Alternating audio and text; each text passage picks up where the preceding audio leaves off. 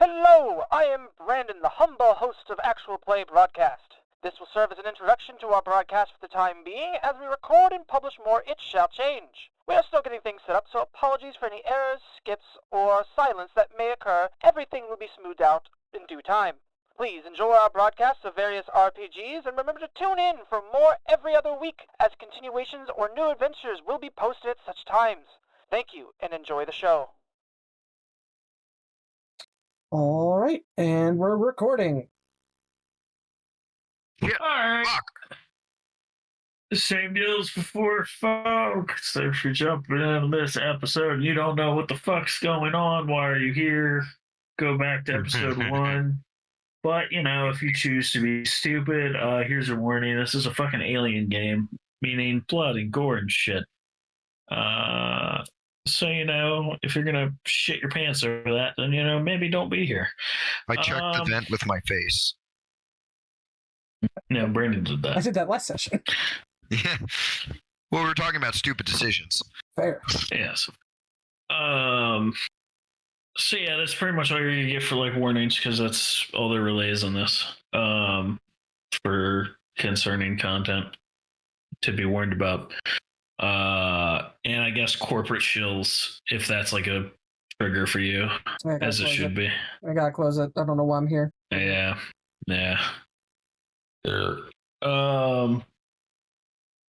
So yeah.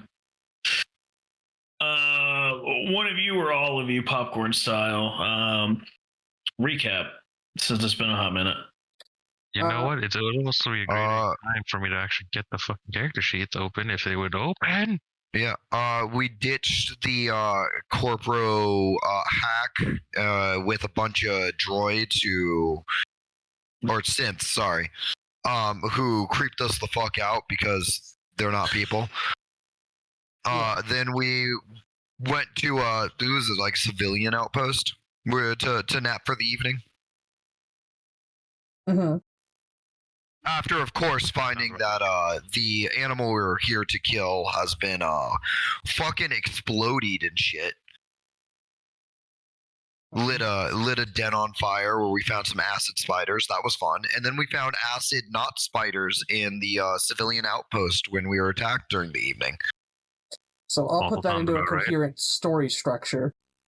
Thank you. We came back, sat down, discussed what we saw with the head of the civilian outpost. She's very much haven't heard of that before. Power goes out. One of the members goes to go turn the lights back on and get power fixed. Power doesn't come back on, but we shack up in a underutilized building. I think it was a guest area, technically. It was the community center building. Community center building. We hang out in there. Some of us go to bed. Some of us stay on watch.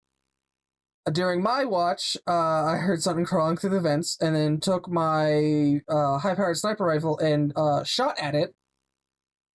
That woke everybody up. And combat ensued, in which, surprise, surprise, in an alien game, there were aliens who tried to kill us. We succeeded in not dying. Proceeded to try to get our bearings of the situation.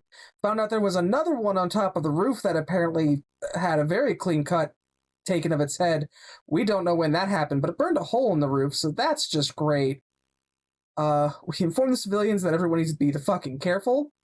People were attacked by what our characters don't know to be a facehugger. We narrowly avoided that going poorly. And then we went to go investigate. Hey, why is power not on yet? And we're pretty sure he did. Well, I can shine some more specific light on that. He is not, we have not found him. I'm specifically the one who went and looked.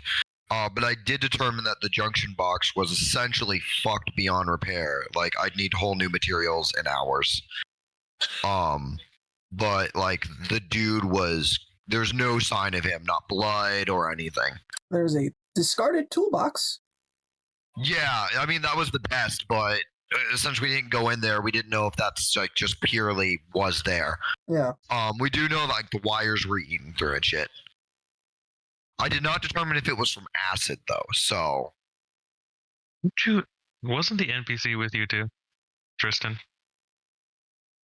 No, I think Tristan held down the fort. I went alone. Tristan went to go help out with the, like, checking on the civilians, make sure that no one else was, murdered. Yeah, that's it. That's right. Okay, yeah. And I have since gotten back in my armor because I just had to shoot at some weird fucking acid dudes, so I'm not having my armor on. But unfortunately, all I remember from last session was that we were gonna also try and set up the turret to cover up the egg sacs for the facehuggers that are. Well, we decided that since the sacks were open, I just lit them on fire and we called it a day. Yeah, we still have it, but yeah. There we go. Like, where the fuck's the like one of them is in the garage with our truck, and the other is in the living room, presumably waiting to be set up somewhere. That Well, we makes were gonna sense. set it up on an egg sac, and then the thing came out of the egg sac prematurely. As we were grabbing the turret, yeah. So I think we missed it. this is going to be a very fun session. Or very short. What does that mean? I was muttering to myself. Because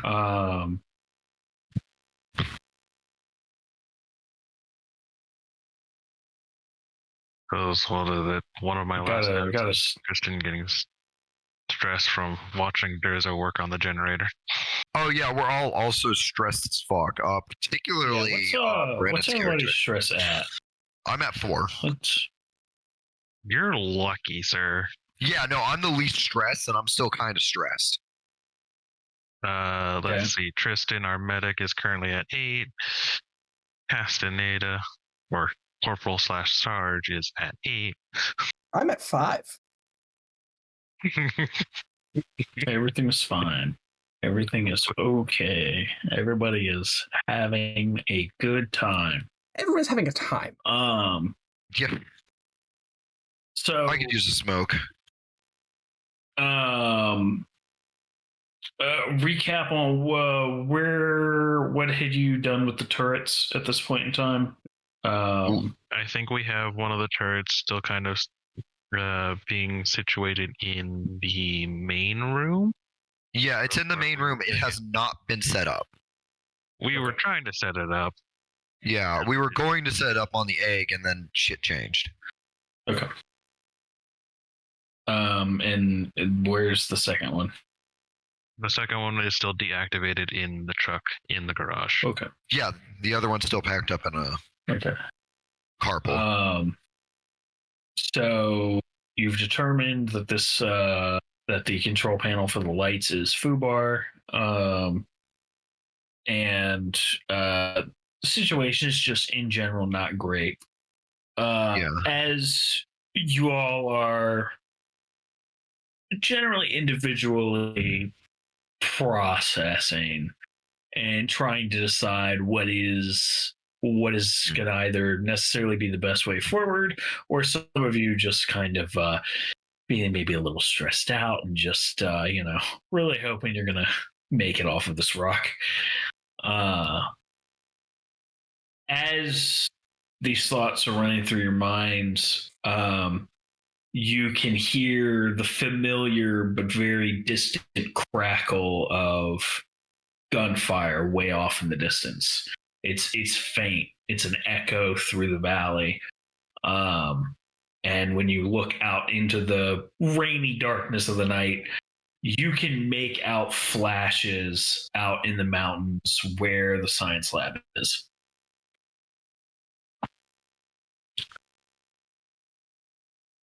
We don't have to do anything. Okay, right? Okay, real quick, out of character. Brandon, what's your character's name again? Oh yeah, we should Jackson. also introduce our characters over Good again. idea. Private First Class Jackson is who I'm playing today. Jackson. I'm Private Durzo Mklowski. I am our smart gunner. Our NPC is. You know what? I completely forgot what his rank is. That's fucking wonderful.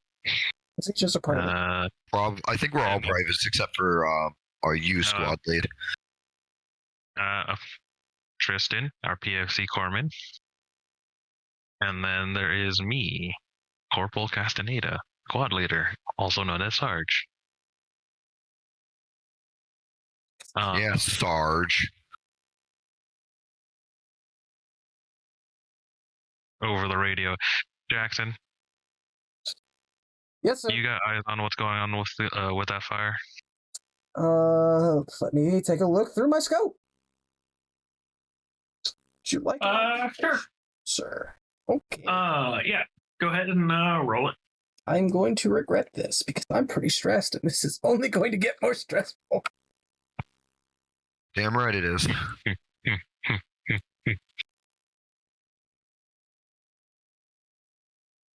Oh yeah, that's right. When everyone was doing the panic rolls, I just happened to be far enough away from everyone. Yep. That's why I made it out with so little stress. You know what? I'll accept. So that. you look out. You look out into the distance. Use your scope to get a better view of what's going on. Now, this is still quite a ways away. The scope certainly is not going to allow you to see through this forested area into where the science lab is. That said, you can more easily visually confirm there is the familiar flash of pulse rifle fire that is happening out there. And it is, from what you can tell, very controlled bursts. You definitely get the feel that there are professionals shooting at something out there. And considering what just went down here, you might have a couple ideas. Yep. It's not intense back-to-back fire. That is like a constant, like there is a heavy-duty firefight happening. But there is like every once in a while, here and there's a burst of fire, and then there's nothing for like a minute, and then there'll be another burst. And that's as much as you can really glean. Like I said, there's a lot of trees and stuff in the way. You can't exactly see what's happening, but those are the details that you get. Sarge, looks like the science lab is having a similar nighttime disturbance.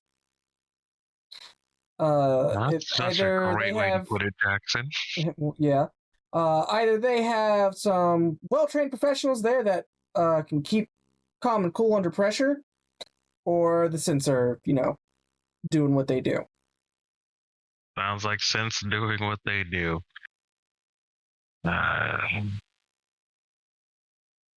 Durzo.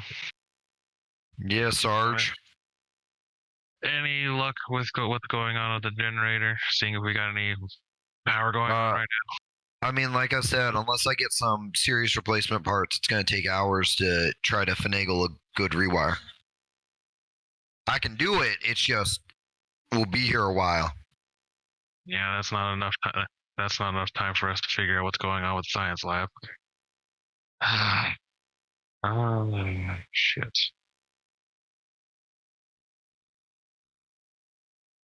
Out of character wise, we said Tristan was checking on the civilians, right?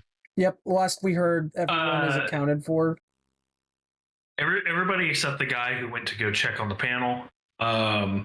Tristan is confident they're all okay. If you tell him to do something else, he'll do what he's told.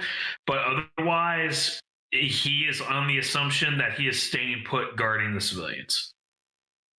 Honestly? kind of where I'm thinking at it right now. As a reminder for your mission objectives, your main priority is obviously for the bug hunt. Obviously, that objective has changed a little bit, or at least the target of the bug hunt.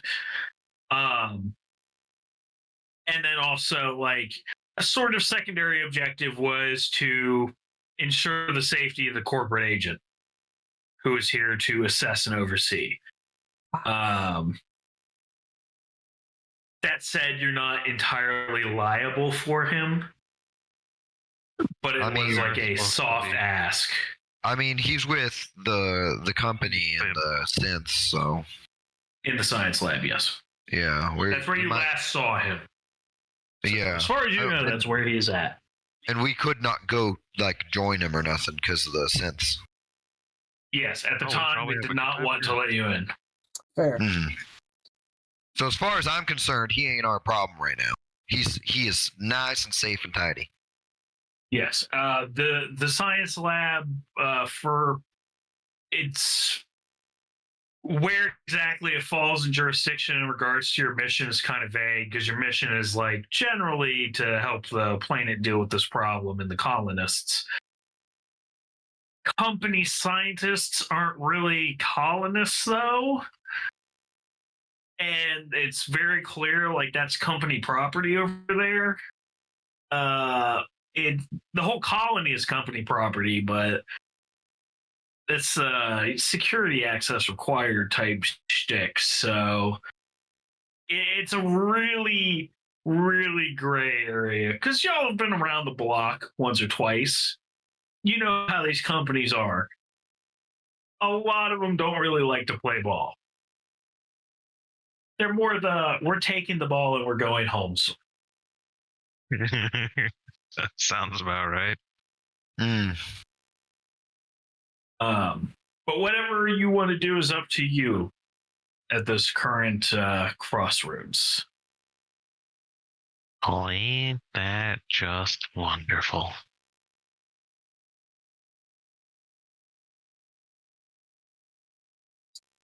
What are your orders, Sarge? Jackson, keep an eye, see if that fire is going to cease and desist at any point. Thurzo. Yeah. See what you can start doing with that generator. Sure thing, Sarge. Tristan, keep an eye on the sieves. Radio feed if there's any trouble going on. If y'all need me, just start, screaming. That's beside the point, Berzo. Alright.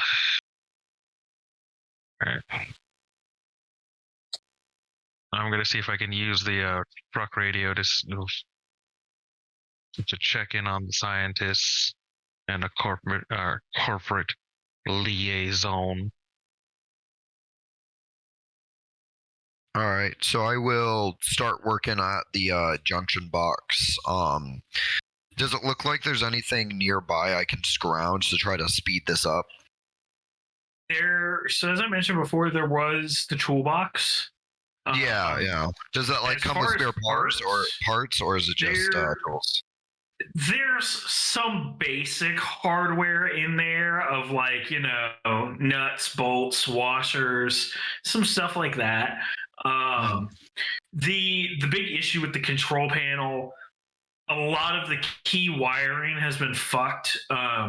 It looks like something has punched through the wiring and ripped several key wires, as well as damaged. Calling it a motherboard wouldn't really be appropriate, but a part similar to a piece of motherboard. Okay, so essentially the like computer responsible for routing stuff. Yeah. Because like you're kind of at this sort of like not quite a shed area, there's not really much like shelving and stuff out here. There's not really extra parts out here. You imagine they have this equipment, they have to maintain it. there's bound to be spare parts around here somewhere. It just may not be in this spot. It might be in another building somewhere. Oh, well, I sure as hell ain't wandering out. We got the truck here, right? Yeah.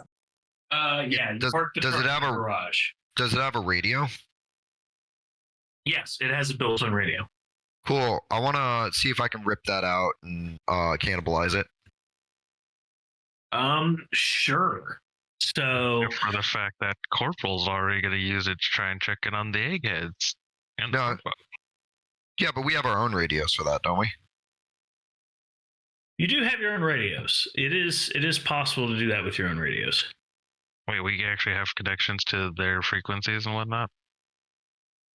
I mean, to be a local I mean- radio station. Yes, like you would now because you did have a communication through the truck before, so you could have just copied the frequency from there.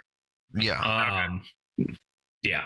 I'm assuming competency here. You guys are professionals. Even if it wasn't all of you, at least one of you was like, I'm gonna note that down just in case. I already done the guy's suitcase code.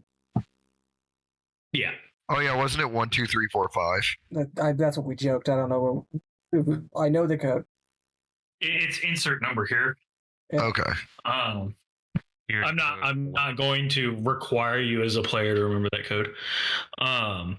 So go ahead and give me a Comtech roll for Comtech?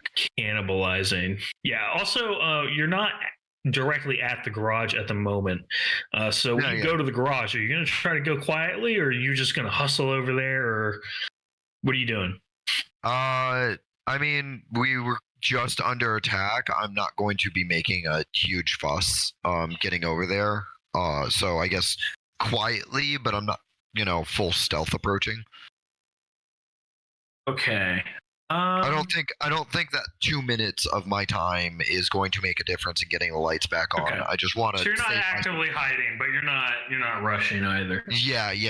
I'm being careful and checking my corners. I'm just not like sneaking around. Insert image of Leonardo DiCaprio walking down the street. So you go over to the garage. You manage to get inside just fine. And you can easily access the truck. So go ahead and give me a Comtech roll. All right. And I'm assuming you took the toolbox with you to do this. Yeah. That thing is now part of me. We are one. Let me I assume it's wits, but I'm turning to the page in the book to check. Yes. Yes, it's wits plus Comtech. All right. Well, that's unfortunate. Luckily, I'm stressed. Luckily, I'm upset too. Yeah. You have extra dice and extra chances of the bad thing happening. Oh, that's right. There we go. 2 successes. Like I said, I'm glad I'm stressed.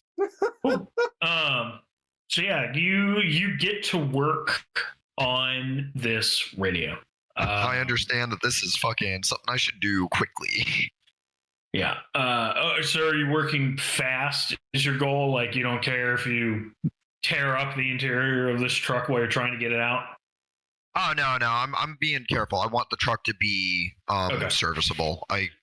Because like this is our mode of transportation out of here, and these things are made of acid. I would like to keep that like an option. Go ahead and you start working.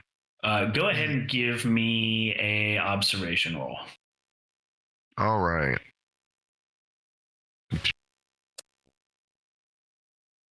Observation roll. Just checking my. It's also wits, but I believe I have a thing in it. No, I don't. So it's let's be glad for my stress. Quick question, Zach. Yep. I realistically don't have to keep looking down my scope to keep an eye on the science space. Am I able to do a scan of the compound from? What do you mean? Just of our compound, just like look through and just try to see what's going on in our own walls? Oh, yeah. So you go ahead and give me an observation roll, and I'll come back to you after I resolve this with Okay. Yep. Yeah, you're O'Malley. I got a success, but I panic for tremble. Yep. So I don't think that gives me any extra, just because it says I get my penalty to agility. But So noting that So here's what happens. You're picking apart this radio, and then you oh hear my something. fucking god! I'm sorry. You think you hear the squelch of somebody approaching from the mud outside. You go to look up, and for a moment you thought you saw an outline of somebody coming in from the rain, but nobody's there. And it just, after everything that's happened, you're checking around, looking. There's a shake that kind of sets in, and you just put my head down, get this done, get the power back, and it's not interfering with your work, but there is an urgency that's causing you to shake. Yeah. My nerves are getting a little frayed. Yeah, you very much do not want to be here now, and at the very least, you might feel a little bit more comfortable once the lights are back on. Yeah. I don't think you need to come. So Brandon, yeah, you go ahead, you take a look around, and you're pretty sure your imagination is playing tricks on you. You manage to keep it together, but you're constantly feeling like you're seeing something. One moment you think you see something move in the shadows or around the corner of one of the buildings. Next thing you know, you think you see a flicker on one of the opposite rooftops, and you check, and there's nothing there. You look around, you keep it cool, and you've got, you're telling yourself, okay, eyes are playing tricks on me, just paranoid, just, keep it cool. Focus up. Yep. So you're holding it together. Ollie, what are you doing? Well, Ali is going to be on the radio trying to see if he can reach Egghead Camp, and then Corporal Man. Sure. So yeah, you get on the horn, so to speak. Out of character wise, what was the corporate guy's name? Can we get a name for this man? Yes, we did. Yes, you do have a name. It is Roos Brazal. Okay. Roos. I think my notes is just suit. Yeah, that is entirely fair. As far as I'm concerned, that is his name. Yeah. So you start radioing over to the lab. And you do your typical hailing of, this is so and so of squad such and such, trying to reach the lab or whatever you want to call it. Come in, whatever. You go through this process multiple times over several minutes, and there's just no response that comes.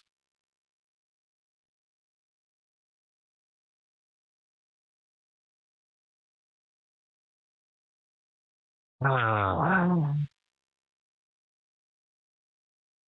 both gonna start walking towards the garage. Go take a look at the truck radio. See if that's got better reception. About that. All right. So you're heading over to the garage. I'm assuming, Brandon, you're keeping watch over the town, or are you switching over to watching towards the lab, or what are you doing? I'm trying to go back and forth. Since we don't have a confirmation that we don't have any more hostiles in the base, I'm trying to jump back and forth. So over at the garage, Ollie, you make it there, no problem. Nothing jumps you, none of that. Get over there.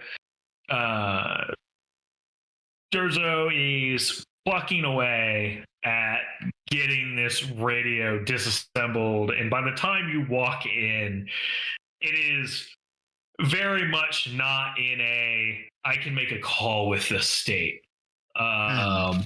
As about half of it has been pulled out of the dashboard at this point. And you can see like the circuit boards and shit that are sticking out of this thing, as well as like some of the knobs that have been popped off and set in the passenger seat, and the variety of tools that have been pulled out to accomplish this. And not to mention the mess of wires that are now like for the world to see.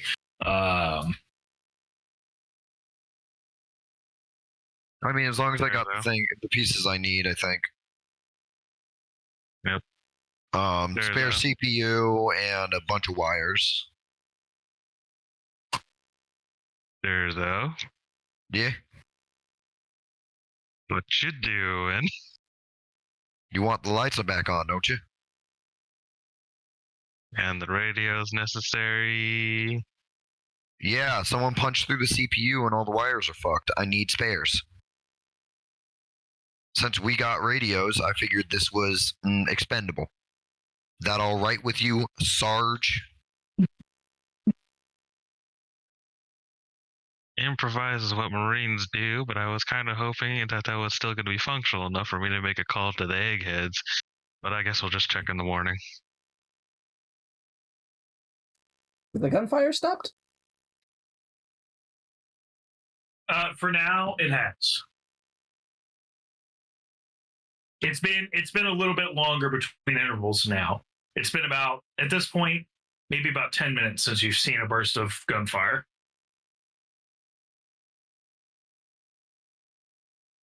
I'll radio in. Think things will calm down over with the eggheads. Been about, we're going 10 minutes. Copy that, Jackson. Just keep an eye out for any more for the next 10. Alrighty, I will pay attention to it for the next 10 minutes.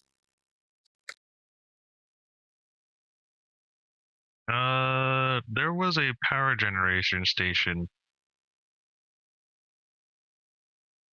There was a primary power generation station for the colony, right, Zach? Yes, there is just the generator. Well, yeah, there's the generator, and then there is like a separate power station further down the road, but nobody has wanted to venture out there.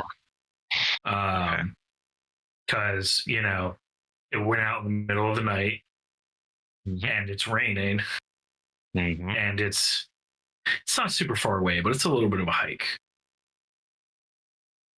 That's fair.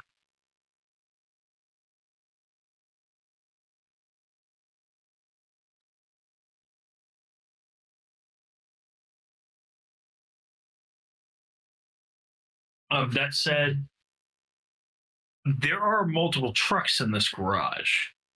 Like, there's the one you all have been allowed to use, but there are like 2 others.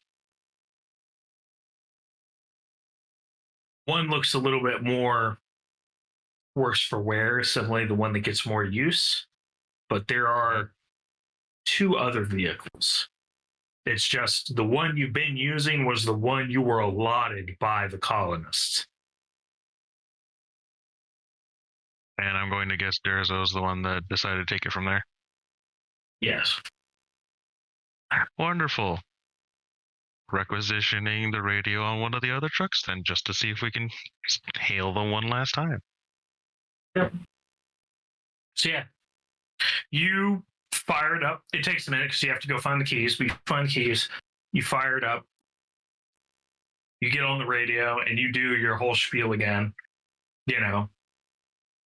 And minutes tick by. After a few attempts, you stop, give it a couple minutes, and there's just still no response. Fucking Christ. I think they had that pretty well handled. It's all quiet over there. Jackson, Sir? what if the synths are no longer synths? I think there's a book about that.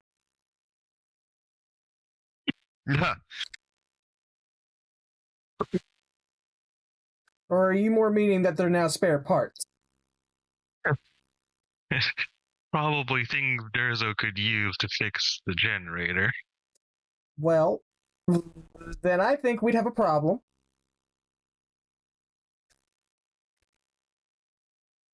Sounds about right.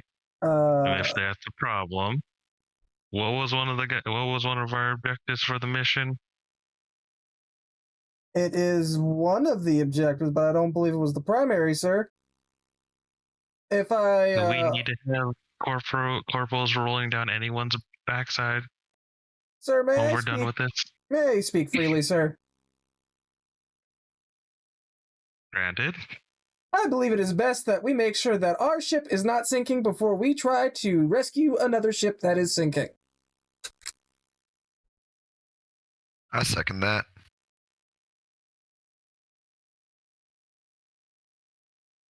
Kristen, your opinion, seeing as you've been quiet this entire time. Yeah, 8 Stress, how you doing?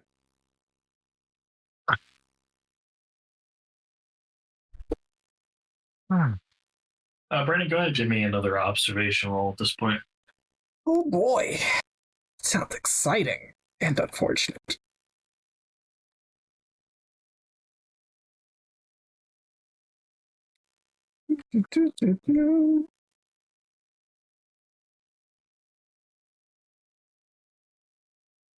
Oh no. Oh, God, what happened? What happened? Uh-oh. Okay. No. All right. So, as you're having this conversation, you are looking, you're doing as you said, you're sweeping back and forth between looking out towards the science outpost and overwatching the colony. When you turn back to just double check over your shoulder, looking out at the science outpost, you see something sort of strange. There's the rain about 10 feet from you on the rooftop. It kind of splatters midair and then trickles. And there's a faint flicker, and immediately you jolt to lift your rifle, but the rain has thoroughly soaked your hands and you drop your gun. And then there is motion. Go ahead and give me an initiative roll. Do I have? Oh, Fuck. What makes up an initiative roll? It's for normally it would be a card drawing mechanic and stuff. It's a little bit weird to do over a voice chat and stuff, so just do a 1d10. Okay. And I'm also going to do a 1d10. Oh, is it just between you and whatever? Balls. Yes. Yeah, you two are not in this at the moment. Come on, Dice Maiden. Don't cuck us. Dice made into cut. Me. you have been just really rolling those ones. I'd like to note for people that don't get to experience the pure visual, man rolled 4 ones on his panic dice out of 5 dice. Yeah. I would like to say it's impressive, but it's not. You hate to see it happen. The quad panicked. But I kept my cool. Yeah, because you rolled a 1 again. That is true. But I don't think that should matter here in the now. And I don't think it will matter here in about 6 seconds. Fucking gotta remember how the fuck combat happens in this system. I can't remember if successes add to damage or not. Yes. I believe Yes, they do. do. They do? Okay. They do. I remember because I can do big damage with my 9 dice to start with. Okay. What My the main fuck? weapon. I dropped my fucking main weapon. Yeah, dude. You hate to see it happen. Get fucked. Yeah, how we say get fucked. Alright, I have an idea. It's a stupid idea. Oh. If I live. How does that make sense? Okay. Sure. What? Oh Who am I to no. question? Who am I to question the stats? Oh no. We don't buy. Sweet. Does that? I'm sorry this is taking long, but I'm like, I don't want to unintentionally fuck y'all, so I'm like trying to. No, you're good. All I remember is aliens take 2 actions per our actions, and They fuck off. they fast as fuck, boy. Yeah. Yeah.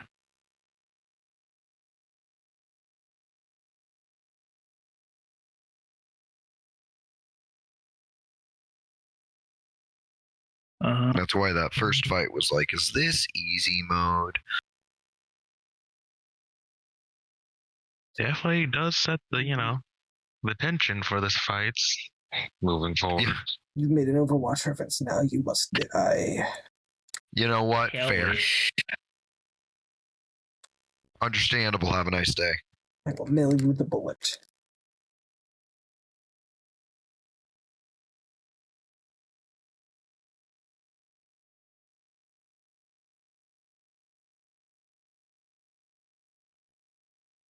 Okay. I'm just gonna fucking. We're gonna do this. All right. We out here. Fuck, I'm out here. I don't know what the rest of them do. Yeah. Kristen's with the sieves. I'm with Derzo in the garage. You're in the rain on the roof. Good luck. Wow. Okay. Yes. So Channel.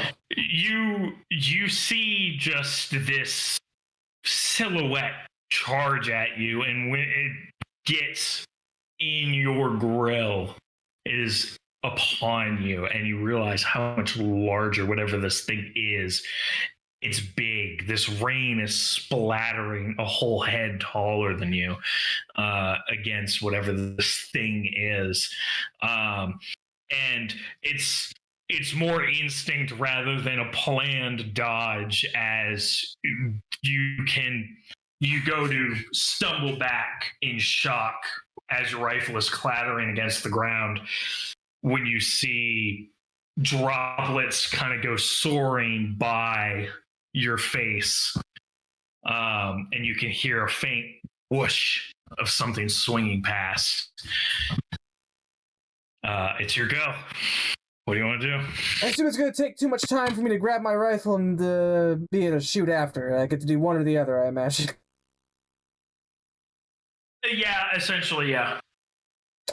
How close am I to the edge? I mean, it's not a massive building. I'd say, like, if all you're doing this turn is moving and grabbing your weapon, you could easily throw yourself off the roof. Can I do The that? biggest question. Oh, yeah, if you throw yourself off the roof, you're pretty much either going to be in either the north or south alleyway, or on like the main street if you essentially turn around and just book it the opposite direction of the thing, whatever this thing is. Would I be the radio or no? No. If you're like getting the fuck out of here and grabbing your gun, it's a little bit like too much to be doing all that and push to talk in your radio. No, that's fine. I am going to grab my rifle and go over. Which way is towards more of my friends? North or south? It would be south, because the garage is like down at the like southern gate. I will just scream "fuck" as I grab my shit and go over. Let me check to see if there's rules for fall damage. I think there is. I wasn't really planning fall damage to be. I have a grappling hook, thing. but I imagine I'm not getting to get my gun and use the grappling hook. Okay. I can't. Let's try falling. They die. Oh, that's a rule for xenomorph. That's not helpful. Yeah. It's like xenomorphs are used to falling. They don't take fall damage. And it's like, okay, great. Stellar. By the height of the fall in meters divided by 2. Well, this is like a 2-story building. So that's like only like 6. Yeah, and that's divided by 2, so that's like 3 damage. Owie. And control jump. Oh, if you're doing, you can attempt a control jump. I'll say you can roll mobility, and each success will reduce the damage by 1. Okay, there you go. Give me a mobility roll. I will happily give you a mobility roll. Now, you're doing it by choice, not because you fell. Keep in mind, panic dice. This could Panic. escalate. Just fall off track. Isn't that the nature of panic dice? Yes. Yeah. Well, I have 7 dice at base. Okay. Plus your. Fuck Oh off. no! You dropped your rifle. Oh Jesus! Oh, Just come down a little hard, and you don't succeed. Would you like to push it? Stress it. Stress. I mean, you could push. You've already panicked, so I don't think there's Well, The the panic will push button isn't happen, there but- because I think I panicked. Oh, that's right. Yeah, you can't push on a roll that results in panic. shit. Get fucked.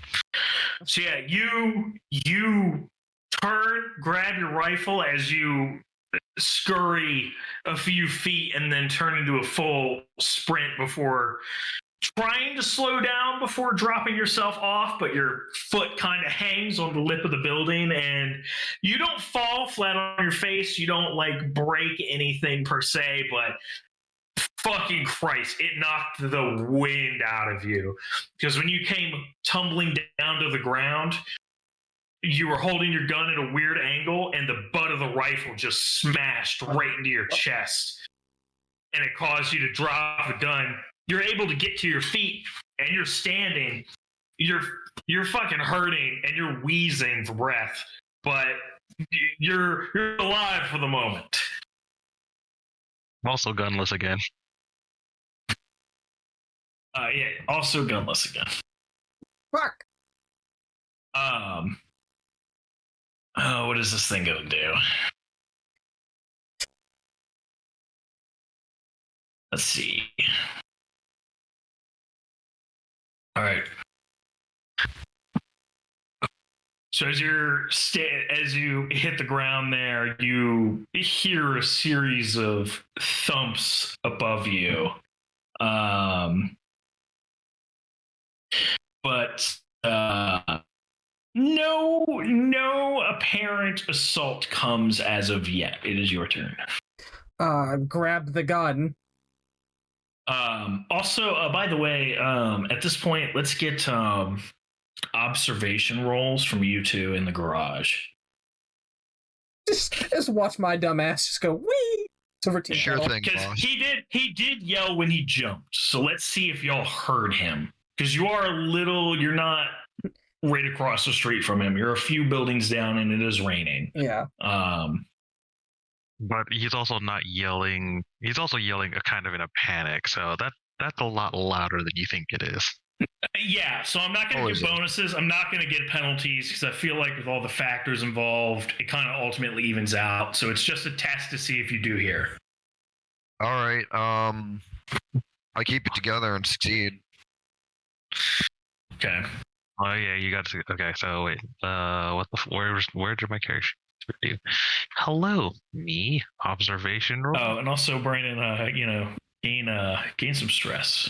How much stress would you like to I'm gonna give me? say 1 point from seeing the thing, and then a second point for just the fucking terror of the current situation. Cool. Because you literally just threw yourself off of a building to try to get away from this thing, and yet you're pretty sure whatever this thing is, it probably could be attacking you right now. Because you're a soldier. You know you're out in the open right now. You're totally exposed, and you've dropped your gun twice now. And you're fighting to breathe at the moment. So yeah, 2 stress. I have 3 success with a panic. Oh boy. Son of a bitch. Hey, Okay. you also scream. Yeah. So you both hear the scream. Durzo keeps it together. At this point, he might just be adapting to the high stress at this rate. He was born in the stress, I feel like. Yeah. If you like that. You hear the scream. You don't necessarily hear the fall or anything else, but you do hear the scream before he throws himself off the roof. As does definitely not Sarge. He hears the scream. However,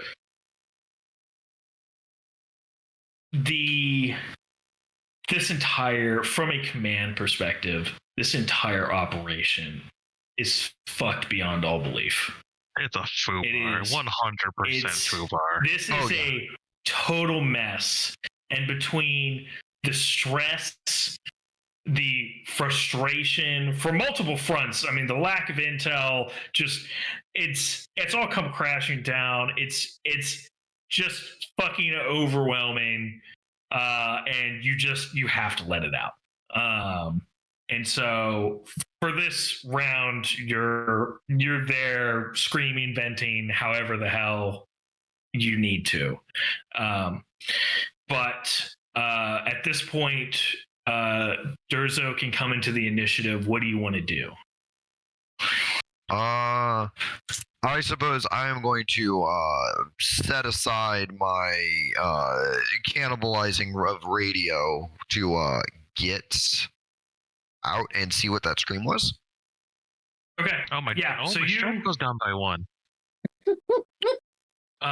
You go out the door, out into the rain, and you see him standing there in the mud. He's on his feet, but he is hunched over, and at this distance, it looks like he might be heaving or some such, but he is like clutching at his chest, and his gun is in the mud. But yeah, it's hard to like fully gauge what's going on, because obviously you're not seeing any hostiles, you're not seeing anything else. It's just him in the middle of this muddy road, in between all these dark buildings. Yeah, I'm gonna look at him a little funny and then like wave for him to get over. Okay. But so you're I'm gonna keep an eye out for whatever the hell might be causing him to do that. Yeah, you're standing there, you're looking. Brandon, what do you want to do? Going to grab my gun again. All right. And then I'm going to try, and I'm going to just fucking look straight up at the top of the building, gun pointed at it. I'm going to try to see if it's still there, because I heard it move towards me again. I didn't hear anything fall near me, but I was also kind of dying. Yep. So, observation roll, I had mentioned. Yeah.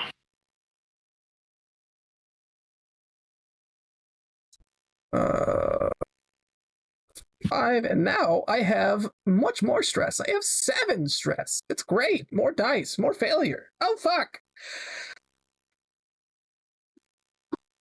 Jesus. Hey, I didn't drop my gun this time. Okay, No, so yeah, I'll you give turn and you look. You think you see the thing, but maybe it's like you're not entirely sure. Your confidence is kind of shaken. You're still trying to catch your breath. As far as you can tell, it's just standing there at the moment. You can't fully see the silhouette, but it's just standing there. And there's just something primal that is like, you feel like maybe this might be a trap or something, and so your instinct is to break away from it. Yep. So you pick up your gun and you are running for the nearest bit of cover. At the moment, there's essentially one of the other buildings across the road from the community center, which would be like the cafeteria. I will leave it up to you, because you're gonna have to pick one of these two options. Either are you running to get inside the building, or are you going to run around to be on the opposite side of the building and hide behind it?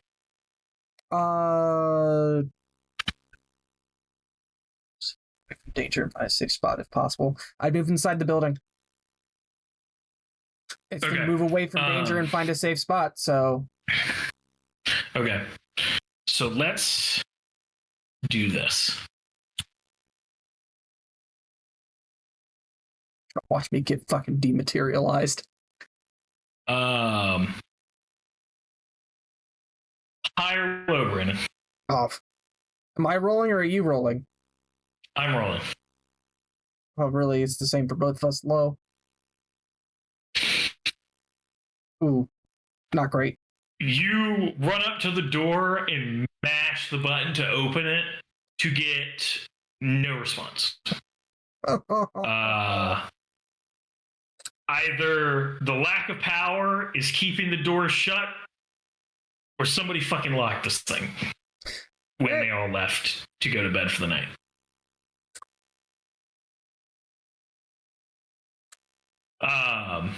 So we go back to the something or other. Should I? Am I getting another point of stress because, like, oh, safety? Oh no! I just want to note at the moment, no, because you are in a panic right now. I just want to ask to clarify. Dipshit over here ran to a different building than the garage there where we are. He ran directly across the street, which is the exact opposite direction of the thing he was looking at. So he looked. What you see is you see him look vaguely up at the building that you all had been sleeping in, and then he picked up his gun and he fucking booked it across to the cafeteria, which is directly across from that building. Okay. And then tried to get in the door, and he clearly is not able to get in the door. You can see that much. So I'm now going to make dice happen. Let me double check. I have to like keep referring to the character sheet because I don't have the inherent. Okay, that's what I thought.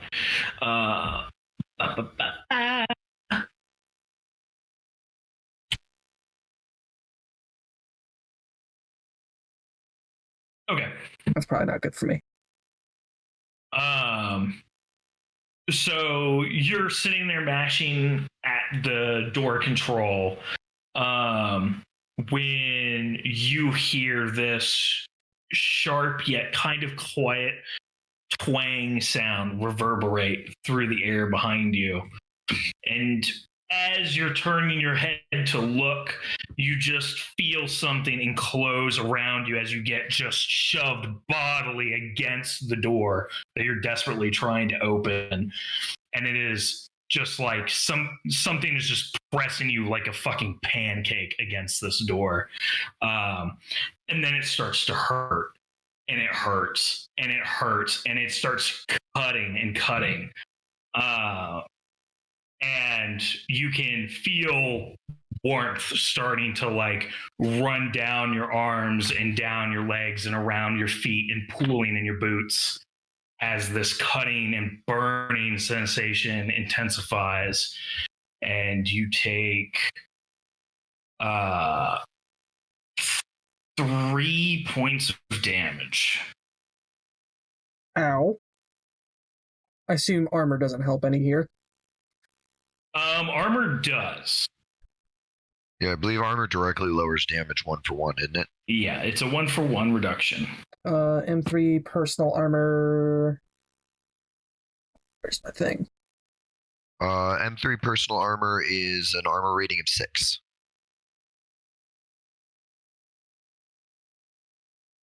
So I would negate all that damage? For now, yes. Unless that thing is AP, and then that gets different. Unless that is AP, then I believe it halves your armor, which would still save you, but...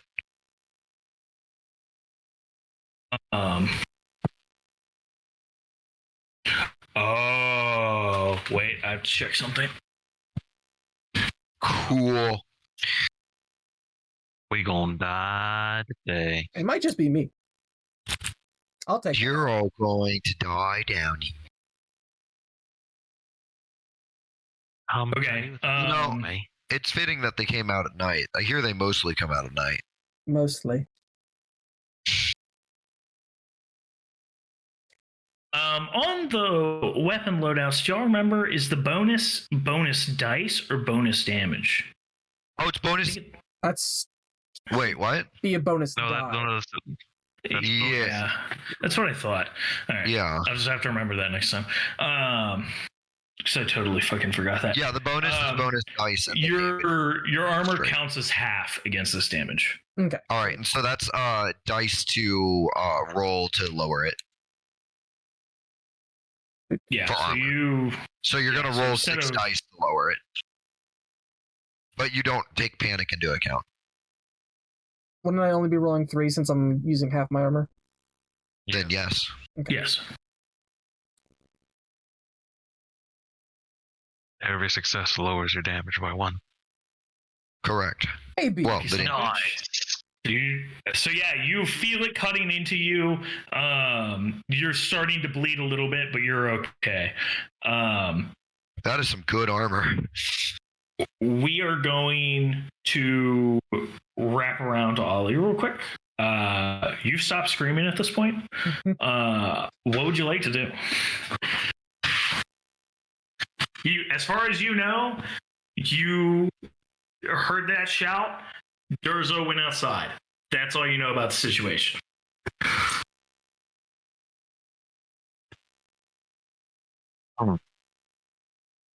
I don't have a lot of context. Durzo's outside. I'm gonna follow Durzo. Durzo seems What to do be my eyes- lifted up. Yeah, I was gonna ask that when it came around. So that's what I'm about to explain. So you step outside. You look at Durzo. You instinctively follow where he's looking, and down the street you can see your squad mate. He's not being held up. What you're seeing is that he is pressed flat against the cafeteria door, as there is this very thin silvery sheen in what little light there is that has netted itself around him, and it is keeping him pressed flat against the door.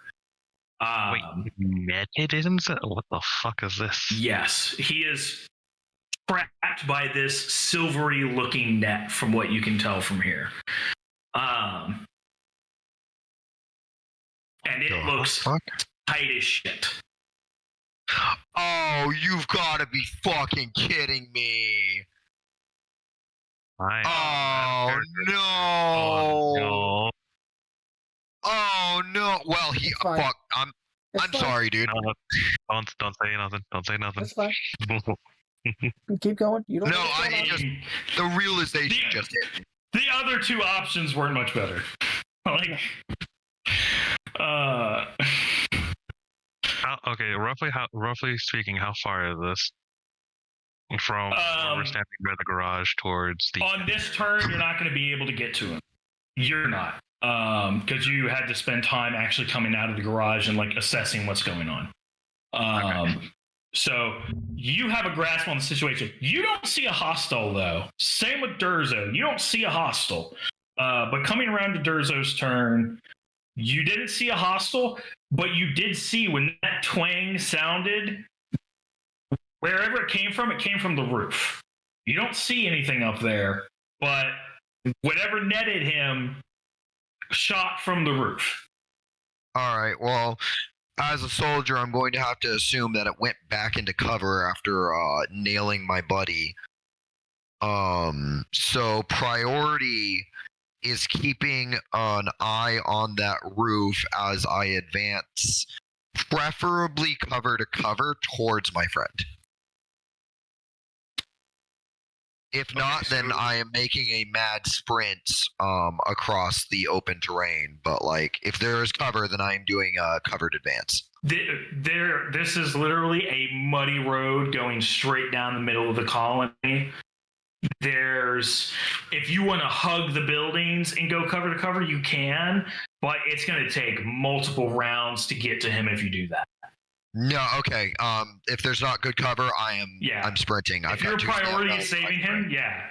If that's your priority, you have to run to him. Yeah, no, that is my priority. I may talk mad shit, but I ain't just leaving someone to die. Okay. So you run to him. When you get to him, you see this steely looking silvery net that is actively crushing him. It's not just holding him in place. Now that you're up close, you can see it actively biting into his armor and his skin. You can see that he's starting to bleed. All right, it's not severe yet, but it is actively crushing him. Okay. And you can see the anchors where they have anchored into the door, like they've pierced into the metal door. Okay, awesome. Do I still have... I assume that is my turn.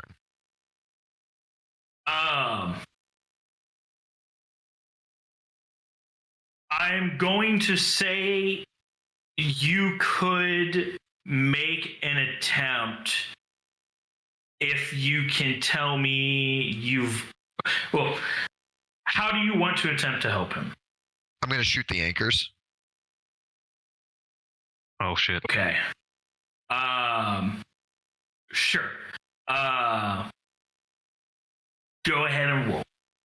Like, because I'm not going to... I know these are machines. I'm not going to be able to pull harder than a machine, no matter how strong I am. Because these are so small, and this is like tight quarters with somebody that you're trying to help and not to hurt, I say this is going to be like -3 dice penalty, because you have to be careful, because even though this is a pulse rifle, there is a chance of like sparks and like fragments of metal to go flying.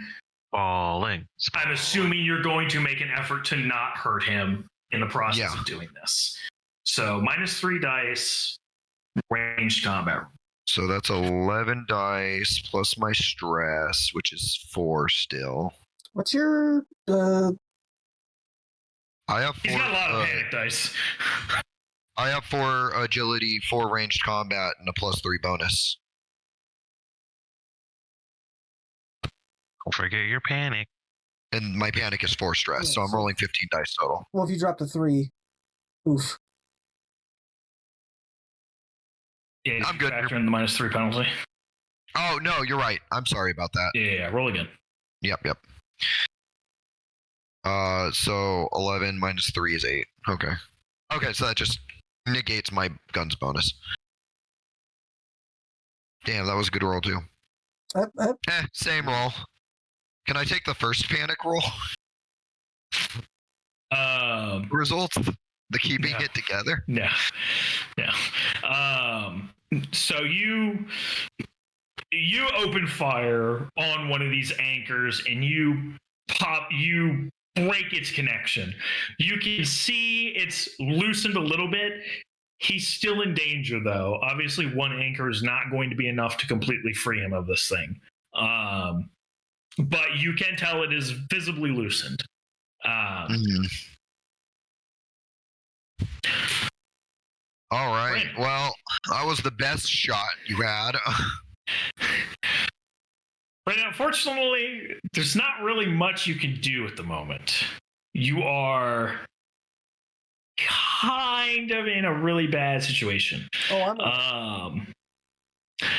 And unfortunately, it's not loose enough for you to make an effort to try to free yourself. So I'm going to say you're going to take a point of stress, and you're going to need to make a panic. because you are already wigging out, and now you are quite literally a trapped animal. That's understandable. Trying to escape, get caught, stuck, panic. Yeah. You are staring at death.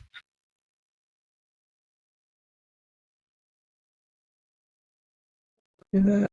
Option required for dice. What do I add to the dice?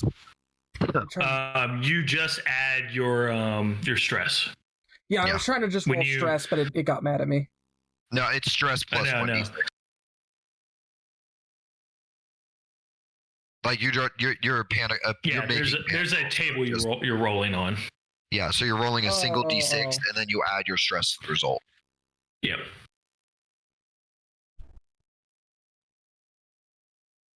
Please don't fuck me up. Do it.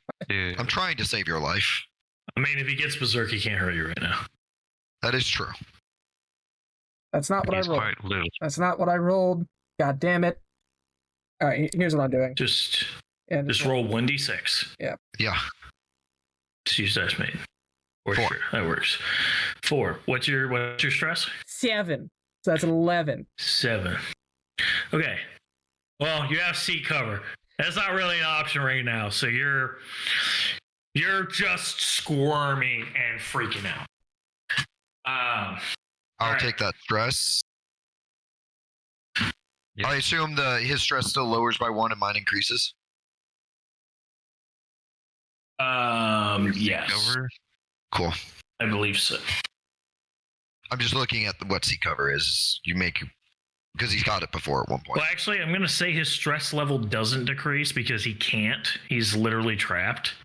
Fair. And you also gain a point of stress because he's obvious. Yeah. This isn't good. This isn't a good time. He's not having fun. I'm not having fun. We're not having fun. Stay still, you fucking idiot. Stay off me.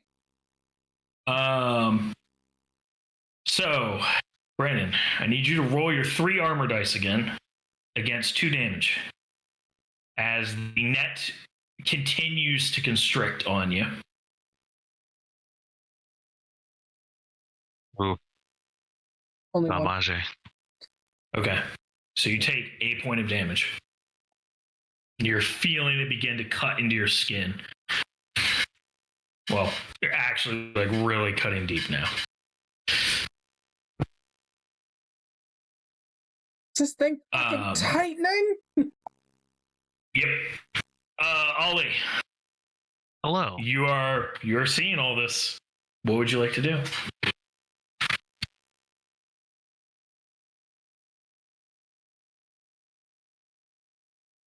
Give us Overwatch. I mean, that's literally kind of what I was already thinking about because no fucking clue what's going on. You're already trying to help. I don't know what the fuck happened and how he got there. Actually, you know what? Hold on. What does that thing do?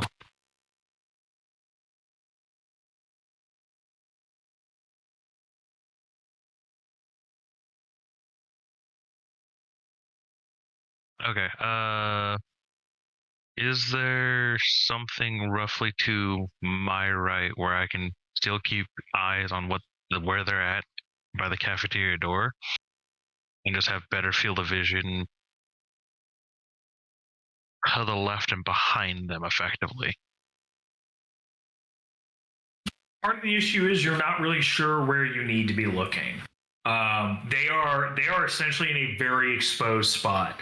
Pretty much anybody on this road, if they had a gun, could shoot at them from this point. And you didn't see where the net came from, unfortunately. So as far as you're concerned, there's like 180-degree field that you would have to be covering. You could move up to the cafeteria, like the corner of the building, and not necessarily be like right on top of them, but be on the corner, on that southern corner of the building, and be keeping an eye out up and down the road if you wanted to do that. Wonderful. That's that is as exactly best what as I'll you're going to get with Overwatch. do. That is exactly what I feel like doing. Okay. Cool. So you set that up.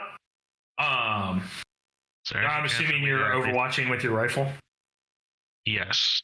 Is there any chance for me to be like, what the fuck happened?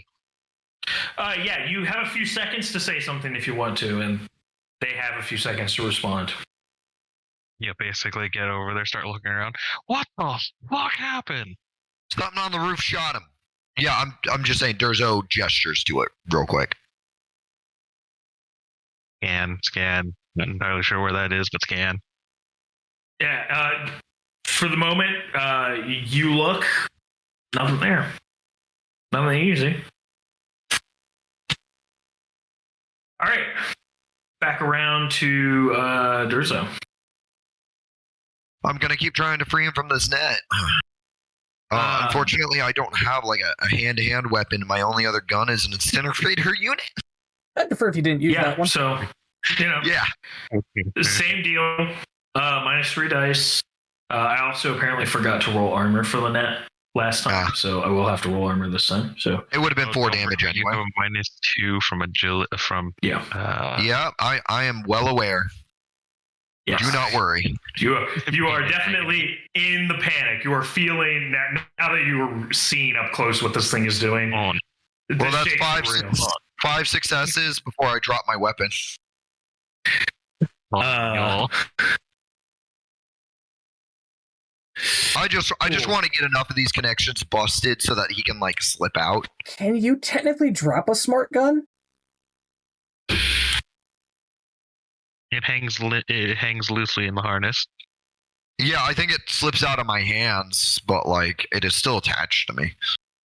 Yes. So you blow another one of these connections, and when it does happen,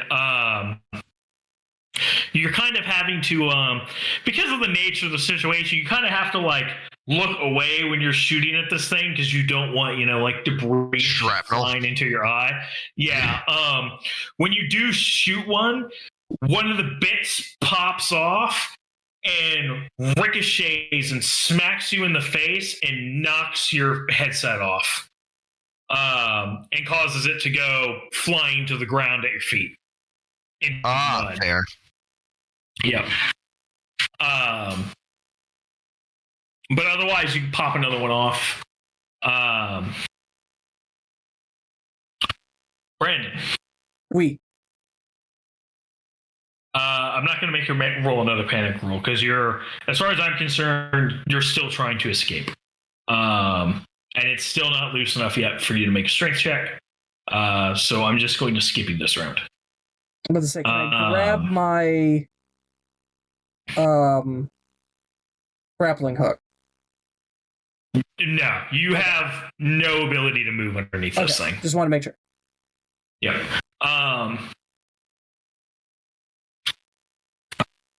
But you do now need to roll armor 3 against 3 damage as the net continues to tighten.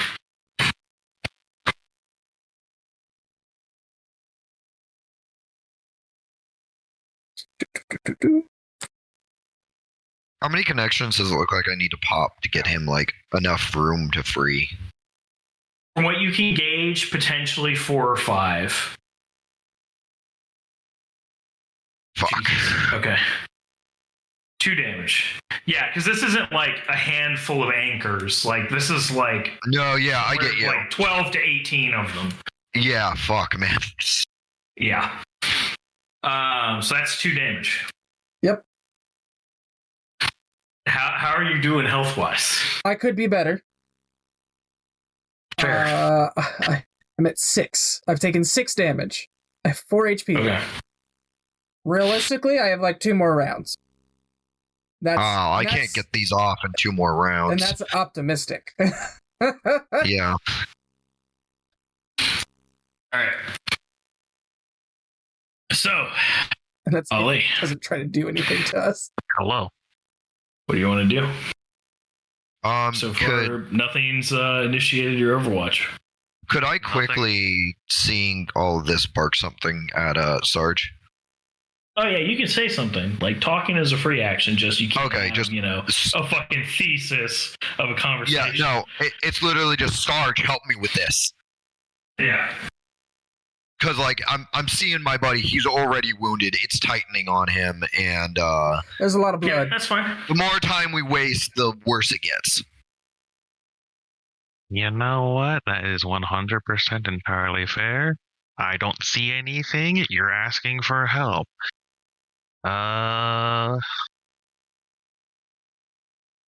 Let's go ahead, I guess, take an aim action and fucking pop the fucking thing. That's one of the thermal I'm gonna give you the same -3 penalty. So go ahead and range combat because you got to be careful. You don't want to hit anybody. Well, that's also why I said I was taking an action to aim. Yep, that's fine. You're just that would... staying put, taking a shot. That's fine. That's, yeah, -3 for small size. What bonuses do I get for pointing at it? That was like a +1. I'm pretty sure it is a +1. I just wanted to double check. Yeah. You're using your pistol? No, I have the smart gun out because it has right now the highest rate of fire as well as longer range than the pistol. Oh, the pulse rifle. Mm-hmm. Okay. Okay. So let's see. +2, -3, +1 for aiming, so that's nulled out. Or no, +1. Oof. So that's -1. Range combat. So I get 4 dice to this plus all of my panic, so I have 11 dice. Roll 11. 4 dice with express 7. Ah. Okay. Okay, 1 success. Let's see how its armor fares. I'm pretty sure it'll break just from the damage of your weapon, but yeah, fucking. So yeah, you pop an anchor off, so that's the third anchor gone.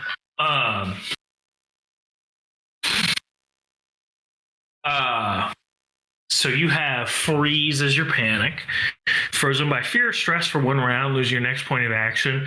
So yeah, I'll say when you take the shot and you pop the anchor off, you see how tight this thing is, and now that you're closer and really taking a moment to look, you're seeing how the net is actually like inside of his skin at this point in several places, and is like deep inside of his armor and others.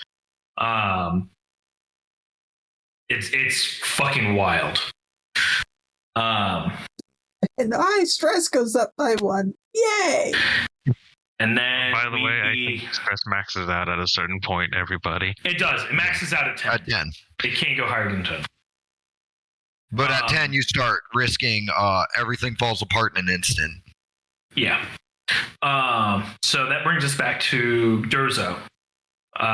So your headset for your smart gun has been knocked off. What do you want to do? How available does Sarge's pistol look? actually, it's on a chest rig. So, like, I could quickly draw it from you and use it. Yes, you could. Cool. I don't think you're going to argue about that. I would like to do that and use that to shoot. I would kind of stunned, honestly. So yeah, I don't have a chance to argue. Yep. Same -3. It might, even though it's a pistol rather than like a whole ass rifle. Yeah, it's not been about the size of the weapon. It's about the proximity, how small the target is, and trying to avoid hurting him. That's fair. What's the bonus for a pistol? +2. 2? Okay. Yep. I still have -2, so that nets out aim shot -3 is a from me. +2. Yay! Yep. Okay. That's a success plus whatever the pistol's damages? Pistol damage is a +1. All right, so that's 2 damage. Hopefully, its armor isn't good enough to net that out, neutral that out. Nope. You pop another anchor off, so that's 4 anchors gone. Coming back to Brandon, it's at this point, because your squad mates know you, they instinctually prioritize getting the stuff off on the right side. Your right arm has some limited mobility now. Anything that you could realistically have on the right hip or thigh, you have access to. You may not necessarily be able to like pull a gun and shoot at one of these anchors, but you have some mobility. So I say you could potentially try to also make a strength check to try to buy yourself a little bit more time to kind of push against this net closing in on you. Would I be able to... Because it doesn't describe how big the space sub grappling hook is. I mean, I would assume it is a little larger than a handgun with like a claw sort of thing on the end of it. My goal is to sit there and try to like push it through one of the nets and fire, and since it's self-reeling, to have it pull and have it go machine versus machine. Oh, you're going to try to use it to pull the net off of you? Yeah. Yeah, okay. Yeah, I'd say you could give it a shot. You're kind of limited in options to pretty much just shooting at the building to the right of the cafeteria and kind of hoping that it hooks, because you have a very limited range of motion for aiming it. Yeah. So I'm going to say it'll be like, oh man, it's going to be fucking hard. So I'd say like a -4 dice to do it, but I'll let you try. Okay. -4 dice. That gives me 5. Yeah. Hopefully your panic will carry you through. Oh, let's hope. Without causing me more stress. Panic. 2 successes. And, well, to be fair, you were planning to drop it anyway. Yeah, you pull the trigger on this thing, and when it kicks, it just immediately just slides out of your hand. Your hand's like slick. It's like sweating. There's blood. There's rainwater. It's not great. So it slips out of your hand, and you just hope. None of you immediately realize yet, but the hook fires over, lands on the roof, slides a bit, and then it does manage to latch itself. And then it starts to reel. Coming down to the net, I'm going to say with the grappling hook resisting it at this moment, it buys a round of accumulation, so it's still only at 3 damage. So roll your 3 armor against it.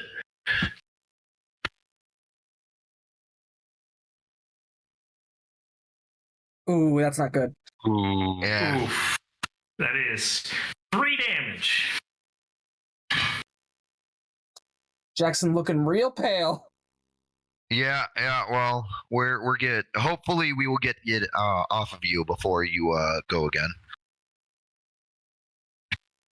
Because I don't have a sidearm. Mm-hmm. None of us do.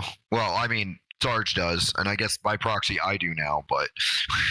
Yeah, you have my sidearm, sir. Yeah, exactly.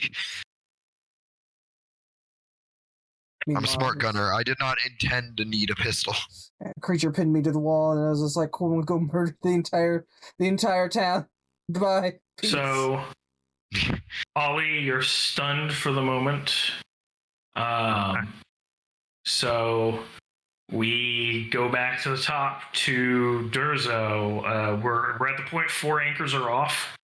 What do you want to do? I'm gonna Got get a that. handgun. I'm gonna get the next anchor off. Okay.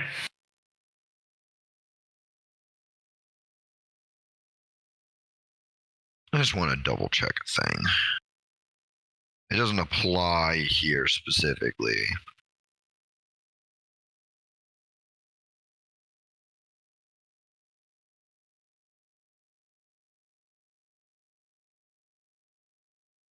Oh, okay, that's what that does. Okay, I knew it was a stress thing, but I wasn't sure it specifically apply here. All right, I need to roll 5 dice. Luckily, my stress did not go up this time, so I only have 6. Right? Yep, 6. I'm going to get rid of that search so that it does not affect my tabbing. Ooh. Fuck! Oh no, what did I miss? What does the I roll didn't look succeed. like? Ooh, and you dropped my pistol. I didn't succeed, and I dropped the weapon. And I cannot push the limit because I panicked. Panic. Yep. So you take a shot and just your grip on the gun is just so slippery. You're shaking so bad. You end up like dropping the gun from the kickback, and you just hit right next to where the anchor is. Brandon, we're back to you. Yep. Oh no. Your same situation, 4 anchors down. You have some limited motion with your right hand. If there's any other things you think that would be on the right side of your body that might be useful, or you can attempt a strength check to kind of buy yourself some more time. I'm at the point of having to do a strength check. Okay. In that case, it's going to be strength plus stamina.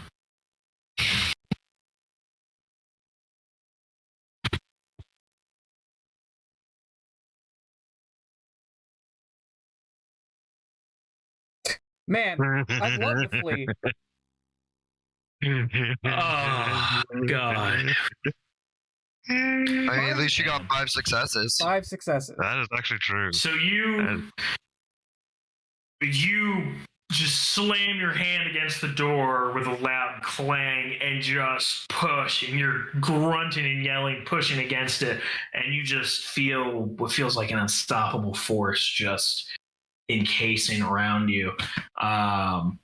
And the panic starts to set in, just scratching at the door to try to like maybe grab something to pull yourself out of the small corner of the net that's been broken. But to no avail, alas. The grappling hook, here's what I'm going to do. I still have an armor roll to make. I could get 3 again. Yeah. I'm also going to, because the grappling hook is going to still be actively trying to pull itself. So I think I'm going to make it an opposed check between the net and the hook. Unfortunately, the rules I have don't really account for that. No. So I'm going to do the net realistically is quite strong. Yeah. The grappling hook, though, is strong enough to pull a full-sized human fucking being. So I'm going to give the net an advantage here by 1 extra die. And we're going to have them roll off. Do me a... Okay, well, that's not great. Okay. That's even worse. Okay. So Love it. it is now... Armor check. It racks up to 4 damage. Make an armor check. Oh, I die. Max I can get is 3. Automatically. Okay. So For you're shits and giggles. at that point. Oh yeah, no, I am Sure. cubed meat. Yeah. For shits and giggles, let's roll the armor to see how unfortunate. He's Oh, dead. I did.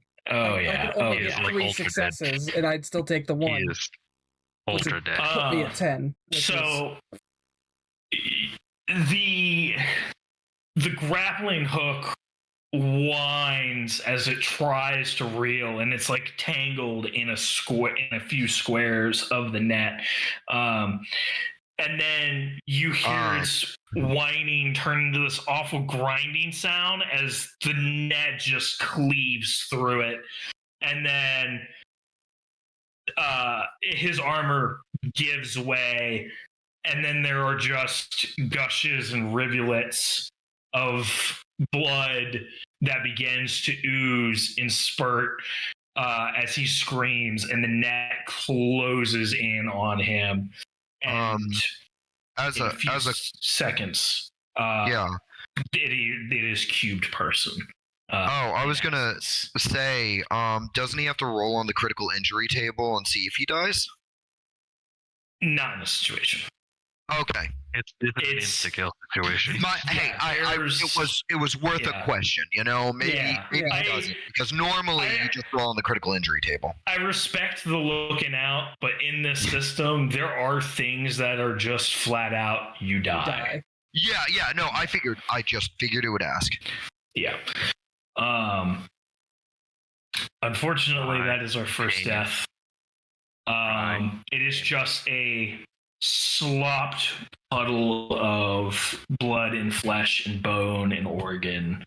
Barely recognizable as the person you knew, aside from the tattered uniform and what honestly unsalvageable remains of equipment there is. And as the net closes in, you hear just like a whirring snap sound somewhere within the pile.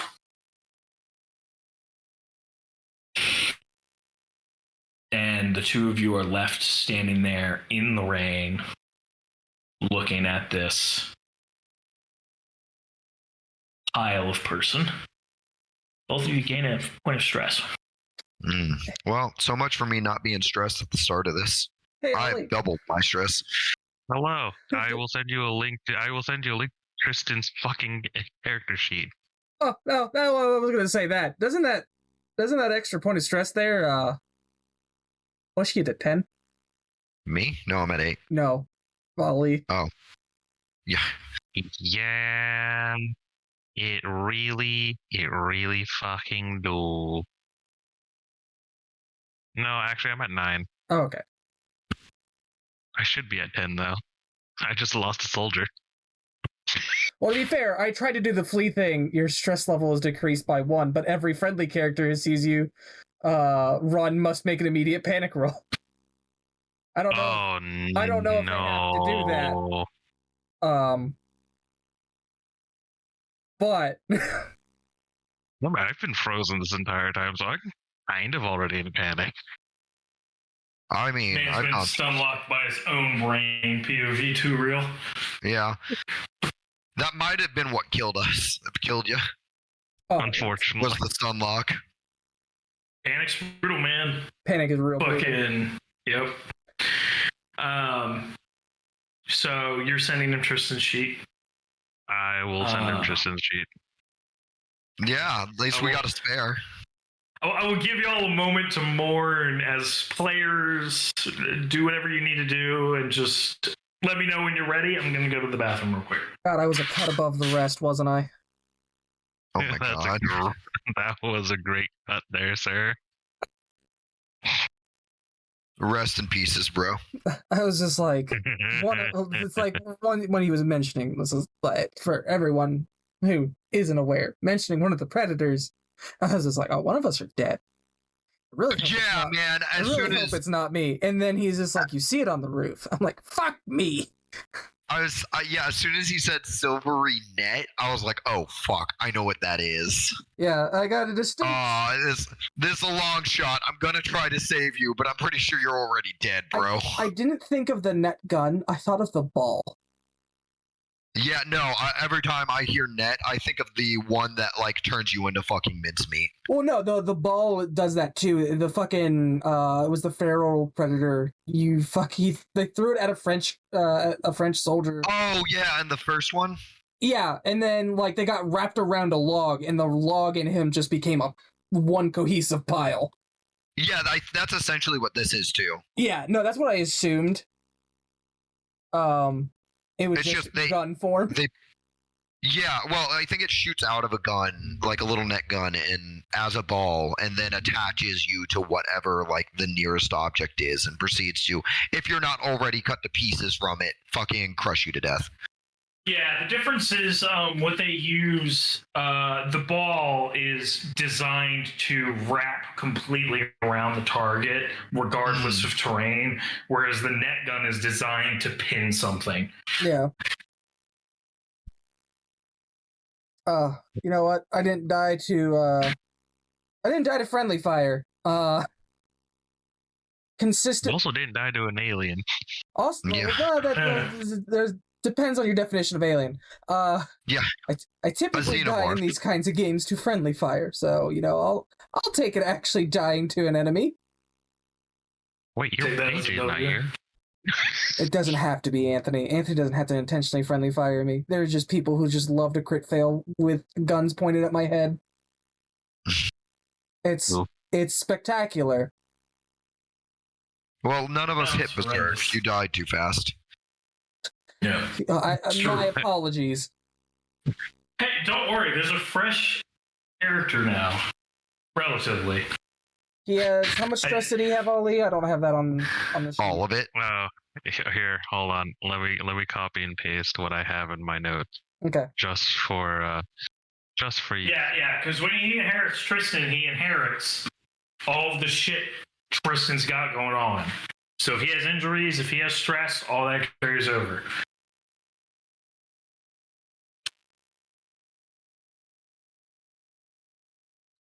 But yeah, you guys go ahead and go on with your scene while I get this data. Yeah.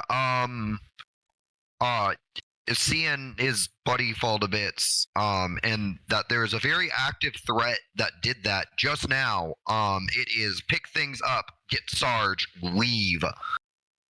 In fact, going towards the garage, because fuck getting the power on, I want to go. I don't want to be here no more. Yeah, this is officially a mission that I don't care about anymore. Yeah, Sarge's face looked like a DSL connection. Yeah, I'm grabbing my helmet and the pistol and kicking Sarge. Let's go. And if he doesn't join me, that's his prerogative. I am running towards the garage. No. You kick Sarge, say, let's go. It takes him a second to recognize he got kicked, and he just yells, fuck, and starts running after you. Yeah.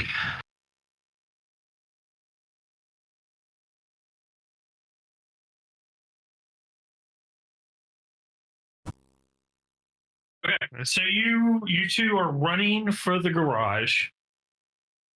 The door's still open. You get in there. Everything is as you've left it. What do you want to do once you're in the garage? I'm gonna radio Tristan. Yeah. What's up, sir? Keep your eyes out. Something just fucking got Jackson. Which, from Tristan's perspective, Tristan is in the he's in the bunkhouse essentially. This is the building where all of the colonists sleep. There's a kind of sort of living room type area where he's kind of been posted up outside of like all the bunks and everything. People are awake and stuff, but they're kind of keeping to their rooms and just keeping quiet. You definitely heard the gunfire down the road, but like you're supposed to be keeping eyes on these people, you know, and you know your teammates are capable. If they need you, they'll call for you. So you stuck with your priority to keep the call in the safe. And now you're getting a radio call. Yeah. So that's your context as Tristan up to now. What do you mean something got him? Do you need me? Keep your eyes open.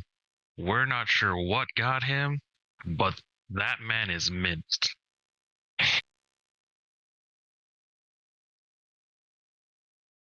Your words aren't. Yes, sir.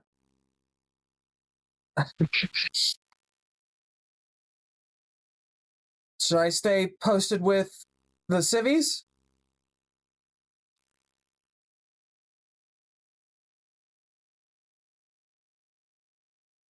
Okay. I For guess. now. For now. All right. Tristan will be far more at it. If he wasn't already at attention, he is definitely far more aware. Yeah. So Jed's in the garage. What's happening? Hello. There's a. Can I get the garage door open? The door's already open. Like, Oh, cool. It was left open. No, I mean like the door for driving out of here. Or unless yeah, that's the door that's been open. Okay, Remember, then yeah. you had to unload the turret and everything, so you just left that door open. Yeah, then I need to double check which one of us is going to be the better driver. That is technically. Well, that technically might have been Jackson. Yeah, I'm talking about which one of us. Oh, that's entirely fair. Hold on, let me check my sheet real quick. It was Jackson. Yep. I don't have piloting. I only have 4 agility. I have 4 in agility as well, so it's 6 1, half dozen of the other. I get in the seat. Come on, we're getting out of here. There though. Kristen points, outside the door. He can hop his ass in on the way. Truck for you, and Civs. 1 truck for the rest of us, right? We're getting out of here somewhere. Better yet, you think the eggheads got any more backup with the synths? We can talk less talking, more driving. Got it. Tristan. Sir.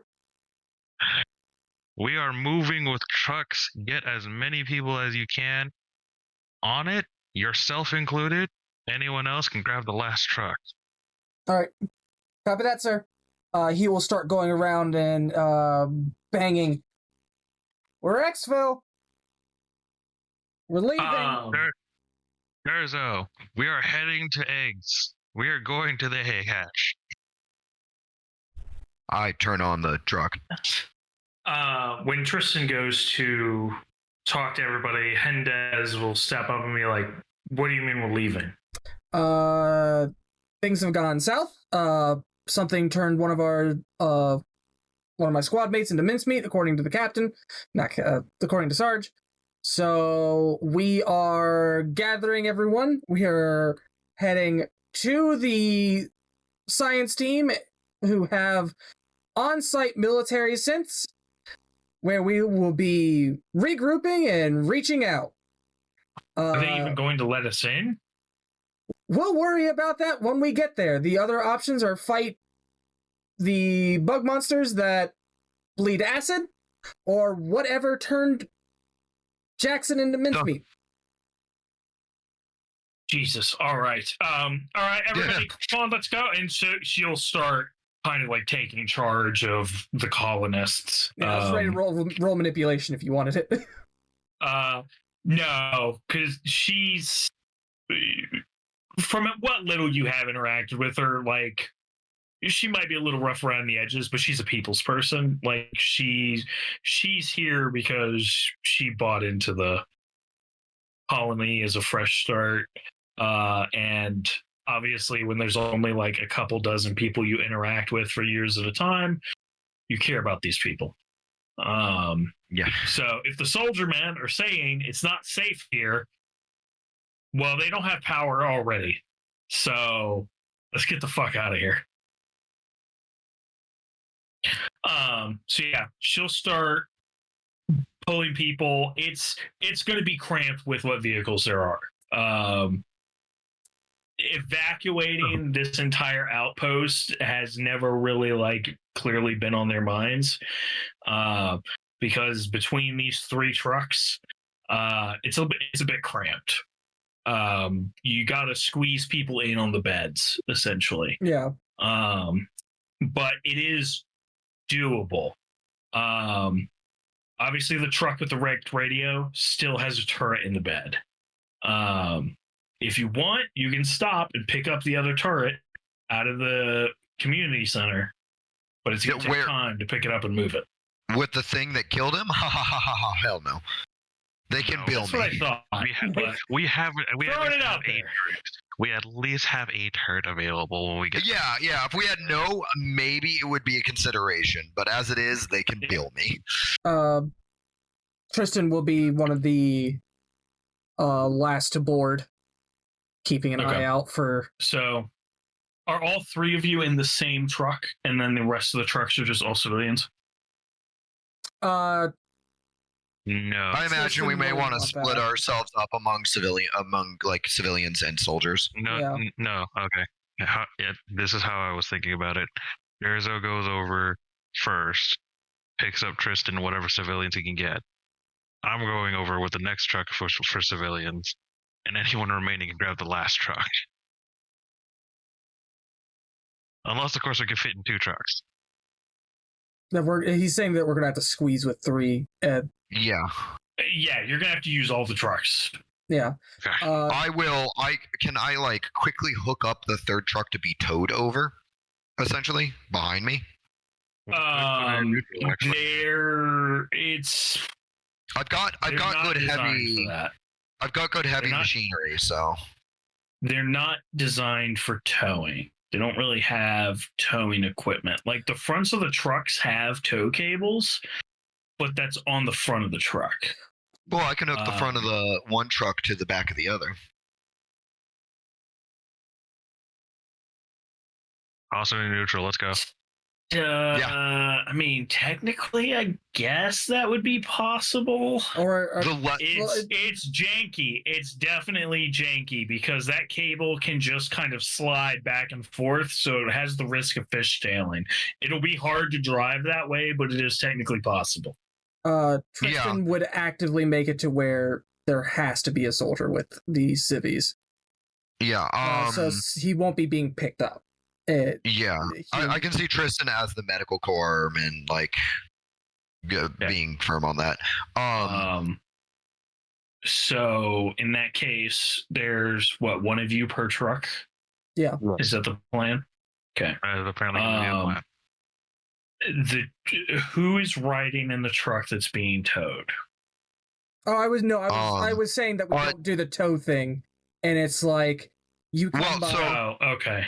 Yeah, here's the thing: is Tristan's with the civvies who are not at the garage. We need to get the 3 trucks to the civvies, which is why I'm suggesting the short tow to the civvies. Then we can unhook it, and then all of the trucks can be separate. I see. I understand now. Okay. Because Durzo is going to veto between fucking acid bug monsters and whatever the fuck just killed his squad mate doing any extra trips. 100%. All right. So you get this plan underway. Tristan, while things are getting organized, you can hear Hendes telling people only essentials, don't worry about grabbing like spare clothes or whatever, we'll figure it out. Just, anything, water or whatever, grab that and let's go, blah, blah, blah. As well as like any personal defense weapons, stuff like that. Yeah. And you begin the process of getting everybody loaded up. It's a little janky towing the truck with the other truck in the way you described. It's doable. You end up having to drive pretty slow. But you can do it. Because if you go too fast, you run the risk of losing control, and in this mud, that could turn into a nightmare. And yeah, but everybody gets loaded up. There's no immediate issues. Nothing attacks you or disrupts engaging in this part of the plan. So you all get loaded up, and you go to drive out of the outpost. There are a few civilians that you're pretty sure see what used to be one of your squad mates. They, you know what? Let's leave that up to chance. Let's see if any of them make any. Where the fuck is the server? There it is. If any of them makes a big to do about it.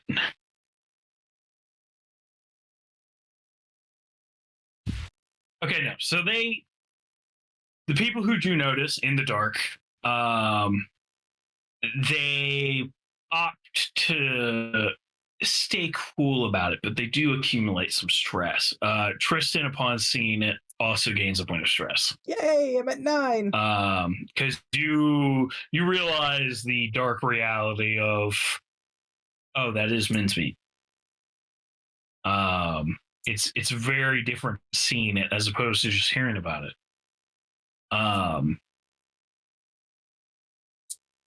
But all 3 trucks successfully get out of the colony. Now, the plan, from what I understand, was to go to the lab, right? Yep. Cool. The fuck away from here. Yeah. So going to the lab, luckily there is a road to the lab that you can follow. It's rainy, it's muddy, but it's still very followable. Why don't you, because it is effectively a 1-lane dirt road. So why don't you give me the order of who's in the front, middle, and then back? I'll take front with Durzo. It seems appropriate, given he's kind of the biggest proponent of get the fuck out of here. Real quick. That means you're going to have to be the one to interact with the bots. Well, we're all going to be pulling up. Okay. Yeah, but technically speaking, you are going to be first in line for interacting with bots. You will be the first one they see. It's not going to stop other people from interacting, but you will be the first one they will attempt to speak to if they are there. Yeah, that's fine. That is several seconds difference. Yeah. Corporal's taking mid. Tristan will round at the back. Oh. In that case,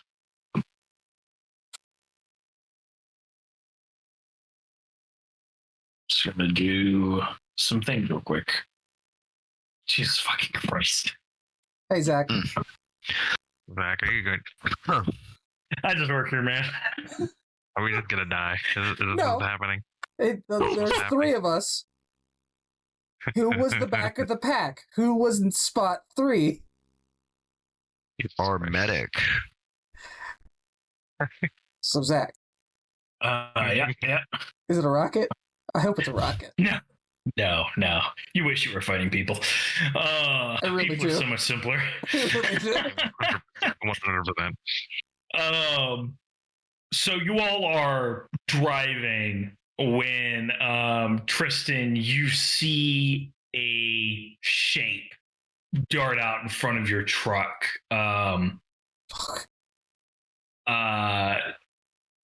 Give me what is the skill? Fuck, I know it's not drive. Pilot. Piloting. Me a piloting roll.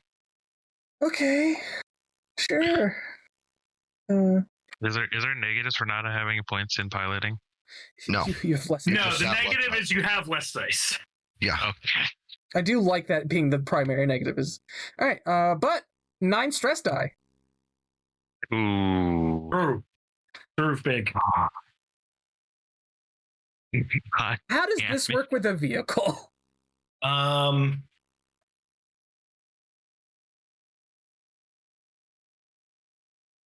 Trying to drive into the tree line, I guess.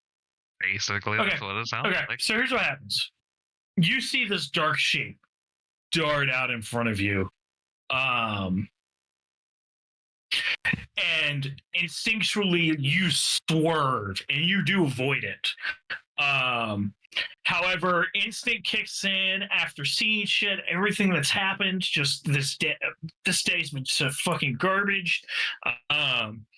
Instinct kicks in. You need to get into cover. However, it's pitch black out here.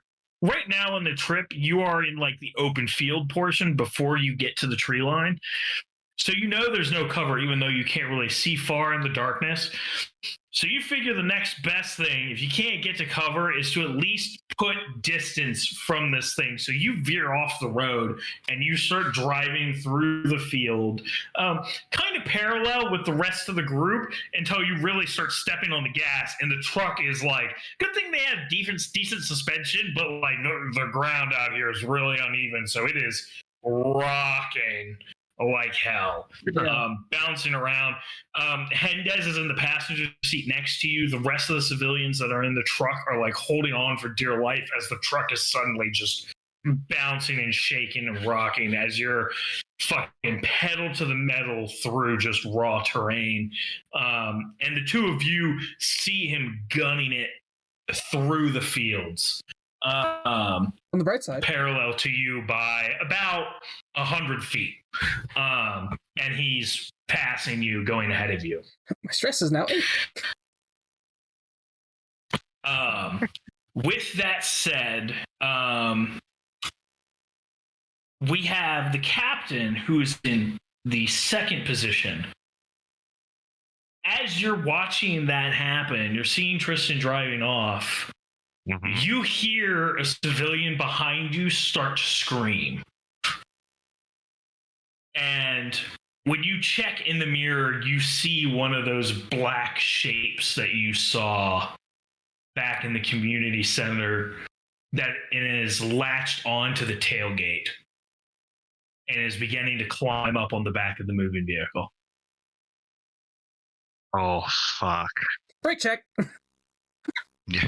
No, actually, no. That was a lot of words. Those were syllables. No, they weren't really words. Fucking Christ. It's already trying to climb up. I can't really swerve to get it off, otherwise I risk fucking rolling the goddamn truck. Which is definitely not gonna help us.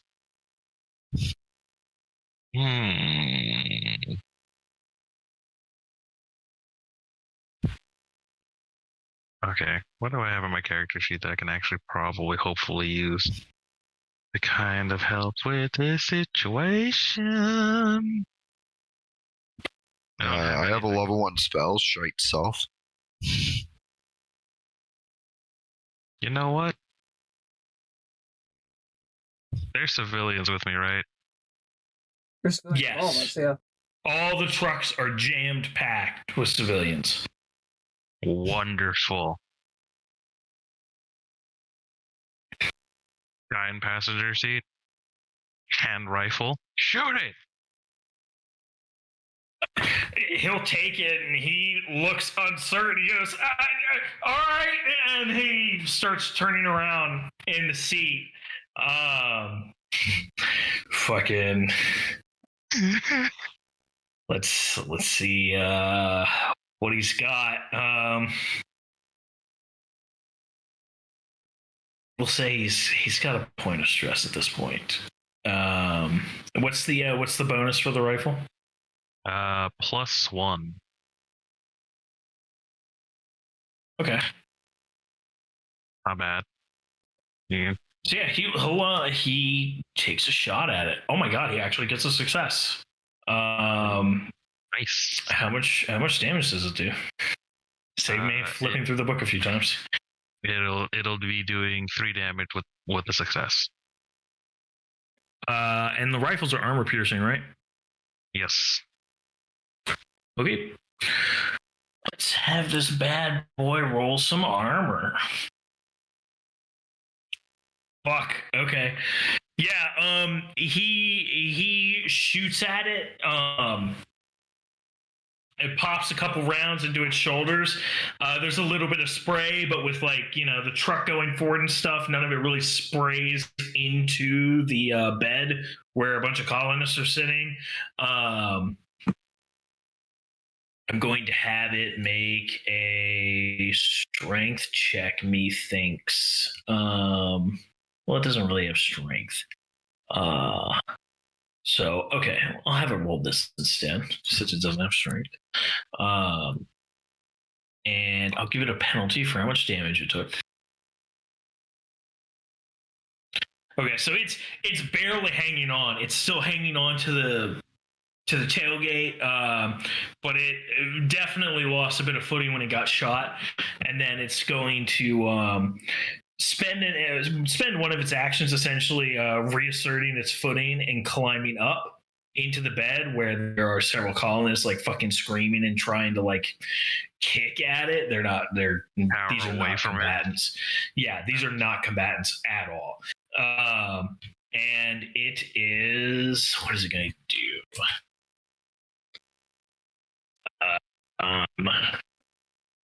Let's see. Oh wow. Okay. Let's see. Oh wow. Okay. It goes to stab at one of the colonists with this narrow, dripping tail, and right as it's about to stab one of the colonists, the truck lurches from a bump in the road and the tail jabs into the side of the bed, narrowly missing the colonist. Fucking Christ. The guy you handed the gun to is going, Jesus Christ, Jesus Christ, Jesus Christ, and is going to attempt to shoot it again. 100%. Yeah. 2 successes. Holy shit. This is Chad. Should have joined the Corps, son. Yeah. Oh, I should have marked that as a stress die. I'm so dumb. Oh well. So yeah, let's fucking roll fucking this guy's armor. Okay, it resists. That's 2 plus the base. You said it was 3 damage.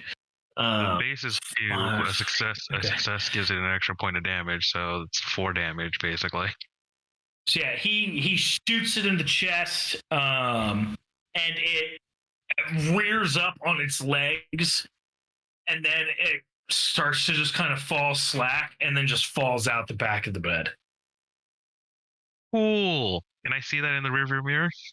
Yes, it's very obvious. It stands nearly 2 meters tall and then falls out the back. Wonderful. Do I have enough to pull a grenade out, prime it, and toss it out the fucking back? Yeah, I mean, you could do that one-handed. That's pretty easy. Cool. Tossing a grenade. Fuck this thing, whatever the hell it is. Yeah, sure. So you toss the grenade onto its fucking corpse as you're driving away, and there's an explosion behind you. At the moment, it seems like that was the only one. Hey, car 1, there's an explosion behind you. Everybody in your truck is fucking shook. The guy who's holding the gun is still looking out the back, and he's just staring, 1,000-yard stare, just looking, scanning, shaking visibly. After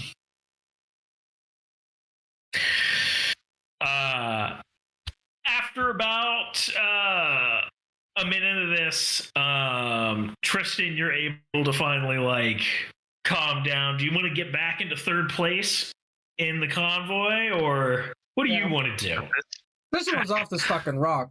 But this one, you might as well just take 1st place. In lieu of getting off at this point, you're a few car lengths ahead, but parallel by 100 feet. I mean, at that point, if I'm a few car lengths ahead, I'm spot 1 now. Okay. You do have to get back on the road, because once you get to the tree line, the road is your only way to get through, really. Yeah. But okay. During all this commotion, is there anything Durzo would have wanted to do? Any, I don't know, defensive driving or any grand strategies or anything? His grand I know there's strategy. not really a lot of options, but His grand strategy is to like pull parallel with he's not gonna race the medic Tristan. He respects him too much for that and wants to live. But he's gonna pull like so he's like a car length behind essentially. I know they're not parallel, so I could get up next to him, but in case Tristan needs to get back onto the road, I want him to have room to do that. yeah, it's easy enough to let him get back onto the road. Yeah, I want to be pulled up by him rather than have him be 100 feet ahead. Yeah, that's pretty easily doable. So y'all kind of like get back into formation and resume traveling down the road.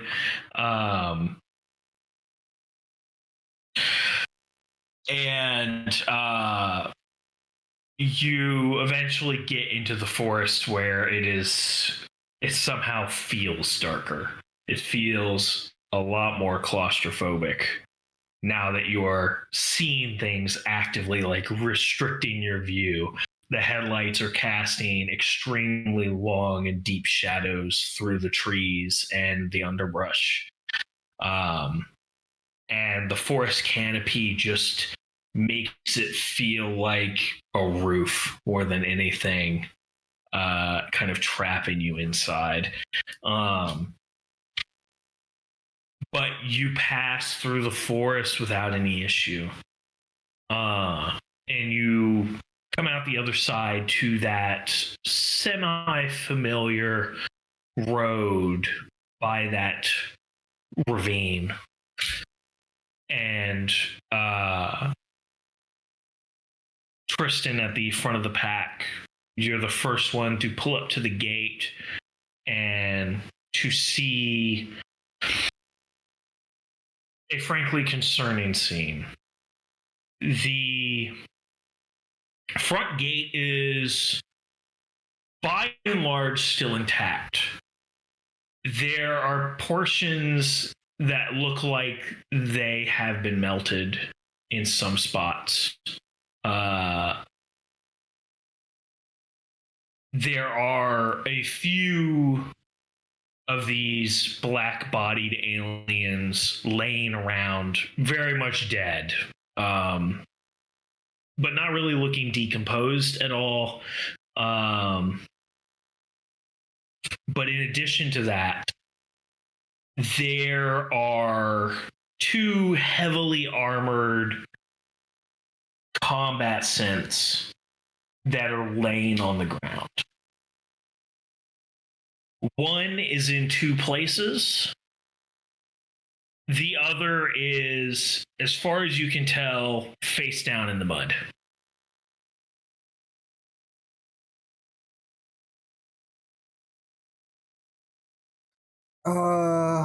The convoy pulls up and comes to a stop with your headlights shining on all of this. Tristan will get out of the car. We'll get out of the truck. Okay. And radio. Need you all up front.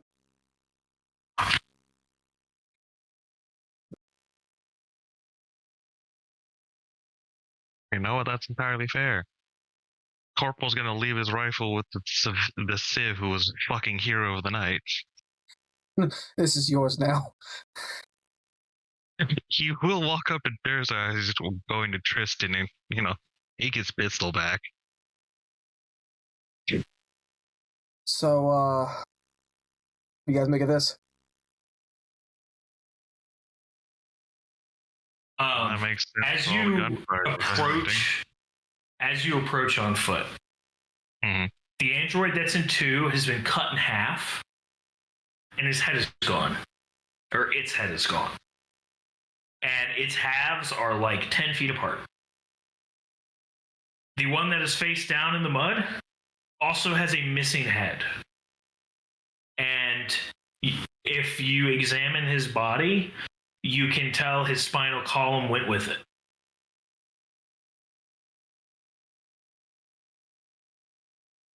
Neat. There is On that one, there is a pair of deep, narrow cuts that would have gone on either side of the spinal column. And based off of what you're looking at, would have hitched on the skull and then taken it all in one piece. So what you're saying is it doesn't look like one of the acid bugs did this. Correct. Cool. Are there? Hey Sarge, why don't we what do you think? Hitch it back to FOB? Because I'm pretty sure this counts as extenuating circumstances. Well, hold on. Zach, Yep. are their guns still on the ground? Yes. They are two heavy pulse rifles. Heavy pulse rifles, he says. Yep. Cool. I will collect The cool them. thing about androids, they don't complain about carrying heavy shit for, 18 hours a day. Yeah. You know what? I'm going to collect that and need some ammo if they have it still on their bodies. And Yeah, which their armor is also just like fucked. So if you wanted to scavenge the armor, I'm gonna be like, hard no, it's not gonna work for you. There was I want something besides my pistol right now. There was a buzzer. Yeah, they have. Yes, we'll get to that in a second. Okay. As far as the equipment, they had two heavy pulse rifles. They had, by the time, tell you what, let's do this.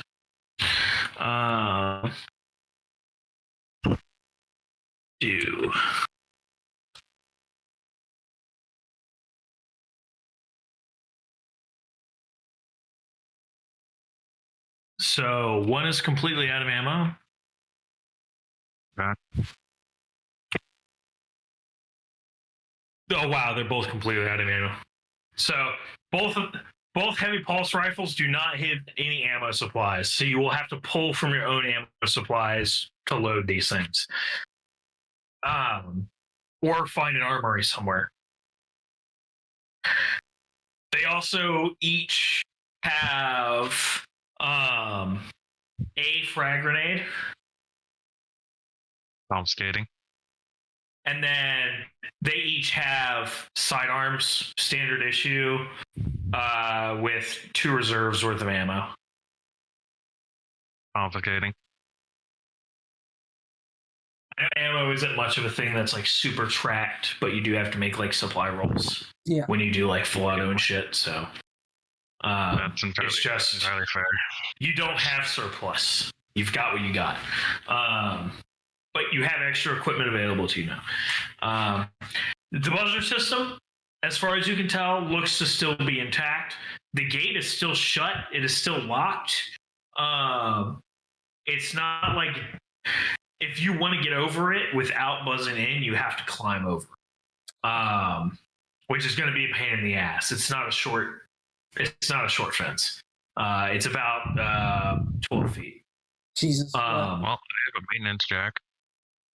A maintenance jack isn't going to work on this gate, unfortunately. Yeah, the gate is not designed in that way.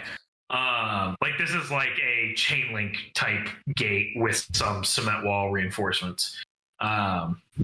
Interesting. Tristan will try the buzzer. Well, not walls, but barriers. Like think like Jersey barriers. Yeah, that's fair. That's entirely fair. Yeah. But yeah, the buzzer and everything is still intact. So looking at the scene, tell you what, give me an observation roll to kind of try to piece together what happened here. Well, I have an idea of what happened. Because there's a lot of moving pieces here. Yep. Fuck me running. Okay. One success, so I figured it out, and I don't like it. 3, and I panic. I'm not even going to try. I would like to actually... I would like to, while everybody is doing this, just be taking a time to try to chill out and smoke 18 cigarettes. Cool. So like you see the scene and you walk away and you just sit in the truck and just kind of collect yourself. Tristan is looking at the layout of the bodies, the sections of the fence and gate that have been partially melted, how these androids look like they were killed. The best, and the captain at the same time kind of comes to the same conclusions. The best you all can piece together. These bug-like black carapace aliens seemed to come from inside the gated area. Yep. And were coming out and were being shot as they were climbing the fence. And there were some that were already outside that attempted to pincer the androids, but were killed in the process. But then a third party came and killed the androids once all the other aliens were dead. So, I think there's an order of operations to go here for everyone's stress. Kristen, for your panic, your best cover, as far as you're concerned, is inside that truck.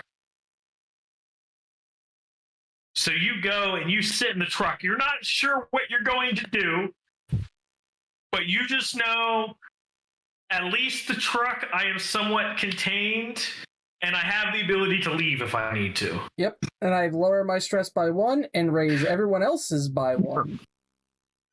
Ollie, the captain, just everything just kind of comes crashing down, and you just kind of sit down in the mud and just fucking just you just slump up against one of these cement barriers and just stare up into the black night sky that is completely shrouded in rain clouds.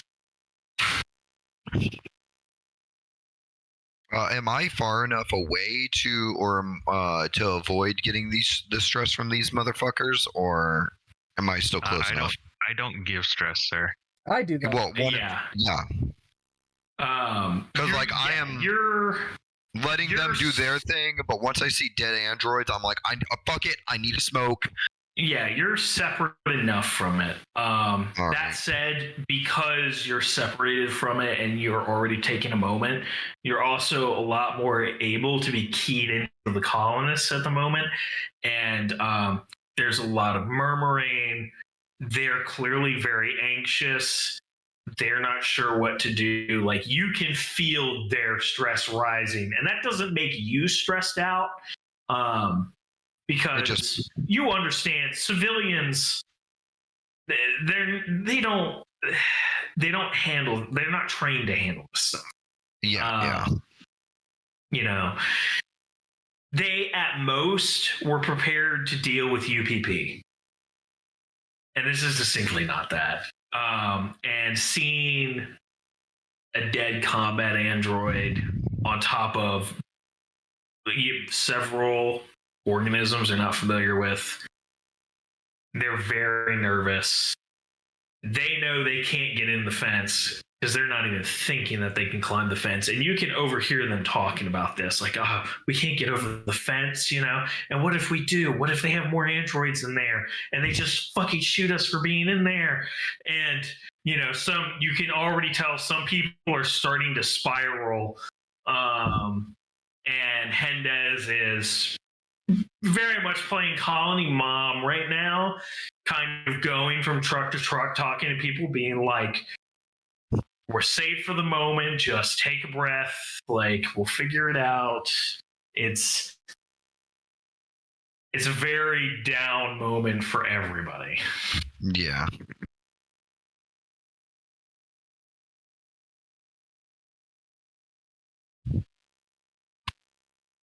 But I will say, taking the time to smoke and such, You can relieve a point of stress. Cool.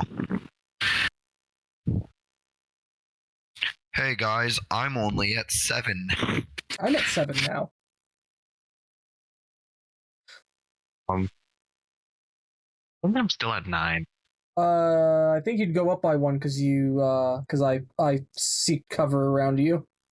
No, actually, I went to the Jersey barrier and you went to a truck. I am not near you, sir.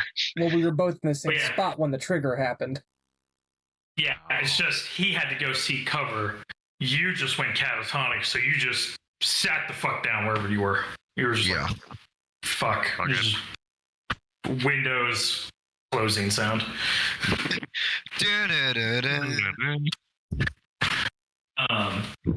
So I will say, given the severity of the panic, Tristan will come out of his sort of moment first and will finally like take a breath and okay. And then after about 10 or 15 more minutes, the captain's catatonic state will alleviate a little bit, should you so wish to resume, unless you want somebody to actually come break you out of it. Tristan, the moment that he's out of it, he gets back out of the car. He's going to Hendez. Okay. Because, like, from what he can see, he's shot. He's done. Yeah. Done. So he is assuming direct control. Hendez, can I speak with you, please, privately? She'll look to some of the colonists and she'll be like, "Oh, okay."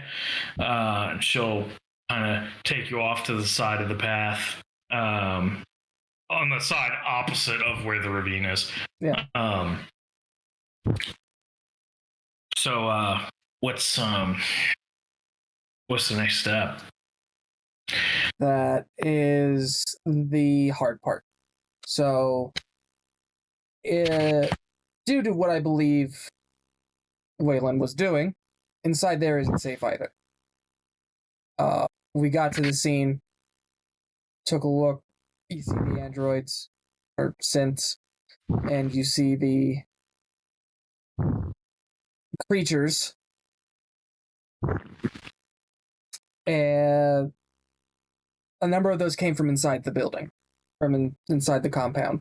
A number of them also pincered to sit there and fight the synths.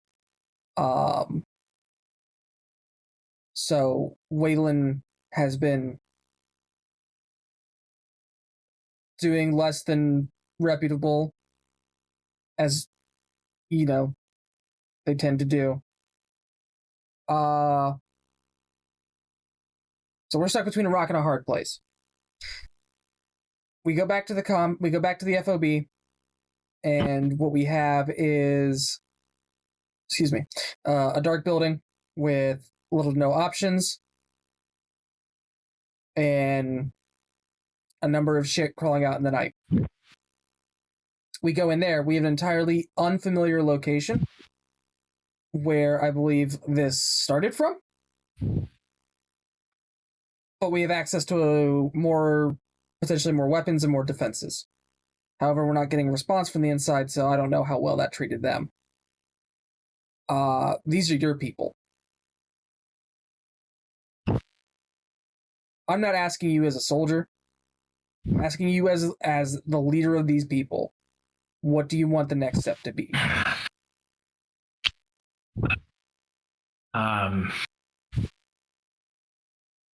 I mean, their safety is my priority, but that's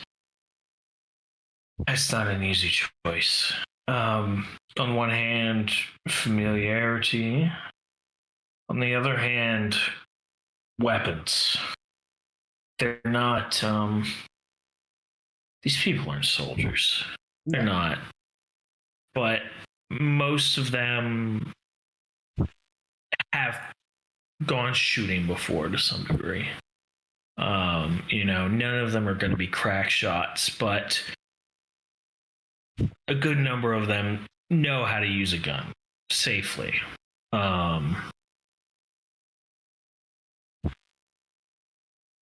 I could see the advantage of additional weapons. I have, if what you're saying is true, that these things came up out of this fucking hole or whatever, it's a coin flip. Maybe there are more down there. Maybe the bodies up here are the last of the fucking things. I don't know. But I know we can't sit out here all night. No.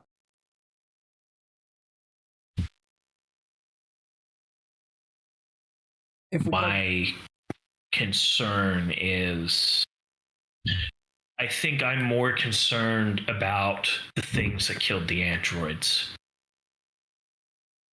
I think I'm, as much as I hate to say it, I think I'm leaning towards the weapons.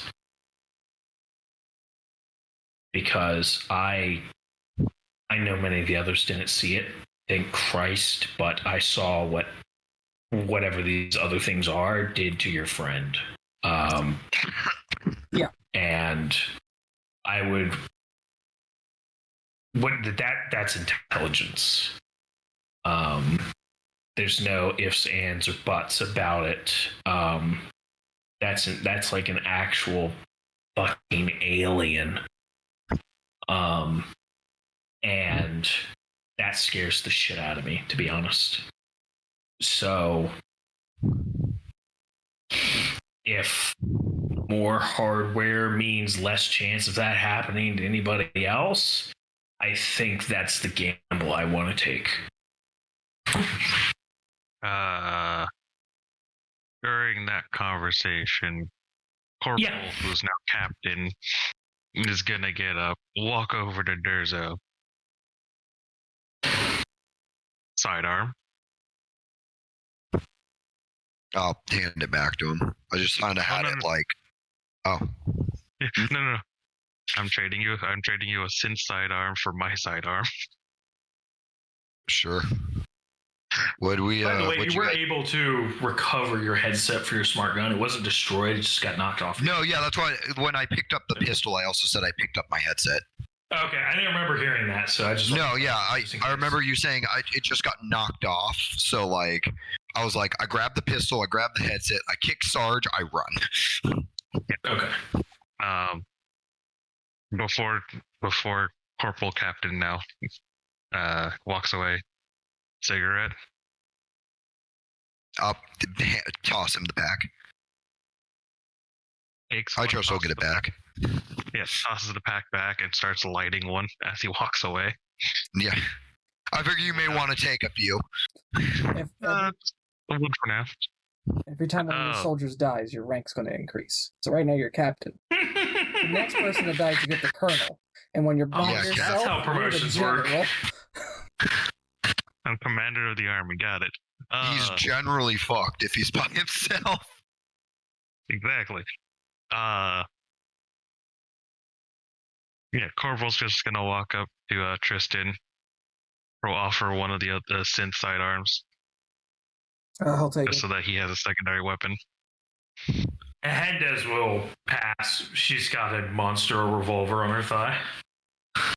Perfectly fine. From what I heard at the end of that, sounds like we're going to take what we can and hunker down. We still have at least a turret, so that is going to hopefully help with whatever the fuck we're dealing with. Personally, I would rather not hunker down here. I'm of the mind, if we're going to go in there for equipment, we get that equipment and we get the fuck out of there. I don't know what those eggheads have been doing. I don't know what the fuck it's going to be like down there, but they have to have an armory if they have combat sense. I say we raid the armory and we just get the fuck out. We go back to the outpost, and we just keep on the horn, trying to get somebody to just come get us and get the fuck out of here alive while we can. They may have better transmission equipment. We might be able to try to snag that. No guarantee. Then we grab that and leave. I just know I don't want to stay down there. I just want to go in there and grab what we absolutely need to grab and then get the fuck out. Right. That makes sense. So, from perspective, set trucks up, lights down to the roadway in along the forest line, backs of the trucks up against the gate and Jersey barriers. Setting up turret before we head in to go grab equipment, so it has overwatch on the main roadway. Any civilians with a firearm can stay here, watch the forest line. It will probably just be us 3 Marines, and then maybe a couple volunteers to help grab stuff, and so we can roll things out. Maybe 3 or 4 volunteers.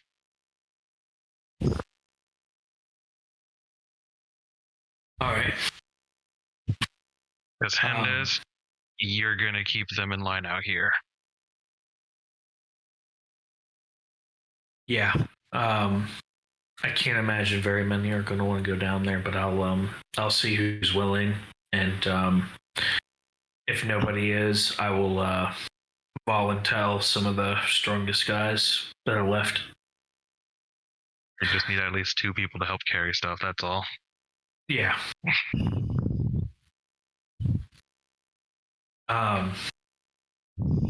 So she'll go talk to she'll gather around the colonists and talk to them for a few minutes.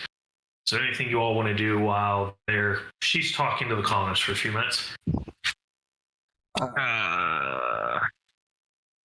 Yeah, actually, Purple Captain's going to take out his rosary and start making prayers.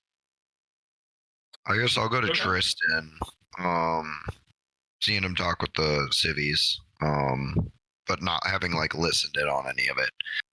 So, what do you say we radio command and tell them to, I don't know, nuke the nearest fucking place after they get us out of here? Well, based on the fact that we died, it might be a better end. Oh no, I'm saying we get out of here and then they can glass the entire continent. Because I'm gonna go out on a limb and say that we have gone well out of the perimeter of our simple bug hunt. If you have a way to contact him, please do. Do we not have command lines to we have radio? So. Yeah, you have means to attempt to reach out. But there's a we also know that when we got dropped off, we were gonna be on our own for a couple weeks. Yeah, well. Yeah, it's a pinch. That was for the plans of the pickup. You were gonna be on your own for a while. You can still contact them, but do not expect somebody to come get you on a moment's notice. In 5 minutes. No, yeah. I'll just nod to Tristan. I'll head over one of the radios and see about getting a hold of someone.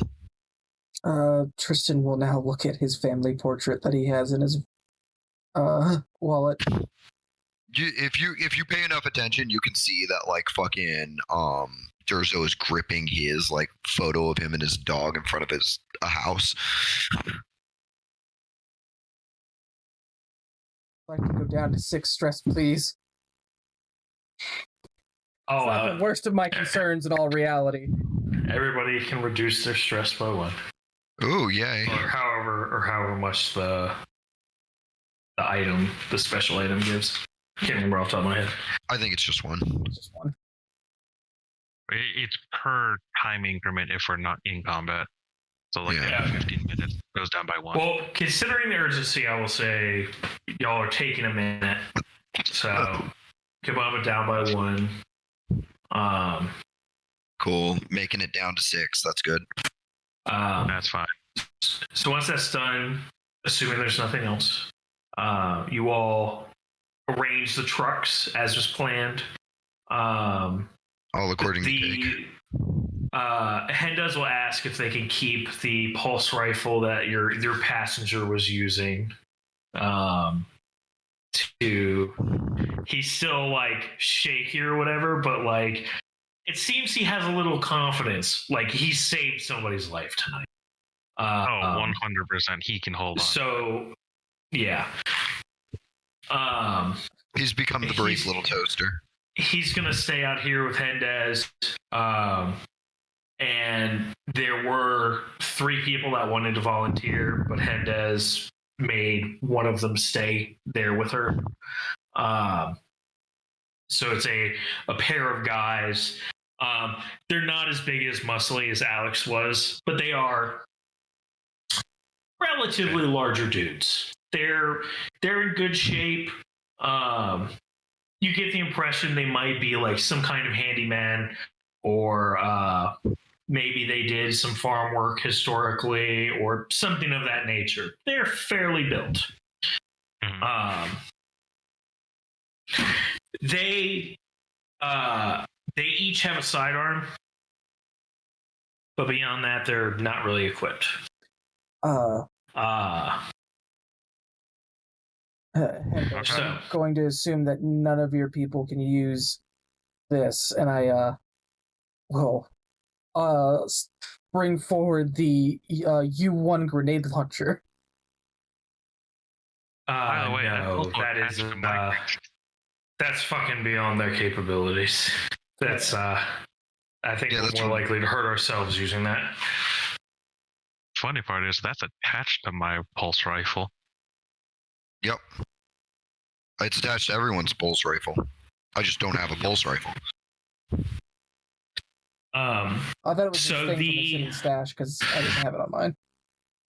The 2 guys that are going with you are, we're going to say they're John and Ellis are their names.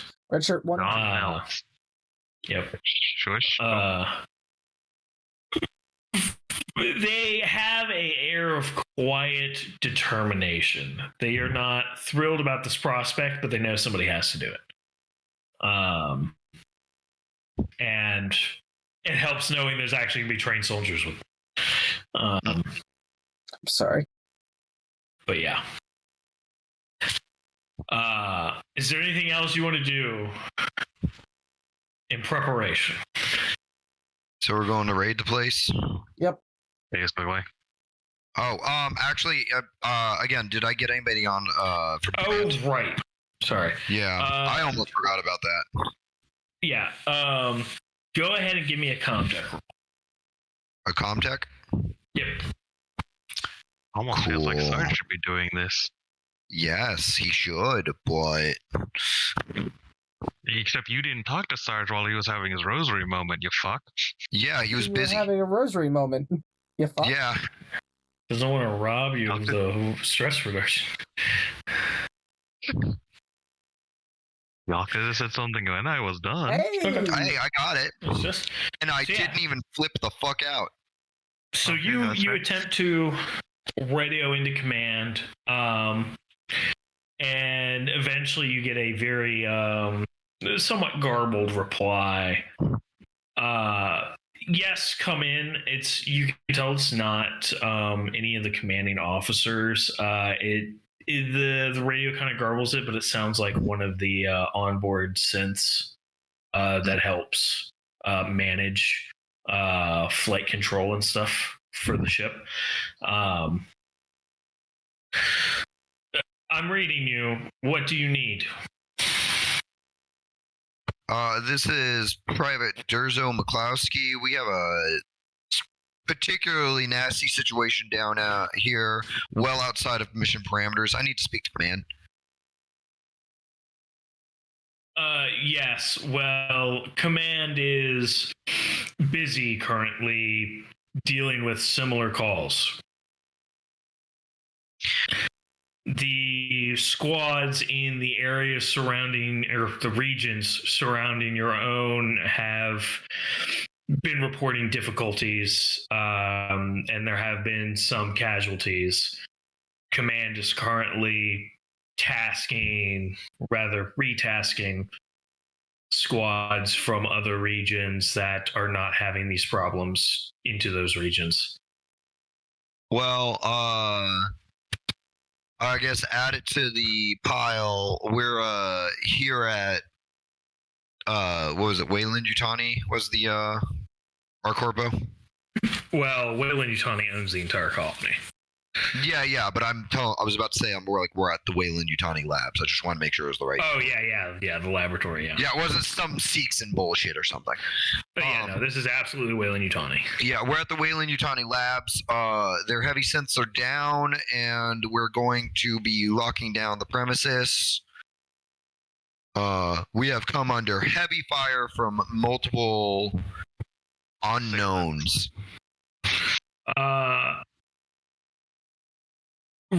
Repeat that again, Private Durza. Did you say heavy synths are down and you have come under fire?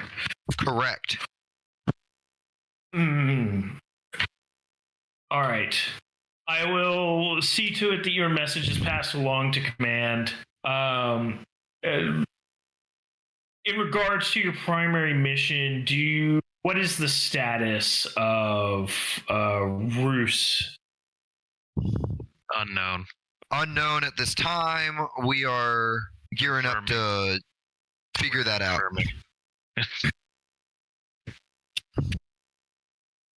Right. It is. We do. Be advised, we do have civilians with us. I do have. You have civilians. Okay, noted. We do have an update to your mission parameters. There's been a shift. These came in a few hours ago. Bruce Brazal has been upgraded to a high-value personnel. You need to find him and extract him. Understood. Yes. Any specific information if he is KIA?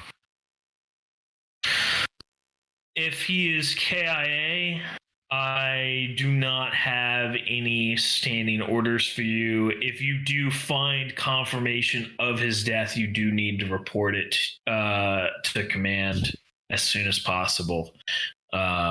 So that there is time to adjust orders. Reevaluate. Understood.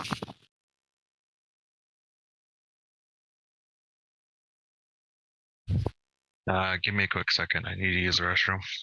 Okay. Yeah, I'll be right back too. I'm gonna take a leak. Sure. Take a quick break. It's just the two of us. And think about my life decisions. Just the two of us. He tried to kill me twice. Man. The thing is, it was going to try to go after Damiani. And then Ollie walked in there. Because it was going to go after somebody who was by themselves. Yeah. Naturally. And Damiani was a perfect target because he was not only by himself, but he was in an isolated space where there would be very little escape. But then somebody else showed up.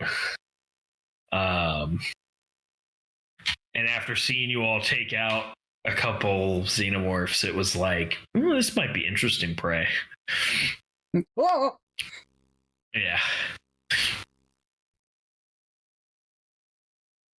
God, fucking dropped the gun. It's fucking 2 times. Yeah, dude, it's fucking brutal.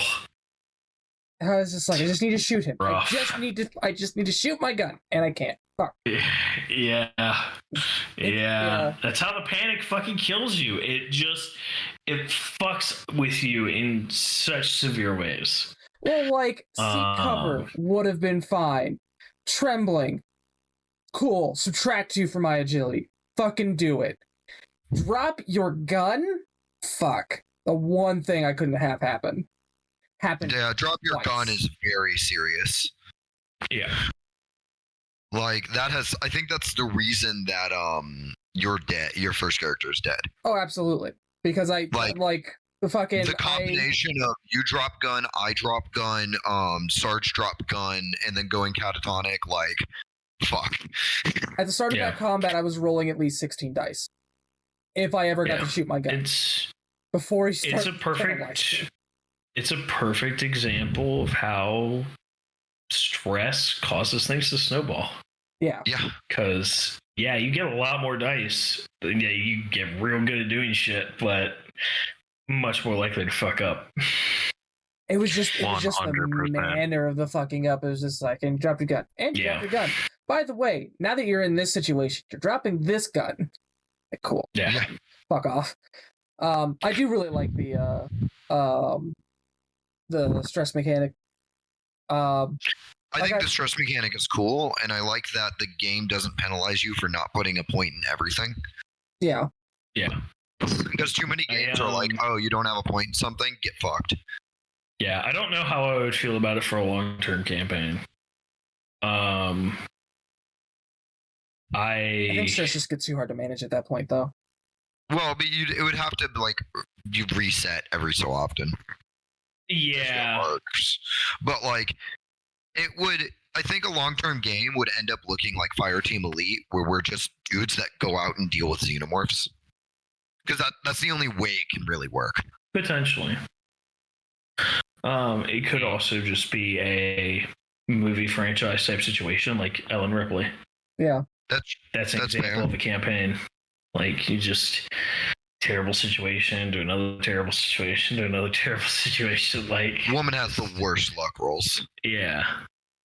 But all right. So is there anything else you wanted to ask on the radio? While you have somebody on the radio.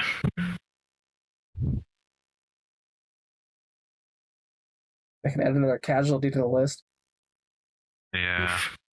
We actually do need to report that we are down a team member. Oh no, I already mentioned we have casualties. That was one of the first things because I wanted Prio. Yeah. After that, I started pulling the other trump cards, like we have civilians, and we're at the lab, and heavy synths have been fucking murdered, and help me, please, God. And there's more than one thing out here. Please, God, help us. I got nothing. Okay. I will obviously give all this information to the rest of the team. Yeah, and the android, he'll tell you, we're going to do what we can to task additional people into your region. There's no guarantees. The problems are in several sectors. Yeah. So do what you have to do. There is currently no ETA on any kind of pickup. So when you do acquire Rizal, or you find out he is KIA or he's going to be unretrievable, we need to know as soon as possible so we can determine an alternative course of action or see about extracting you and the civilians as soon as possible. But for now, he is the priority, and we don't pull you out until we know what that situation looks like. Understood. All right. Good luck.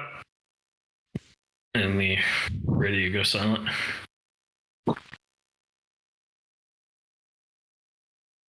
All right. So they're gonna try to send a team, and we gotta find Roos, or make sure he's dead. Whichever ends up applying. He's still alive. I'm gonna be fucking surprised. But we got no time frame on that. They could not provide an ETA. Apparently, this shit is happening all over. They did sound pretty even for an android, surprised when I told them other droids were down. Well, the fact that they probably didn't really know that there were actually heavy synths here, because Waylon probably kept it a secret. That's a big story to worry about. Yeah. Alright. Alright, let's get over this fucking fence. So you're gonna try to climb it? I have polymer No, climbing rope. Okay. Why don't we just get all the civvies out of a truck and use a truck to like push the gate open? No, we already have it set up for defensive posturing. I mean, I don't think the gate's gonna save us, and we got a lot of civvies to get over this fence. We're not sticking We're not around. taking all of the civvies. Well, then it will make having no gate, having the gate pushed open will make sure we can get out faster. Then If we open it on the Does other it even side. look like the facility has actual power on right now? Yes. The gate has power. The gate has power, but does the facility have power? As far as you can tell, yeah.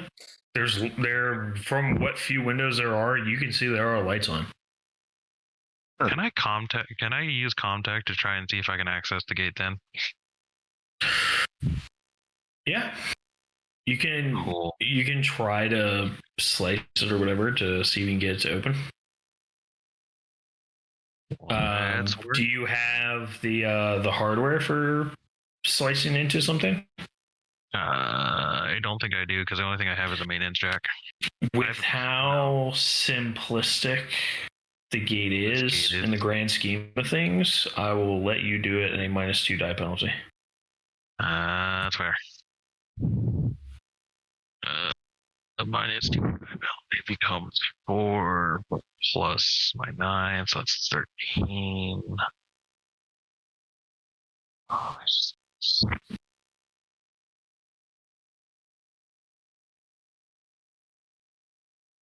fuck. did you fuck up? I catatonic again. Jesus. You gotta stop doing this. I zone out and just fucking. I get the gate open. I sit there. I fiddle with it a little bit. Find a way for me to click the wires. Oh no, you don't Gate even get to open. do it. You just go catatonic. It interrupts your roll. Huh. Yeah.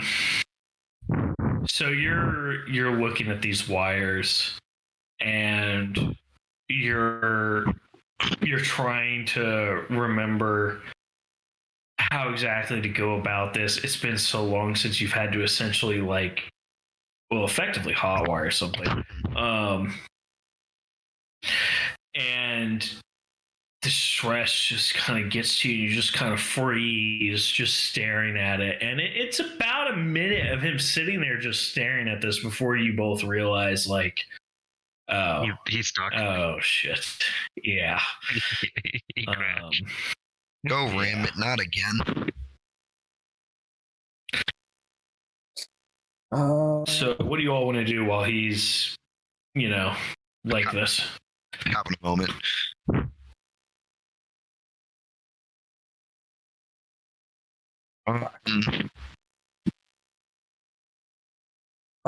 Fuck. Yeah. Damiani, real quick. Yep. Sounds like it almost sounded like you were fading out of existence on your microphone. Oh, that's weird. I mean, he's breathing a lot into it, is what I'm getting. I breathe a lot into it. Yeah. Right now, at least, yeah. Oh, sorry. Here. Is that better? Yeah. Okay. Yeah. I didn't know, so. No, it's. Don't worry about it. Fuck. I don't think never sleep pills are gonna help him. I don't know what Narpo leave is. That's under the equipment section of the. I slap him upside the head. Yeah, that won't help. That's entirely fair. Actually, it probably would. Naprolev is an injectable instant pain reliever. Okay. Immediately reduces patient stress to 0. Wow. Yo, can I get that? No, there's someone who kind of needs it more. Yeah, like the heavy gunner who might kill you all if he goes berserk. That's a kindness at this point. Might do that. Hey, Cap. I apologize for this. I'm just gonna stick it in his thigh. What? Sure. Yeah. What? Fucking stick him. Immediate, like, cold rush into the bloodstream, and just like within seconds. Yeah, that's good shit. Opening door, right? Where the fuck was I? Not here. I need Yeah, you you're having here, a moment. sir.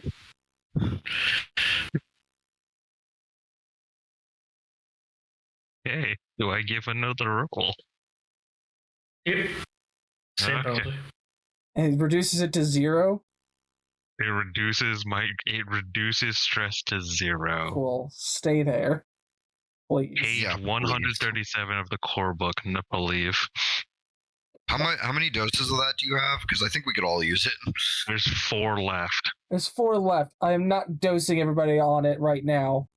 We either, like, I need him to not continue to fail rolls. We're at 6. That's manageable.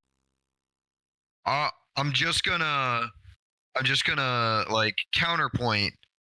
We're about to go into a really high stakes situation. Yes, which means the stress dice are more important to have. Also, they'll fuck us harder. Pick one. Either they help us or they fuck us. It's going to do both. We need to accept that. At least I'm not freezing in place this time. Yeah, I no got shit. 1 success. Okay. So you sit there. You are about to cut one wire, and then you look at it, you examine what it's connected to, and then you slowly pull your scissors away from that wire, and then identify the correct wire and snap that one instead. And you can hear the gate lock disengage. Cool. Here we go. It's a good thing you did not fail that roll. It would have been really bad. Oh, I bet. Well, I'm more sad that my 4 successes didn't count because of panic. Yeah.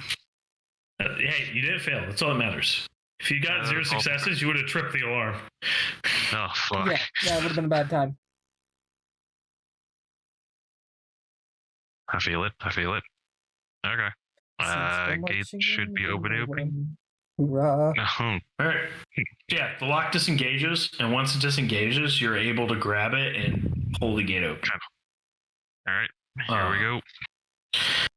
On the other side, you've seen what the other side looks like. It's pretty much mostly the same. However, I'll re-describe it. The laboratory building is the main building that you can see is suspended between opposite sides of the chasm. And the main door enters that part of the building. And it looks like the building descends down into the ravine.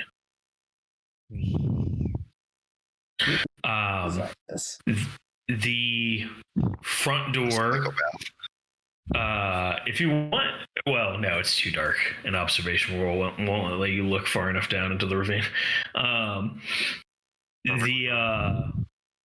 The front door does also require like identification to unlock.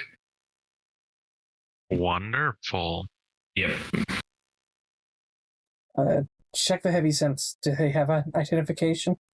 They do. Cool. I'll snatch. I'll snatch both of those. Yeah, I was going to say, Sure. just grab both.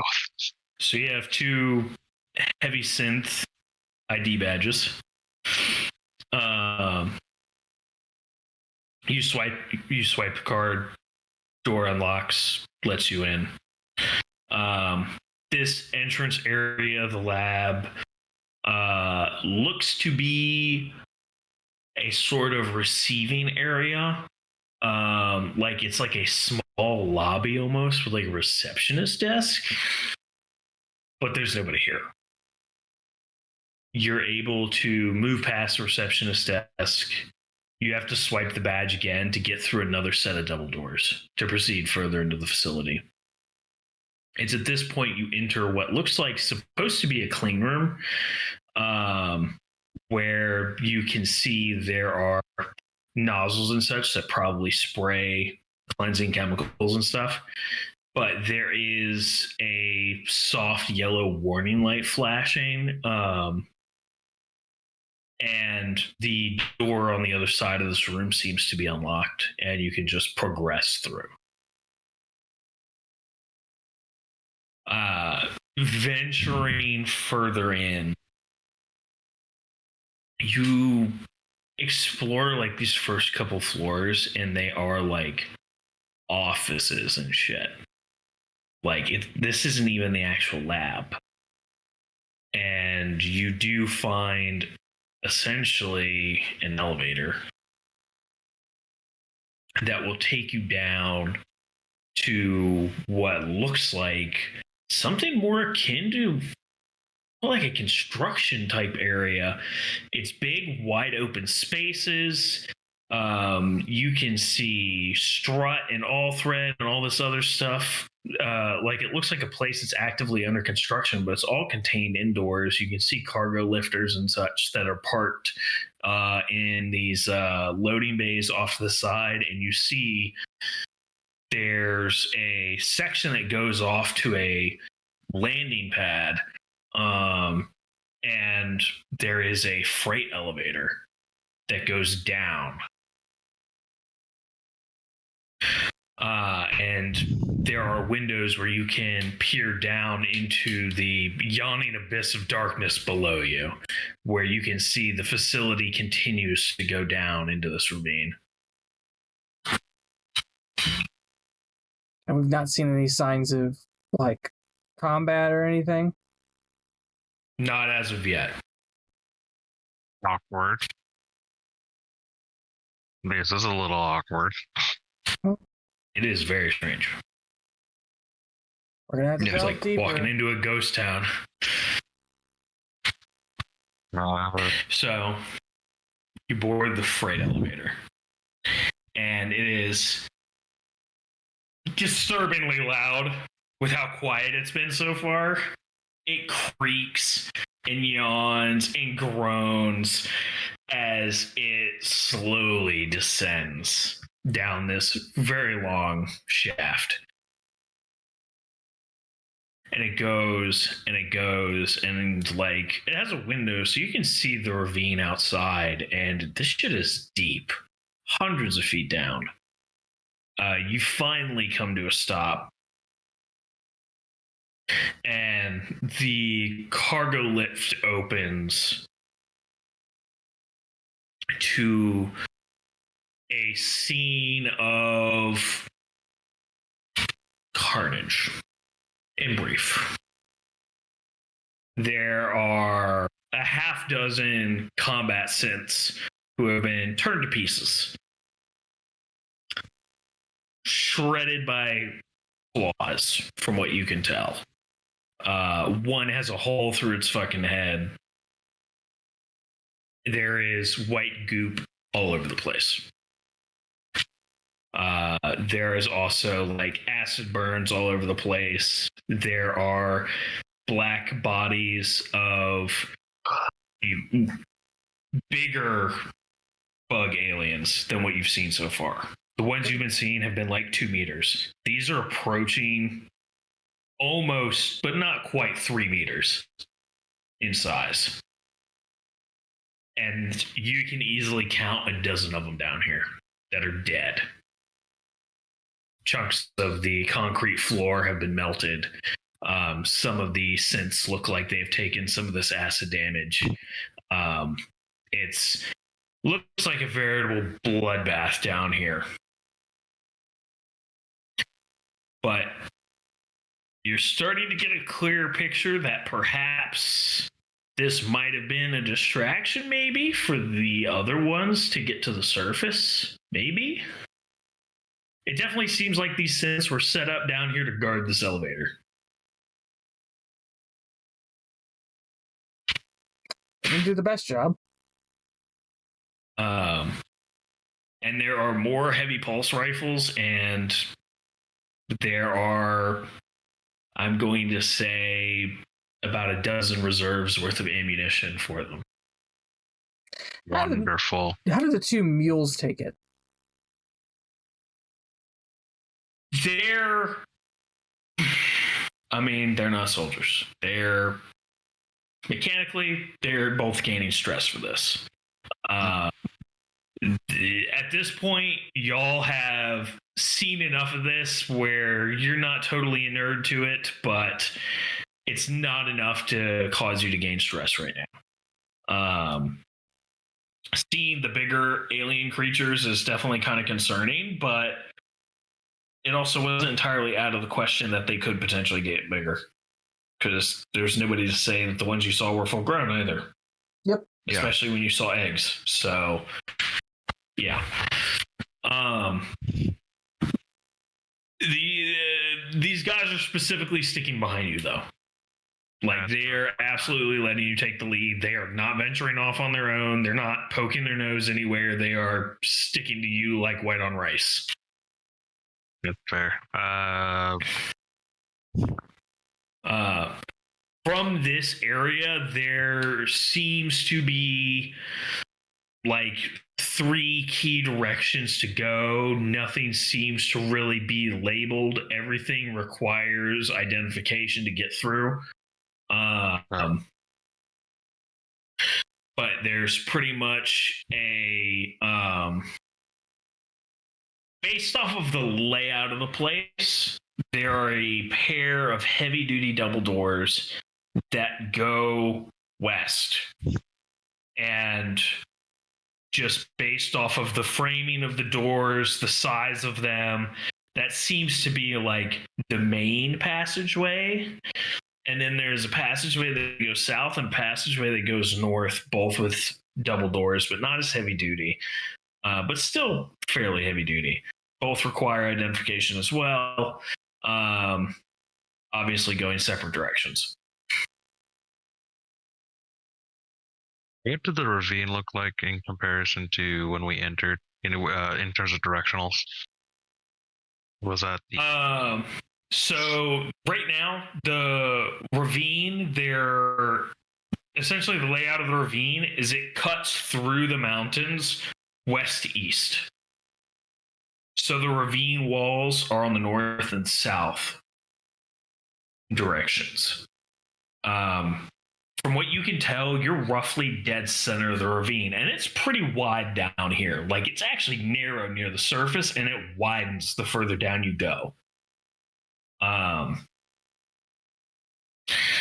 If you want, looking out one of the windows, you could try to make an observation roll. It's dark as fuck, but you can try to shine a flashlight out there and try to see something if you want. Not worth it right now. No, you don't want to get some stress? No. Anybody want some stress? No? Yeah, No? I think I'm good. You're a zero stress, so you could take that. So you can take that out. That's No. the attitude. No. Corporal's just gonna go over, start picking up a heavy pulse rifle for himself. I like that. No. Pause. Yeah. No. Grabs a few extra magazines off some of the synths, grabs an extra synth ID card so we can actually start working our way through this building a little bit more. Maybe there's a different... Who knows? Yeah. All the synth key cards seem identical as far as you can tell so far. Naturally, there could be, a chip inside the badge that has different information on it, but visually they all look the same. Well, having a third key card probably wouldn't be that bad. Certainly. I was a betting boy. It's down the main hallway. If anything, I'll sit here and turn to the civs. John?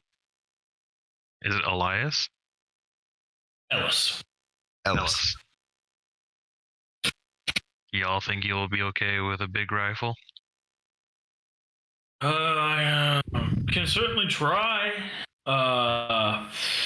Do my best not to shoot one of y'all. Sweet mother of God. I spoke too soon. I mean, I know how to shoot, but I've not shot anything that big, I'll be honest. You know. Not a problem. Extra firepower is probably going to be nice for once we get back outside. Use it if you want to, but we're going to carry that for now. Use it if you need to, if you want to, or stick with your pistols, whichever's more comfortable. Yeah, Or we're going to grab a couple extra rifles for it as we go along. So, it seems like they're willing to give it a shot. There seems to be some comfort in the idea of a higher powered rifle. 100%. So they are going to take those. Who would have guessed? Yeah. So, which direction you want to go? I don't feel like going through the big, heavy doors yet. Do you hear the boss music? Yes. You said north. You said northeast or northwest, and north and south are the side directions as far as you can tell, and west is what looks to be the main passageway. Sorry. Let's go into the north What could go wrong, guys? Gets immediately eviscerated. Actually, I was thinking north. Mm. Okay.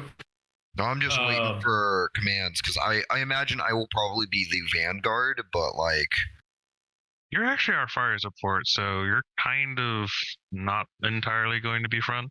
You're more like a mid. I mean, I also have some of the highest health. That's besides the point, sir. You have more firepower and capability of exactly. I'm tank DPS.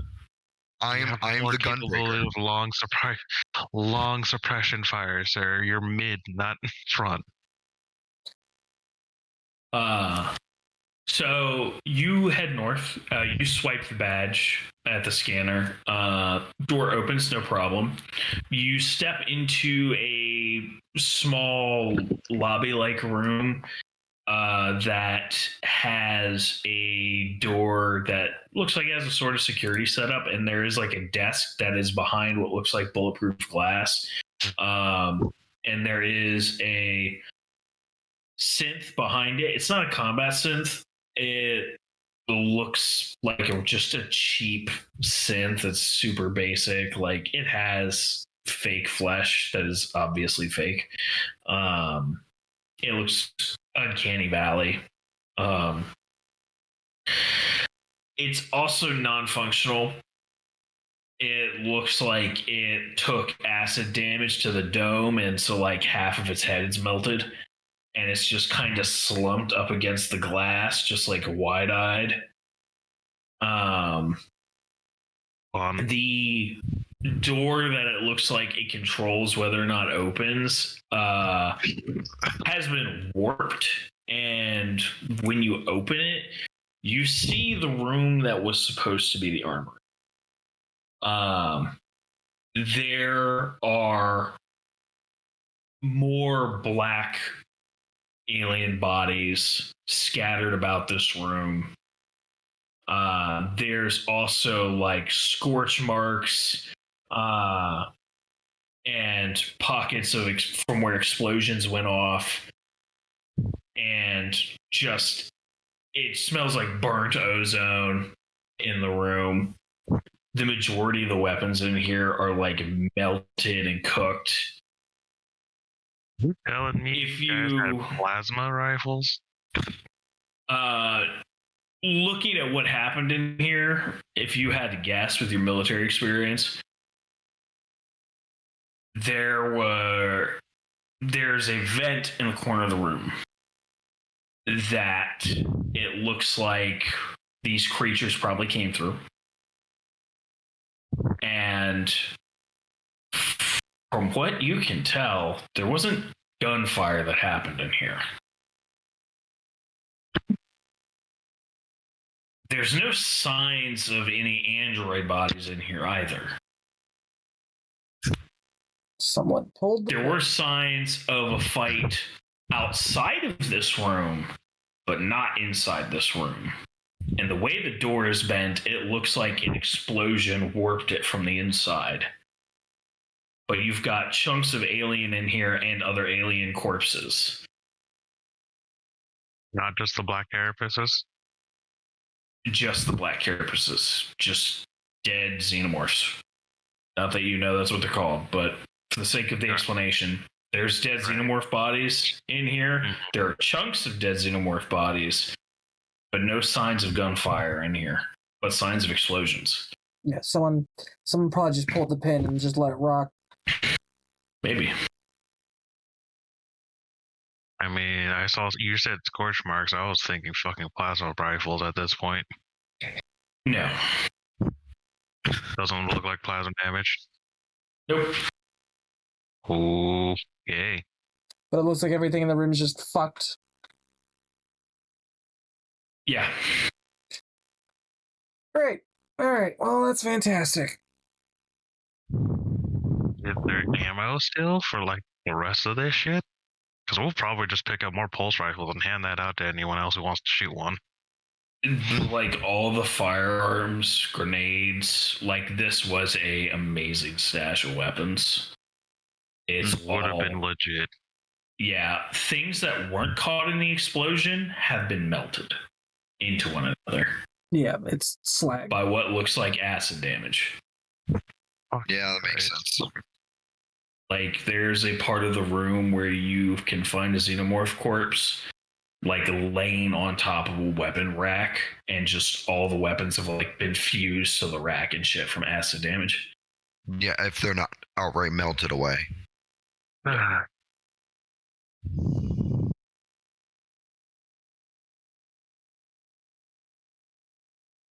Dream. Sigh.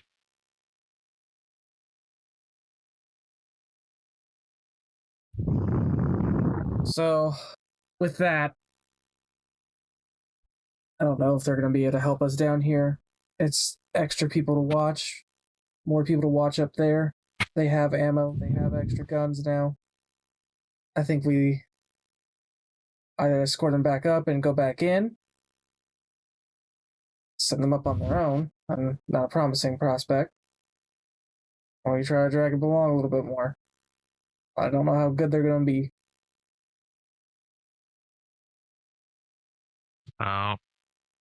We should take whatever whatever rifles we can get, give them a few magazines for each one, tell them to carry as many as they can. That's actually the only valid thing to do, because it's just going to be the three of us that need to go searching for fucking Corpo. Yeah. Also, we run into I want to point out this issue. We send them up without us. We have to call the lift back down. Which makes it harder to get out. Yep. Yeah, it's not a fast lift by any means. Yeah. It took you about Also 10 fair. minutes to get down here.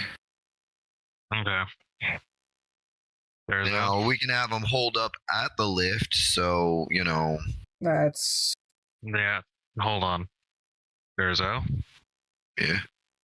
you get babysitting duty with the civs. You know what? Fuck it. Normally I'd say fuck you, but I like living, so Yeah, you, the two civs, collect whatever you can, keep it there next to the elevator, stash it on the elevator, whatever you want. Tristan, you and I, we're gonna go find this fucking Corpo. Yep, we still have the south hallway, sir. Why do you have to sound so chippy about it? Because it's keeping me from going crazy, sir. John, Elias, or Ellis, didn't mean to really talk to you guys in the third person, but yep, you guys are gonna help hold the elevator, and if we come running, we're getting the fuck out. We're just here to do what we can. Also, Dojo, if you want, show them how to use the rifles a little bit better. Yeah, sure. I'll give them the pointers. Sure. Well, go down the south hall, I guess. South hallway. Cool. You swipe your badges, and you head your way in. In the like 10 to 15 minutes you'll have teaching them how to like better use these rifles, they can essentially take a advancement to go from range combat 1 to range combat 2.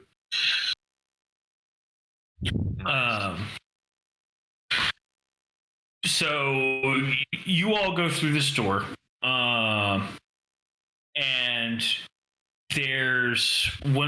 there's a security counter, but it seems to be a 2-stage setup where there's like 2 computer terminals and then another pair of double doors that require IDs to pass through.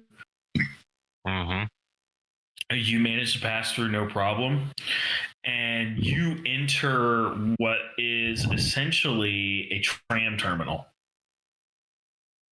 There are 2 tram tracks that head off westward out of this area, and they also have doors that seal around the tracks, and it looks airtight. To make this even more curious, one tram is here, one tram is gone, and there are 5 auto sentries set up watching the doors. Active. Like watching where we're coming from? No, watching the tram doors. Wow. Oh. It's safe to assume somebody or the Sense set up these auto turrets anticipating something coming up the tram tracks that shouldn't be coming up the tram tracks. So not that way.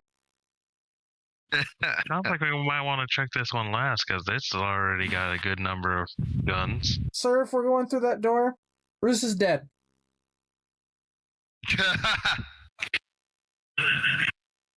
Like I said, we can check this. We can check the trams last. There's the major doors we haven't checked yet.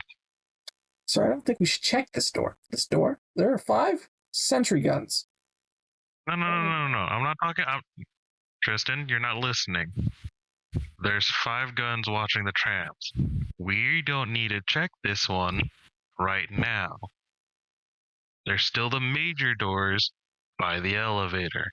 Sir, I don't think you hear me. I think we should consider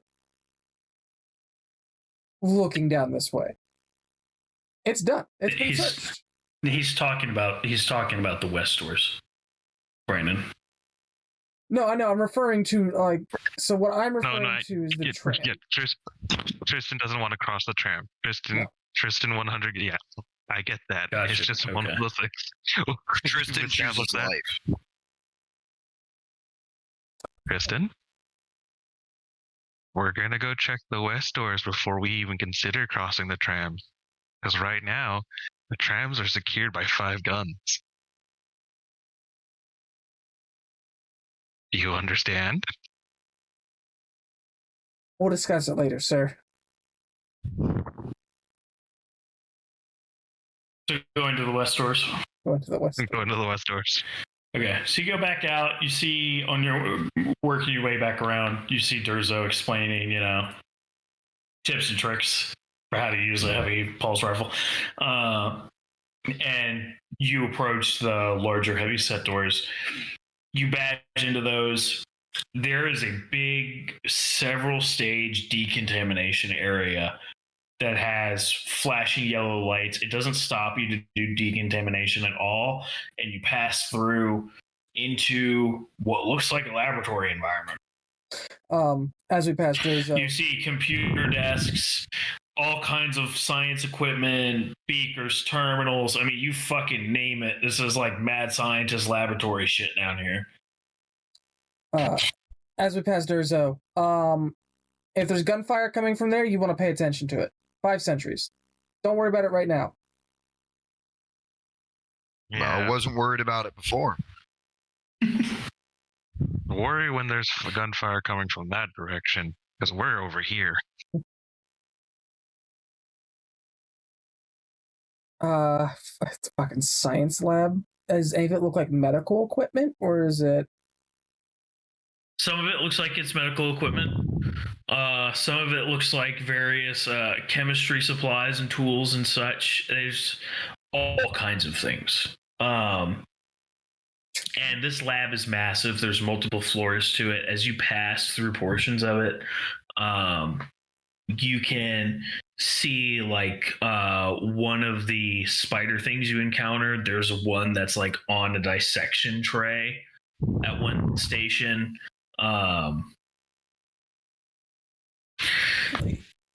But moving through, you go to pass through into another section, and you open a door and manage to step aside just in time for the burst of a auto turret to shoot past you as you avoid it. And you can hear a voice. Who's there? Colonial Marines! This is Wayland property! I swear to God, I'll fucking shoot you! Colonial Marines! We're here for Ruse. We're here for the Corporal Man, Ruse! Ruse? Yeah, there's a pause. You can hear voices. And I'm like, what's your name? Okay, hold. Corporal Henry Castaneda, team leader, squad leader of the Marines on this mission. There's another pause, and then You're nailing it. a few moments pass, and then finally the voice returns. All right, you can come through. Don't shoot. We're chill. Safe side. Yeah, it'd be really weird to have blue on blue. Well, like peek my hand out first. Just make sure the turret doesn't open up. Yeah, nothing happens. Okay. Okay. Rolling out. Gun down, but rolling out. Just... You come into what looks like a how do I necessarily explain this? There's like it's a small room that dead ends as far as you can tell. There's like a pair of desks, a variety of like some like lab equipment on some countertops near those desks, but on the far wall there looks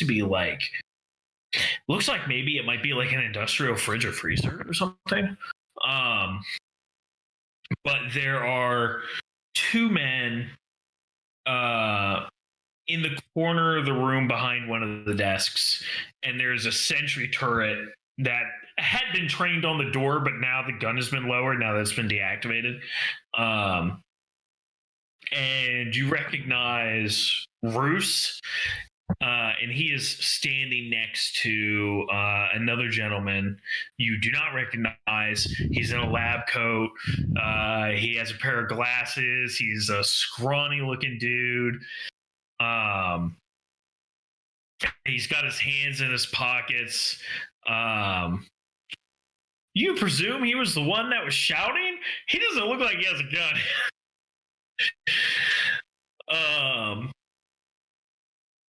And it looks like he's fiddling with something in his pockets, and he looks just frazzled. And he's like, thank God you're here. We need to get out of here. We need to be out of here by like yesterday. Hands. Let me see your hands. What? He like nervously pulls out his hands, and it's just empty palms. Okay. Bruce. Man has told us you are high priority. You need to be alive. Yeah, we need to get out of here. It's classified, but what can you tell us it's without classified. What can you tell us without getting into the classified? What can I tell you? Okay, listen. Look, This isn't the kind of shit you could just dance around and just beat around the bush, all right? Okay. This is a company installation with a high dollar value. You have to understand there is significant investment here. All I can tell you is there's been a catastrophic failure. There is important data that has to get out of here. Corporal, may I? Gesture. Bruce, and your name? The scientist nods and adjusts his glasses. I'm Robert Dursand. I'm the assistant to the head scientist. I haven't seen her in like 2 days. Have you seen her? Don't worry about that right now. What? I need you to focus up. I need you to look at me. Look at me. Don't think about anything else. Understand that we are in a high pressure situation where a entire colony's lives are on the line. This is happening throughout the entire planet, from what I've been told, or the entire region. That's a little spotty. Oh right, they broke containment. Focus. Okay. The more information that we have, I don't give a fuck about your classification. I don't fucking care. I have watched a man get turned into Swiss cheese. There are synths that are being there are heavy synths that were decapitated out there. I don't give a shit. Bruce what's in? He's like, whoa, okay. Look, I understand, you're military, you get paid to shoot shit and all that. I understand, but you may not care, but like, this is our lives we're talking about here. If we were to break classification. Let me clarify this for you more right now then. It's your lives if you don't give us information, because we're going to die without it. So, choose how you'd like to die. Either buried under bureaucracy, or by aliens that bleed acid, or aliens that fucking shoot nets that dissect you. Pick one. Listen, Private, all you need to be concerned about is getting us out of here. Nothing we can tell you is going to impact your ability to do that. Can I walk? So, him in the face. No, please do not. Okay, hold on. Are you going to take a step forward? I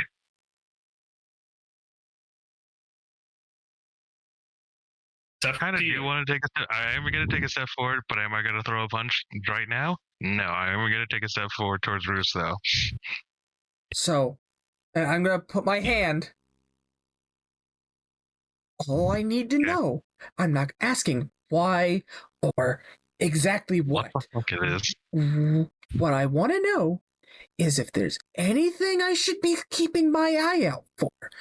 Aliens that jump on people's chests, aliens that can turn invisible and shoot nets, or aliens that bleed acid.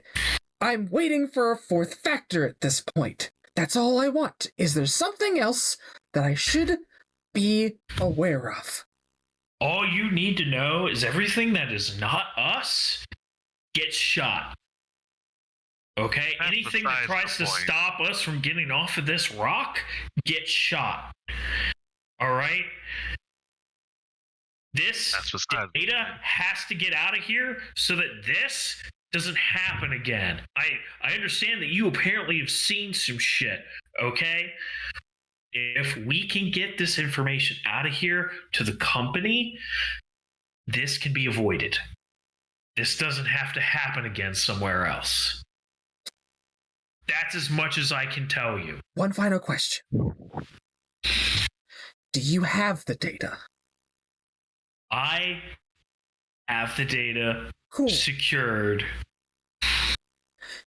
We just need to be escorted out of here. We couldn't risk leaving once all the synths in the lobby were taken out.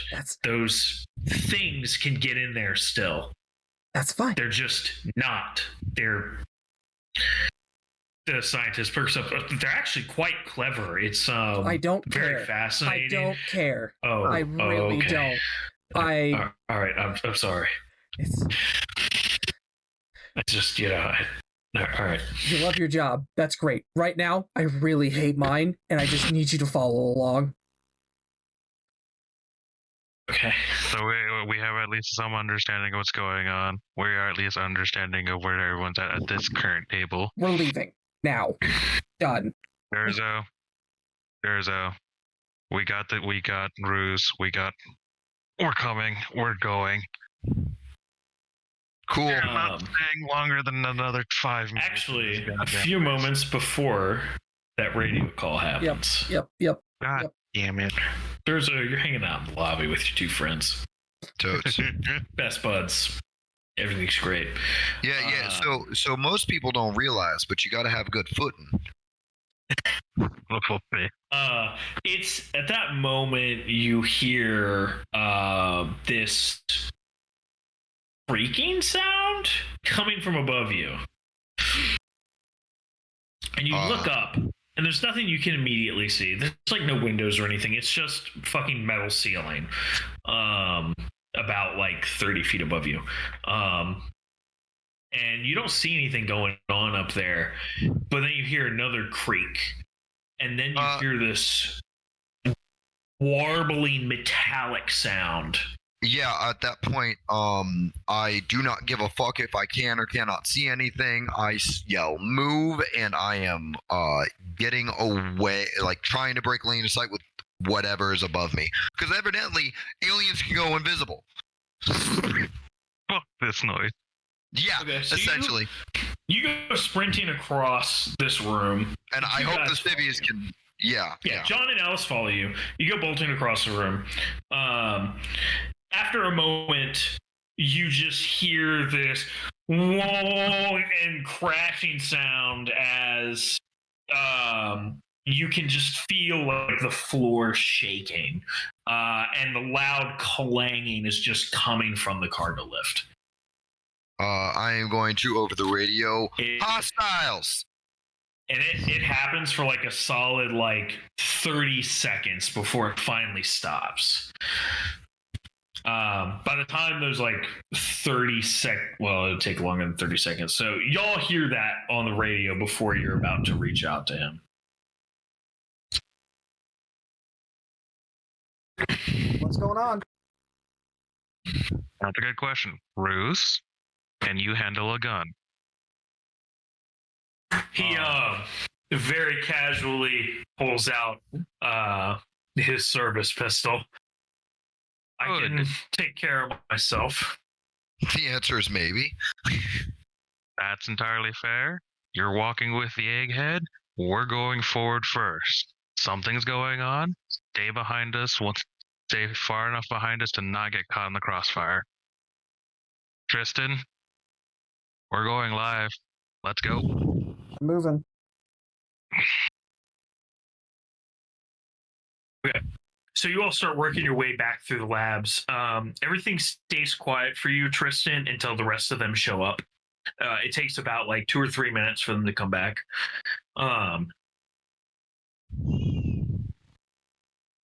yeah, so you all reconvene in this area. Everything is still and quiet.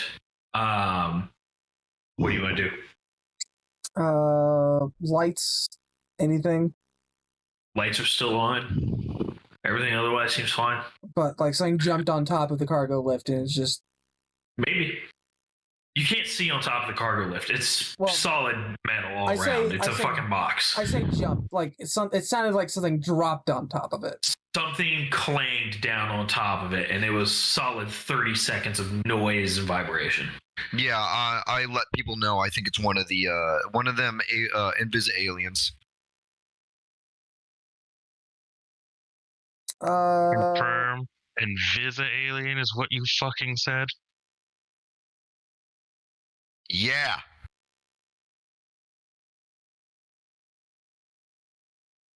I looked to Ruse.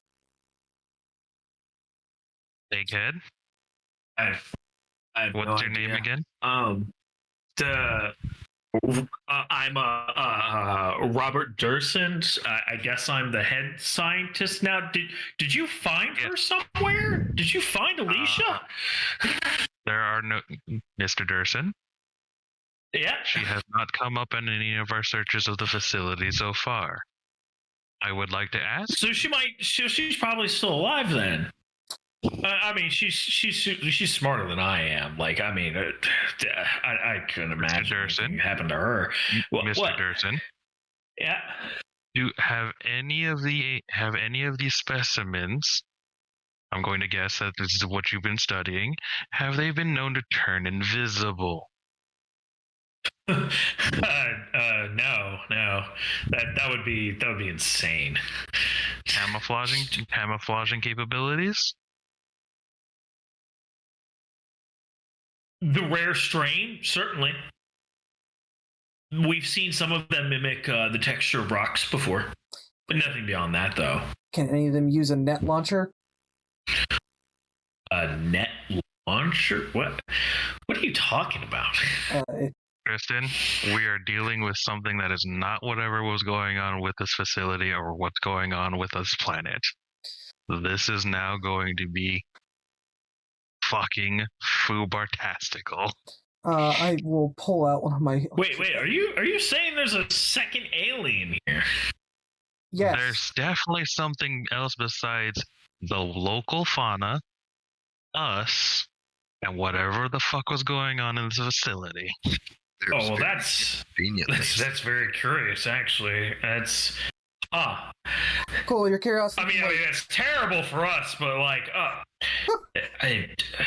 if only I'm glad you're excited. See, Mr. Durson, just try not to get hurt and don't get in front of anyone's guns. I will. Oh, if anything, I'm more concerned for you all's safety if the second aliens are here. Why? They based from what we know, they have a compunction with people who are armed. Oh, I think. Oh, we're not really sure. There was, well, I can't. It's classified. Cool. Sorry.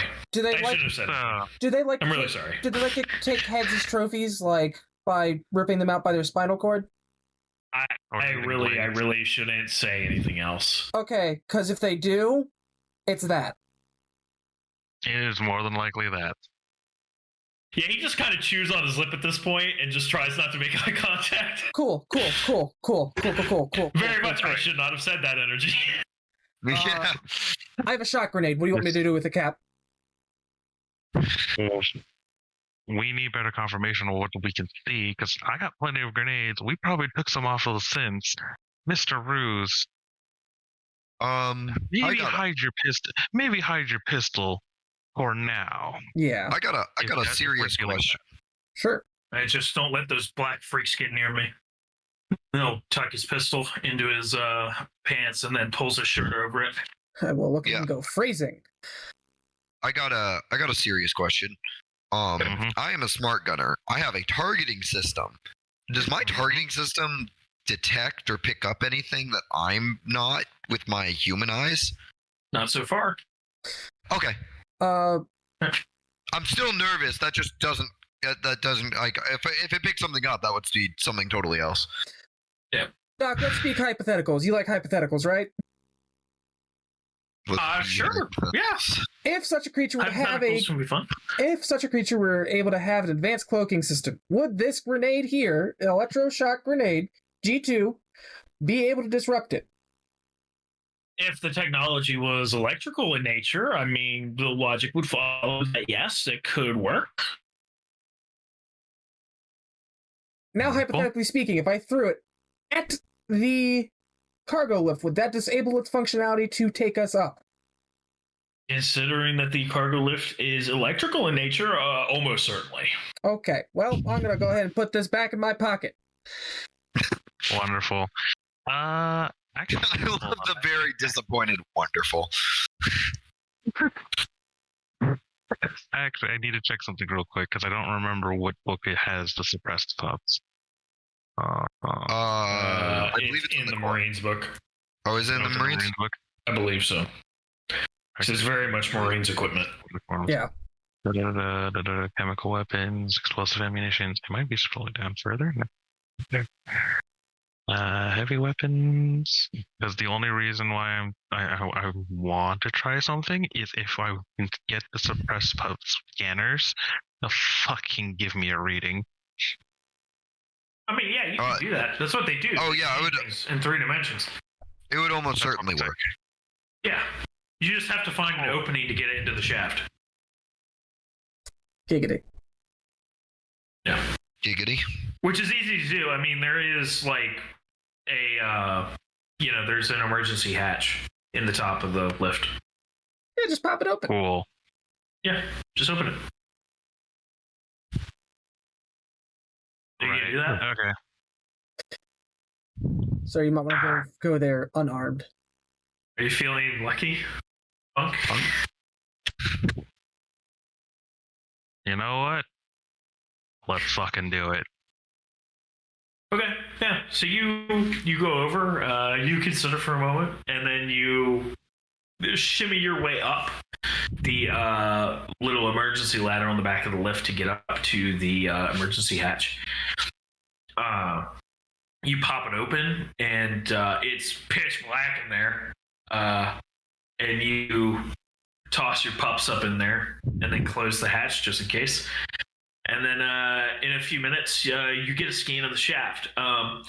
From what you can tell, the primary cable for the lift has been severed. And the crashing noise was it coming down. You're shitting me. No. All right, what you got there, Cap? It seems like our second species of the day has made sure we can't leave. Oh. Why? Hey, Tristan. Sir? Hey, Tristan. Sir? You know where we have to go now? That's not necessarily We're gonna have... Do you want to try climbing up an entire shaft with that alien thing? With that alien thing possibly skewering us or netting us as we climb the ladder? I'm weighing my options, sir. The copium is real. Is there another way out that isn't the tram? You know what? The tram isn't a way out. It goes to another part of the facility. But if you go to that part and then you pass through that section and you go to the other side, there is another tram there that goes to another station that you could take an elevator up. Wonderful. I probably shouldn't have said that. I shouldn't be talking. I mean, at this point, that's not exactly classified. That's more of making sure we can get the fuck out. Well, it's kind of a gray area because it's kind of like talking about the blueprints of the facility, and it's supposed to be a really secret corporate facility. So I'm just stop talking. But there's not another way up from here. If I weren't so desperate to survive, I would find this man amusing.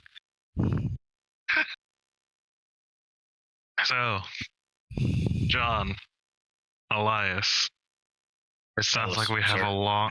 Ellis. Thank you, sir. It sounds like we're going to have a long walk to get back up topside. At least it's not a long walk off a short pier. Well, we run into several issues with this. Such as? Well, we still have colonists up there that are without any support. That's true. They have a handful of guns and no ammo. They have a handful of guns and they have one smart turret.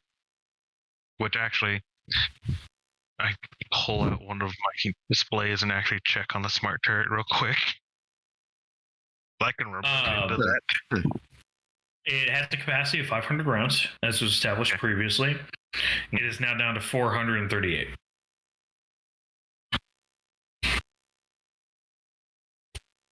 What can I see through the camera on this smart gun? On the smart turret? Nope. You can attempt to, but you are so far down here, and there's so much shit between you and it, you practically can't see anything of value. That's entirely fair.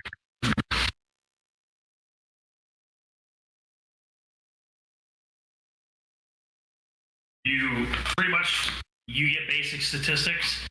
It's down to 438 rounds, and the barrel temperature is at like ambient air temperature. Essentially, I'm not going to give exact degrees, but No, that's fair. Like it's been long enough that the barrel is cooled off.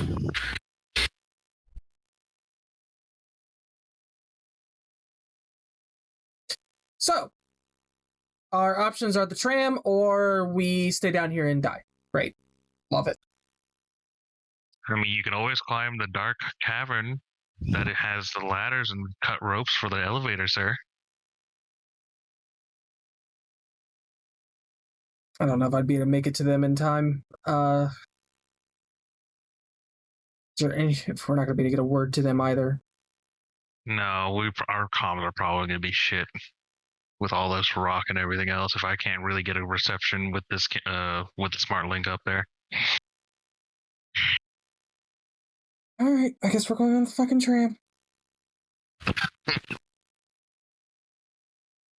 I'm going to guess that because of the fact there's 5 smart turrets, there was something serious going on with the tram X section on the other side. You guys didn't set up those turrets, did you? Me personally, no. I don't know anything about that kind of stuff. Fair. Bruce is just kind of fucking lingering quietly at the kind of like back of the group. He still has a silver briefcase, by the way. Oh, good. Yep. That's probably where the data's at. It probably is. It's also the hand I'll cut off when I need to. I don't know. If he dies, the data goes with him. I do not care to. Oh well. Yeah. What? But that's internal thoughts. Don't worry about it. When we first Basically. saw him, I was tempted just to fucking cap him and move on. Bruh. If No one. Bruce actually pipes up, if we are going to take the tram, Mm-hmm. I know you're probably not going to want to hear this or entertain the idea, Sure. but Sure. the company Mm-hmm. would be extremely appreciative Uh-huh. if we grabbed one other thing while we are at the midpoint there on our way to the other tram. How big is this thing, seeing as it may or may not be classified? It is a person. Mm-hmm. They will be able to move of their own volition, assuming they are still alive. Last I was aware, Mm-hmm. they went down the tram, and that was after shit went down. If we can grab her and bring her with us, Mm-hmm. the company, I mean, you could retire. Okay? Like, you never have to do anything like this ever again. The idea of your bank account ever hitting zero would not even be a nightmare to you. It would not even be in your scariest dreams. Unfortunately, it's already on the way, so you kind of already got that on your side. But thank you at least for letting us know instead of just wandering off. Well, kind of want to make it out of here alive. She can move And of her if own volition. Doing. My point is, assuming she hasn't been killed, she is a conscious person. She's not handicapped or anything. More of the. She's not going to slow us will. down. Then? I mean, stay here or die or leave. I mean, that seems like a pretty straightforward choice to me. No, she's not a synth. She's very much one of us. Okay. Not a problem. Everybody get on the tram. Let's go deactivate those auto turrets first. Yeah, you go into the tram station. Carefully, one by one, deactivate the auto turrets. It's not hard, just takes a couple minutes. And you manage to figure out the system to call, you don't have to call a tram. There's a tram already here. So you can load up on that tram and then tell it to go. One of the doors will open and the tram will start moving at a steady pace. It's not super fast. It's not really slow. It moves at a 30, 40 miles per hour. And the door to the tram station closes behind you. This tram is running through the darkness. It does have a headlight and a rear light on it, but it's mostly pitch black ravine around you. You can't see the walls of the ravine in either direction as you're traveling, because it's fucking dark down here. And you're going, and after about 5-6 minutes, you begin to make out the vague outline of something in the distance. And as you get closer and you get closer, you realize in the bottom of this ravine, there is you don't even know what to assign to it, but there is a massive ziggurat just down here. And this tram is now speeding to what is definitely a construction built on the side of it. And as you approach this tram station, a pair of doors, like the ones you just left, opens, and you pull into the station, and the door closes behind you. And it is a fucking bloodbath in here. There is blood everywhere, and there are no fucking bodies. There's lights Red flickering. Blood? The vent shafts have been busted open. Yeah, red blood.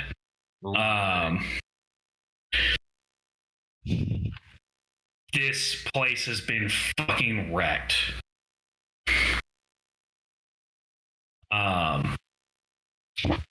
You can see signs of acid damage here and there.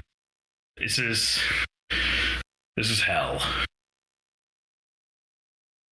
And it is quiet. Just dead quiet aside from the hum of electricity. Can you send your pups in a little bit further? Yeah, I'm gonna send the pups in.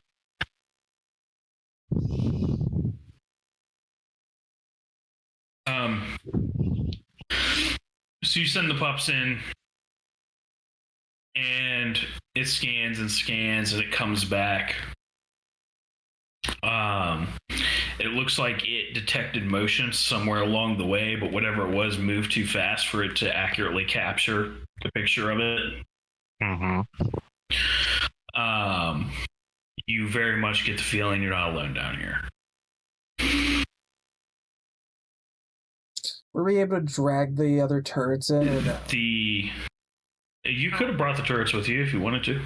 I would like to. It would have taken work, but yeah, you could. Yeah. Well, I mean, while they were getting the turrets, I probably would have had our mules get some of the ammo and shit. It's not going to be realistic to haul them with you everywhere, but you can move them a little bit. Something to hold. I mean, getting them onto the tram at least is. Yeah, that's doable. Because the tram being a nice, safe area would be appreciable. Yeah. Grand. Yeah.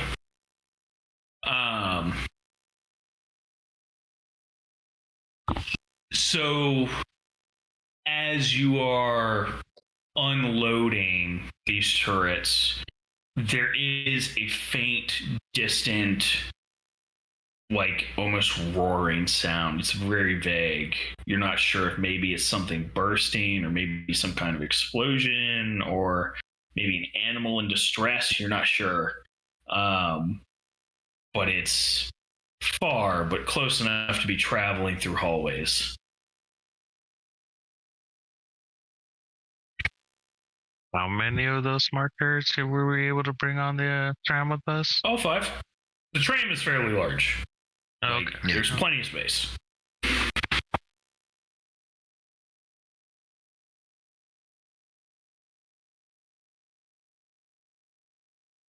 How many doors are out of this tramway? Just the one. Unless you want to climb into a vent shaft. Pass. Head bite 2, electric boogaloo. We have confirmed movement. Yep. I don't know. With the turrets here, I don't know if we want a heavy gun not going with us. It's a question, do we leave any of us behind to keep track of everyone here?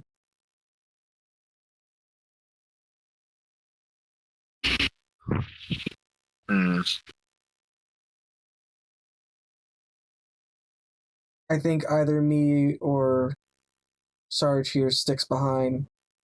I vote you stick by Triss. You have the meds and shit. I'd rather be able to get back here with an injury and have you treat it and be able to get out. Move this puppy along quick. Fair. Bruce will chime in and say, I don't think we should be looking at setting up shop anywhere. I think we should be moving. We're kind of in the part of it. Isn't your person here? Yes, which is why we should probably just get to her and get out as fast as possible. Yeah, well, unless you boys want to come back. We have to take it. Yeah, unless you boys want to come with us, we're coming back to the tram. I need to go with you. Like, you need my access to get to her. Is there another tramway out of this place, or is this the only tram section? There's another tram. It's on the other side of the pyramid. Okay. There's another facility on the far end of the ravine. And there's a tram on the other side of the pyramid, but we have to get there. And so the pyramid can be convoluted, I'm not going to lie. We have some facilities built around it, but if my suspicion is right, chances are she probably didn't linger in those facilities because these things are clever. They know to look for us in our places. So if I know her, she's probably hiding in the pyramid somewhere. Right. And I've got good odds on where she is, but you need me to get access to it. Wonderful. Fantastic. We're not setting up shop. What direction are we going once we get out of this hallway or get into the hallway? Just give me a second. So, you want to go? And he's like starts mumbling to himself as like he's mentally mapping. When we get to the entrance of the pyramid proper, I'll need a minute to see what the layout is, and then I can tell you the exact route we have to take. What do you mean you'll need to see what the layout is? I thought you said you knew this place. He also described it as being convoluted. I don't care. I want out. Let's move. I don't want to discuss it. It'll make more sense when you see it. Just trust me, okay? I get also, it. You out of character, yeah. You fucking bastard. Yeah, no. I knew the moment you said fucking there's a thing down here, I knew what you were talking about, but you fucking bastard. Well, at first I pictured like what was a giant xenomorph. I was just like, okay, well, I want out now. Then he said cigarette. I was like, well, I'm just gonna sit here and just eat every bullet. Why one bullet when you have a grenade, sir?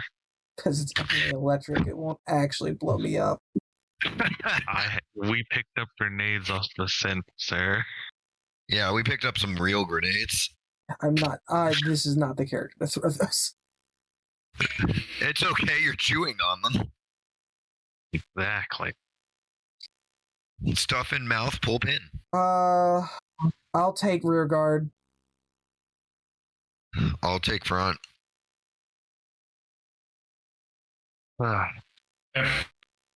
John, Ellis, you stick close with the eggheads and ruse. Yeah. Yeah, you guys play babysitter. So you all start moving. Make your way down this hallway. It seems to split into two different directions. One direction, it looks like it probably goes into what looks like more labs. The other direction just kind of seems like a long hallway that kind of wraps around one of the corners of the ziggurat. So Roos leads you down those long hallways. And it's actually an exit door to outside, and you step out onto the steps of the ziggurat at what you presume to be like the front, you guess. And he points up and he goes, so we need to go up these stairs here. There'll be a door. It's not a door, it's an entrance. And then we can see what the layout looks like. All right. Got it. Let's move. Doesn't make any fucking sense to me, but all right. So you all head up these stairs and you reach this entrance. And the entrance is pretty mundane, like it's just like squared off stone essentially. And you come inside and there's a long hallway lined with statues of vaguely humanoid beings that you just don't recognize, wielding staffs in one hand, wearing some kind of strange armor you don't recognize. And there's also like carvings in the wall that look like these black carapace bug alien things that you've been killing for the past day. Along with depictions of these other aliens that are like killing them and such. And this long hallway progresses, and as you're walking, Bruce is kind of looking around. And finally you kind of reach the end of the hall, and there's a pair of doors that split off into two different directions. And he goes, right, so best bet. Well, not best bet, best path. It'll probably be the fastest route. It looks like he's kind of mumbling math to himself. Right, so we want to take this path on the right first. And do your best to stay together no matter what happens.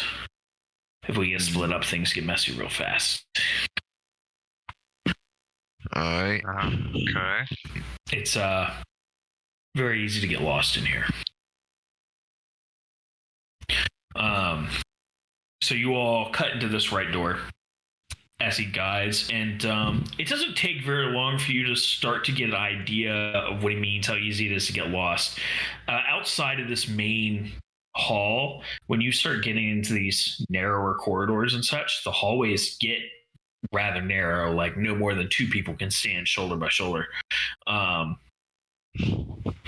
And there's like no decoration on these walls. It's just flat stone. It looks all the same. It's fucking pitch black in here, outside of your flashlights. And as you're walking and Roos is directing, there's like alternate paths you could take that split off into other directions, and there's no clear indication of what goes where. And he generally seems to be leading you higher up and higher up. And then about 5 minutes in, you hear grinding stone, and he's just like, stop, wait a moment. And you can see some of the doorways close and new ones appear, and a set of stairs appears in one new doorway. And then eventually all the grinding stops and everything falls still again. All right, well, that's fucking weird. And awful. Is this what you mean by convoluted roots? Yes. Saying the pyramid moves, I feel like would be more confusing. Well, No, at this point it makes sense. It makes more sense right now. Anyways, up the stairs. She should be at the uppermost chamber. So we just need to keep going up from this point on. Ready. So you're making your way up. You said, Brandon, you said you're in the back. Who's in the front? There, though. Yeah, I'm taking honey. Wait, no, I'm not muted. So you're going, as you're moving through these upper chambers, you more consistently start to hear like roars and the occasional like hissing sound. Nothing seems to approach you quite yet.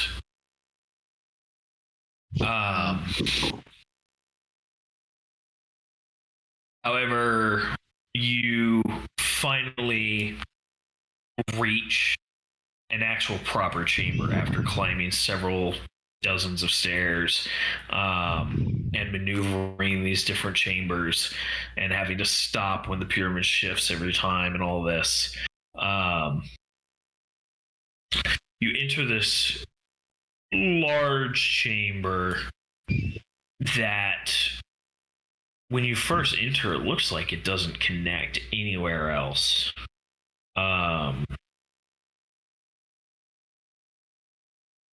And there is a kind of stillness about the place. It's obviously it's pitch black in here. There's no natural lights or anything. The ceilings go up fairly high. If you shine a flashlight, your flashlight light does not reach the ceiling.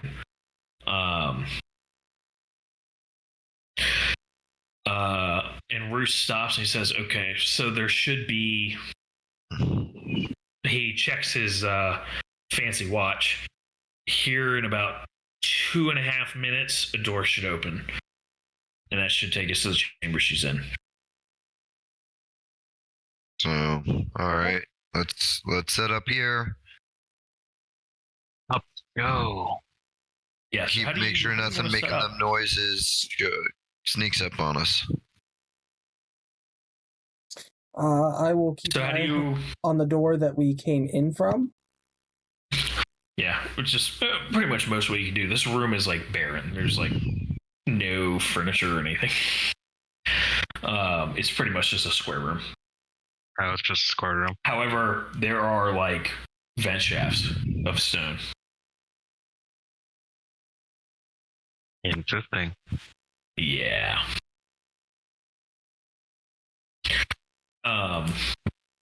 As you are setting up, you hear some hisses that sound like they're getting close, and then they suddenly die down.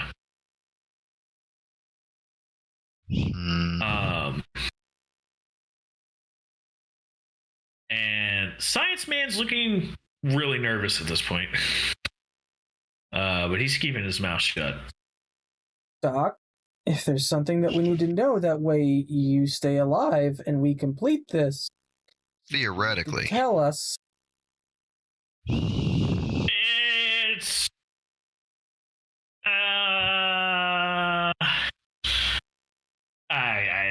it's classified. I've already said too much. It's... Yeah. Doc?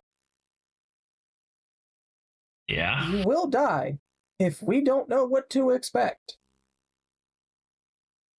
Oh, you're like badasses, right? Like No, we're not. You guys are. Yeah, my we buddy are got when we know what turned we're into doing. chunks. My But- buddy but- got turned into chunks.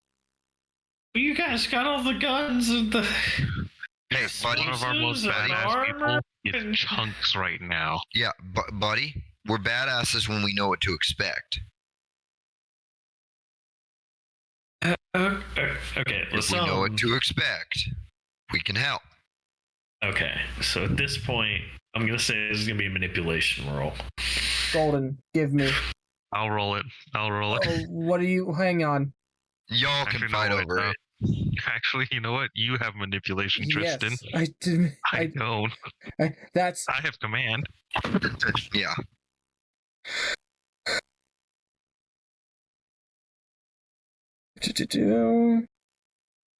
Six. Stress is 6. So 12 I dice. believe. Well, that's not great.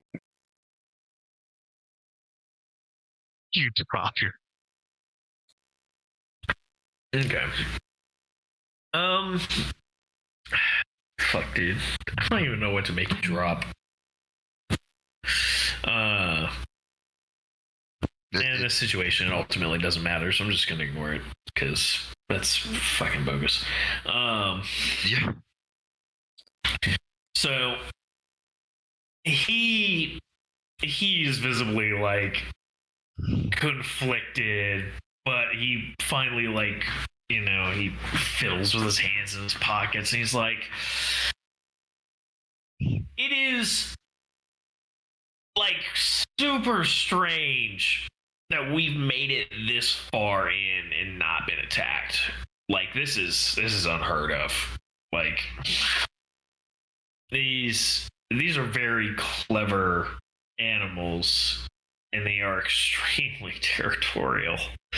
Like, I mean, I don't know. I can't think of a great example off the top of my head.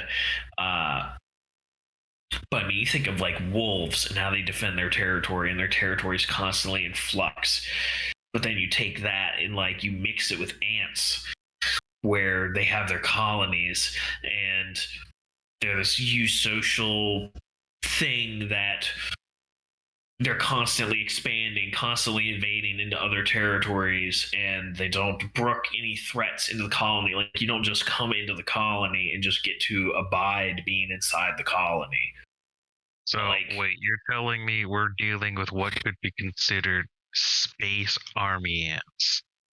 We're I mean, not exactly. It's a little more complicated than that, but yeah, kind of.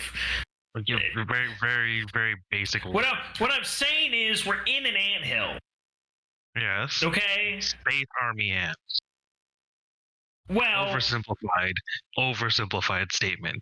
Space army. Well, they have more than just the soldiers and the queen and the workers. What do they have? They're An honor guard? diverse. That's Like, a God, yeah. I have an honor guard. Like, oh fuck. I'm just saying that we may not be getting stormed for a reason. Or maybe I'm just paranoid. I'm a really paranoid guy. I'm probably just overthinking. Yes, it's probably fine. Situation with lots of people dying left and right, and people you've known for a while not being around. Yeah. You're right. I'm just totally overthinking. Terzo's gonna take a look at Roos. Hey, you got any ideas why this paranoia might be the case?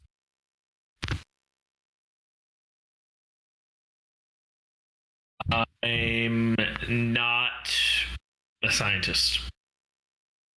That is, I have my understandings of the facility. I'm not. The biology and such is not my aspect. And it's classified. Okay, Ruse, real quick. Would these things consider the person we're grabbing a high value target?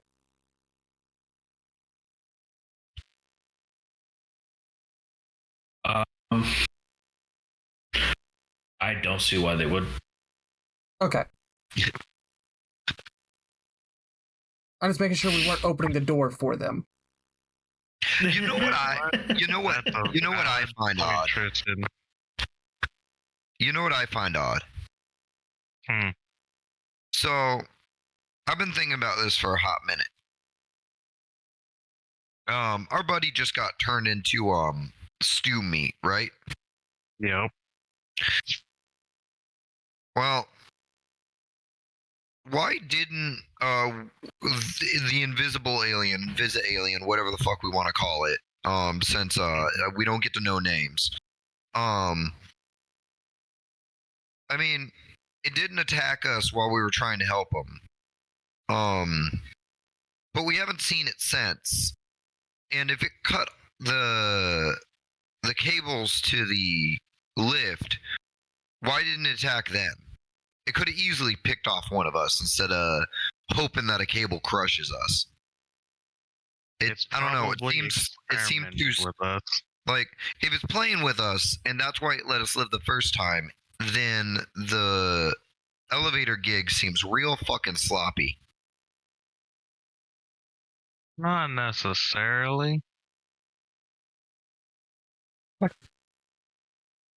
If you're curious about, it is at this point where you hear the stone beginning to shift. I don't know. Maybe it's following us. Maybe it's not. Just keep an eye out. Something don't feel right.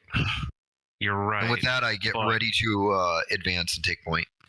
Yeah, the door you came in closes as the steps you are looking for appear. And you ascend into a final chamber. This chamber is relatively small. There is some basic furniture and stuff like a bed, dresser, stuff like that.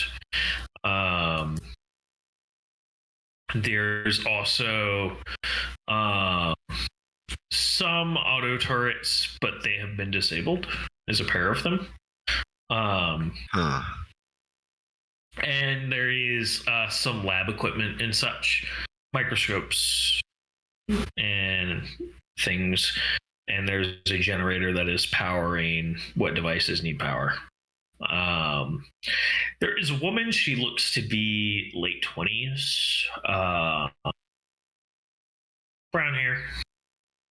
Average looks. She looks pretty normal, all things said. Somewhat short, but nothing strange about her.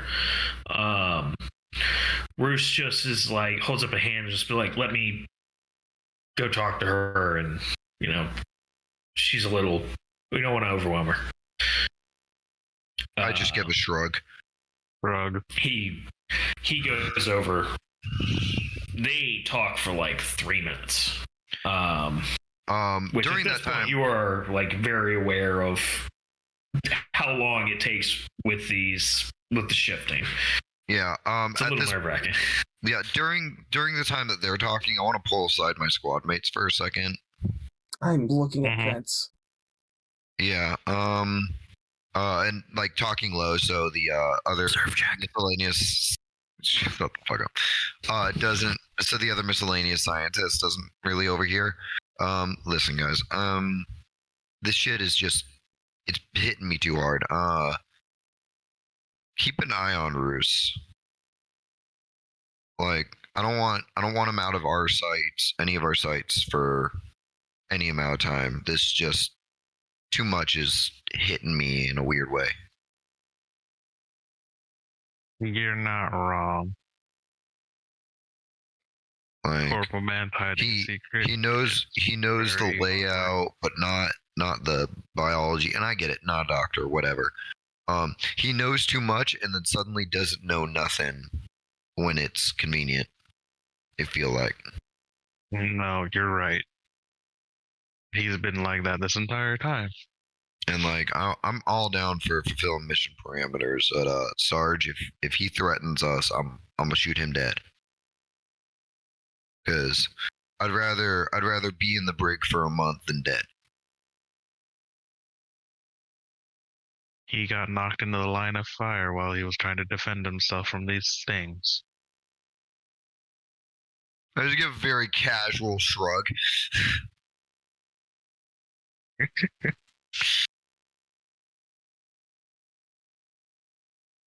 We're on the same page, Durzo. Oh my god, we've turned into real soldiers, just fucking pessimistic little shits. As you all are having that conversation, Tristan is watching the vents. And he thinks he sees something. And he just freezes like that. And you all kind of realize he's frozen staring at a vent, and immediately like hairs on the back of your neck stick up. And you all gain a point of stress. All right. I am at attention. I am now at 1 stress. Yippee. Yeah. Roos comes over with the girl in tow. This is Eliza. Eliza, this is the team. She doesn't know how to use a gun or anything, but she's going to come with us. No issues. Like, just all I have to ask is do not question her, do not harass her in any way.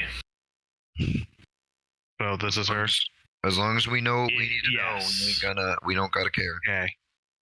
Alright. This is her. She knows what we're working with, and we're all leaving. She's So let's go.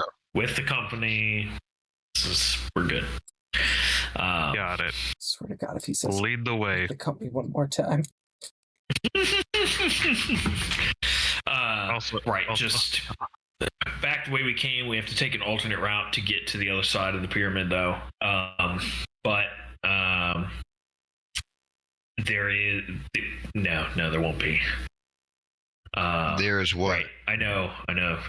I was thinking there might be a way we could shortcut to get out onto the side, and then we could make a break for it down the side. But I believe that passageway doesn't exist anymore. So These Well, configurations. take us whatever the most guaranteed route is. All right. Corporal waves his hand in front of Tristan. You alright there? No. Yeah. Nice. I'll hold a pack of cigarettes out for Tristan. No. I'll take one if you don't mind. I swing the pack around to Sarge. Thanks. So I'll get smoking one myself before bringing my smart gun to bear.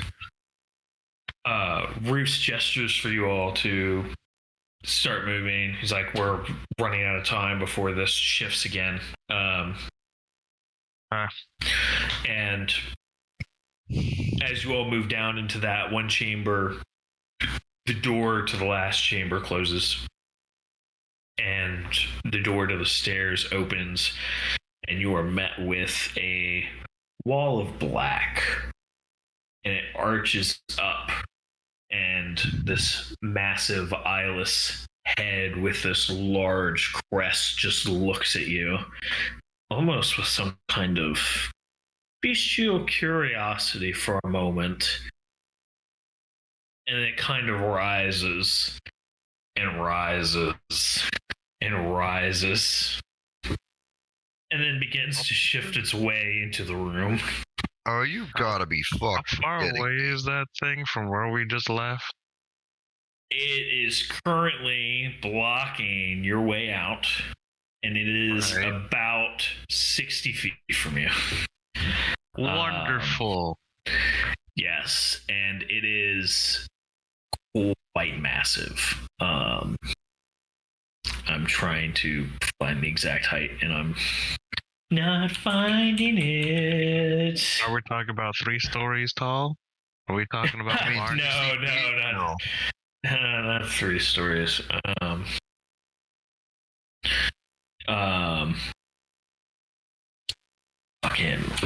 is that they give you the sizes for the other fucking ones, but they don't give you the size for this one. Like, what the fuck?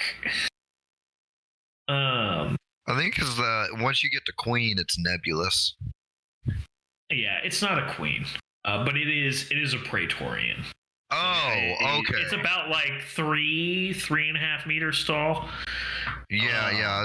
It's a solid like 15 to 18 feet. Yeah.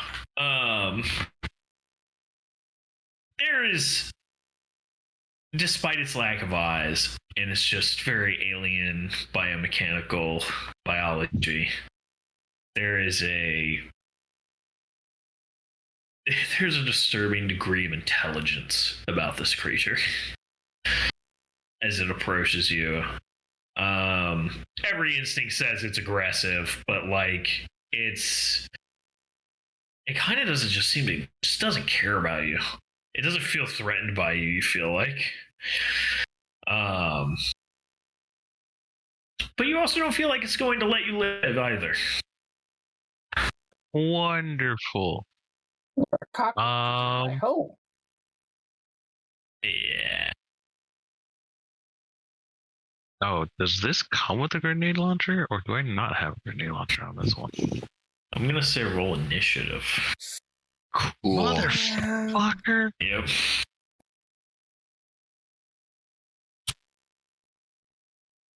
That's part of that. Okay, so it's not part of this gun. Wonderful.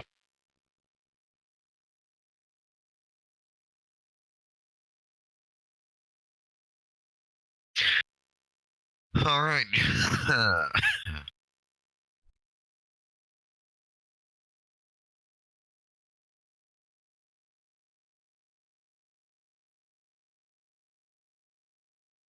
Well, We're at least technically. Oh no, we're not. I don't like that he got to roll twice. A bunch of NPCs. I have to roll for NPCs. Oh yeah. You didn't roll, Ollie? Yeah, you have to actually use the Dice Maiden command. Yeah. Yeah, you can't just slash roll anymore, unfortunately. I hate you. I hate you. I hate you too, buddy. Hey, there you go. I hate you so much I'm going first. Or at least I'm going first out of the humans. Brandon, have you rolled? Yeah, I got a Oh second. yeah, there you are, 7. Okay. So it's gonna be Ollie and Brandon. No. There's an 8. It's actually then Bruce. Huh. Fucking Then Brandon.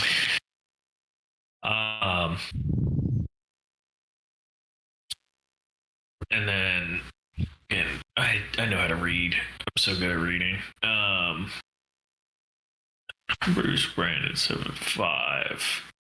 So then that's there's a and then the rest of the NPCs. Okay. Also I need to Praetorian 96. standards on the NPCs. All right. So, Fucking hilarious. Ollie, what do? It's still only like what, a couple steps into the room. Yeah, it's about 60 feet away from you. Anything you want to shoot it with, you're within range. Like, No, I definitely understand that. I'm more of the fact of are we effectively across the room, as on the other side completely? yeah, you're coming down the stairs from the chamber the woman was in, and it's coming up the stairs from the way you came in. Yeah, so that middle chamber where you were sitting there waiting for the door to open, this It's is where coming you in all there. are at. Yeah. Yeah, and we returned there, and it's coming back in. Yeah, so the door behind you is closing, and this is your one way out, is to get past this thing. Neat. Wonderful.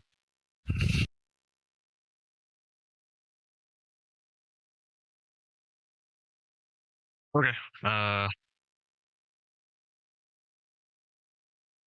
This is going to be fun because Corporal is actually going to run diagonally to the right from the group, closer towards the Praetorian. Okay. So he can get closer to one of the right-hand wall.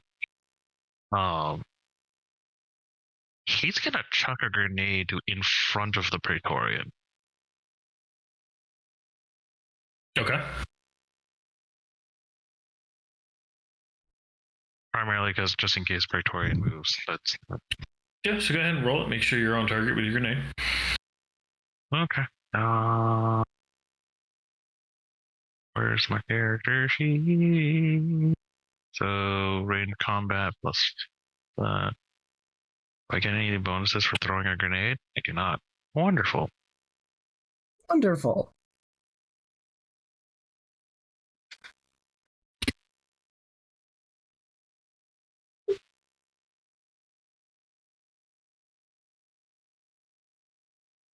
All right, I have 1 point of stress.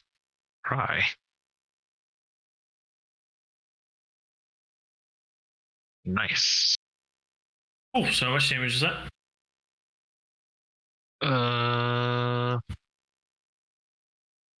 I'll have to double check, but what I have on the character sheet says blast 9. I'm not entirely sure what that means.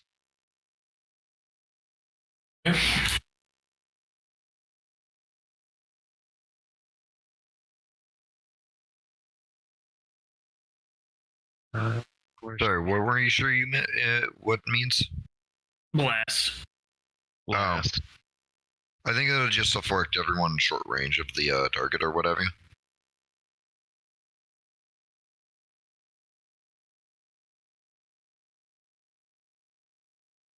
Oh, it's just the power of the damage. Okay. Oh, okay. So it's 9 plus 2 successes. Damn, grenades are good. So it'll be 11 Versus armor. Yep. Yeah, it's a Praetorian, so it's gonna have good armor. Yep. But luckily, it's got to get 6s for the armor to work. So. Does this say if the frag counts as fire? I'm trying. I don't think it does, but Probably not. I'm trying to double check that because I don't remember. Pistols, rifles, heavy weapon, explosives. Use it. Okay, so that's what that is. It does not say, so it's just going to be flat.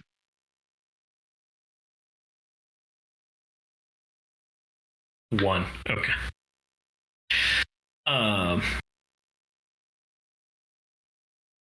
Suffers plus 1 extra point of damage. Per success. Yeah. No. So frag grenades are not fire. Depends on 125. It says frag grenade suffers explosion, blast power 9 plus 1 extra point of damage. All their targets in the same zone suffer explosion damage. Target, and then it goes on smoke grenades, how they're different, and then flash grenades, now they're different. Okay. So here's what happens: the grenade goes off. Okay.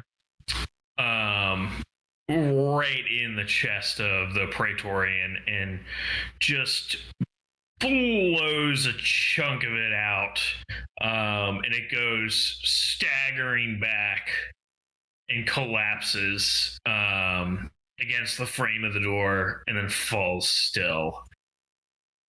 And then you hear a series of hissing and scurrying in the vents around you.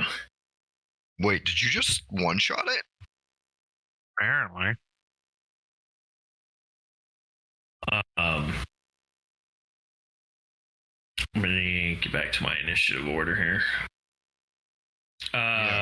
Roos is going to look around the room for a second.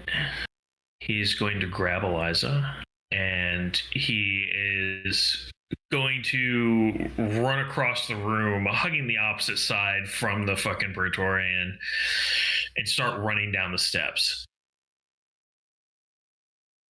Wonderful. Brandon, what do you want to do? Cold. Or follow. Tristan? Yeah, go. Durzo, are you following? Can I follow and then also double tap the Praetorian to make sure it's dead with a short burst? Yeah, you can run up to be behind them and then just do a quick double tap in the head. Yeah. I just want to make sure that it's not playing dead because Yeah. You put a few rounds in the head. There's a little bit of a burst of acid that eats at some of the stone, but yeah, it's dead. Okay, It cool. twitches a little, but it's dead. I'm not rest gonna. of the I'm gonna make sure I have line of NPCs sight. Oh, sorry. The rest of the NPCs start moving with you all. You start running down the steps. As you run down the steps, you can see your flashlights illuminate tons of the older looking aliens that you saw before, like the bigger, like 2.7 meter ones. But they don't engage outright.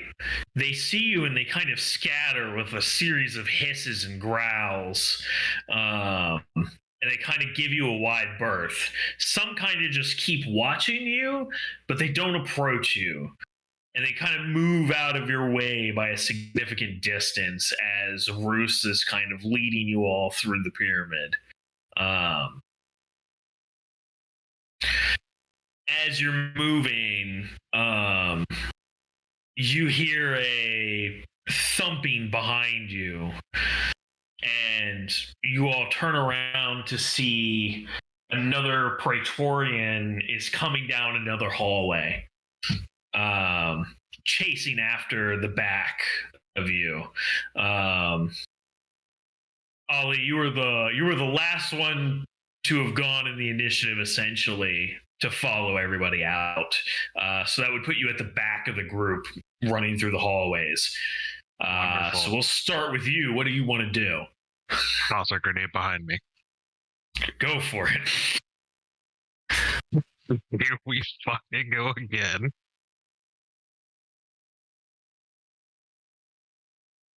I have 5 regular dice. Do I have 5 regular dice? I fucking already forgot how many dice do I have. Yes, I have 5 regular dice and 1 stress die.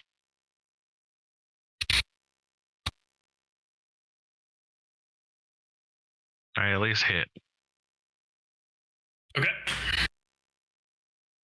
I got 1 success, so yeah, I at least hit. So this grenade goes off. The sound reverberates. It fucking hurts your ears. The Praetorian staggers with a roar, but it is not giving up the chase, and it is still following you all. That takes us to Roos. He glances back long enough to see there's a Praetorian behind you all, and he's still going. Still dragging Eliza along with him. Brandon, what are you doing? Electroshock grenade. Fucking send it back there. Try to stun it. Go ahead and roll it. Fucking stuns the sergeant at the same time. It's not an impossibility.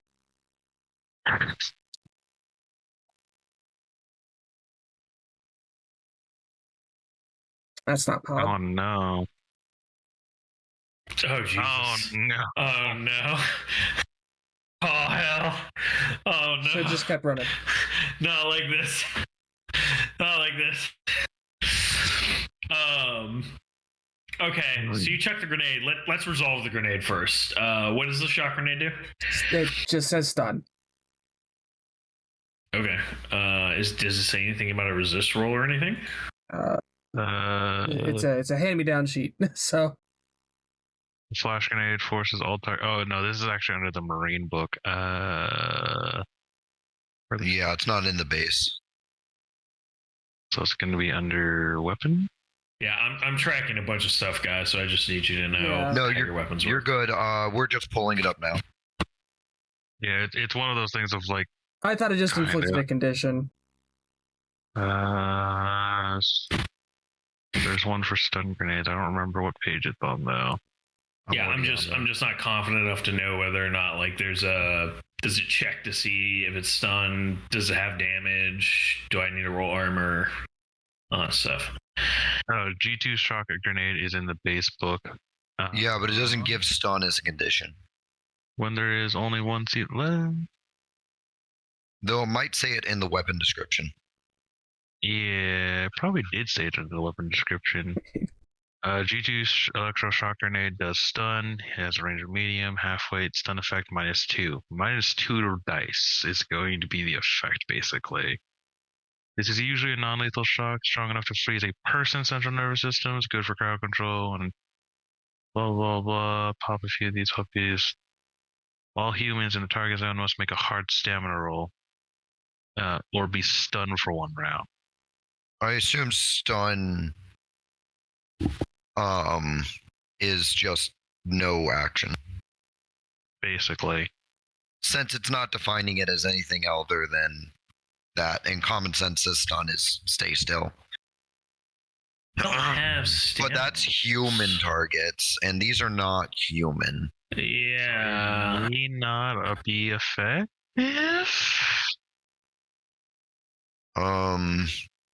That's weird that it would give us a weapon and then just not say how it affects the core antagonist of this thing. But okay.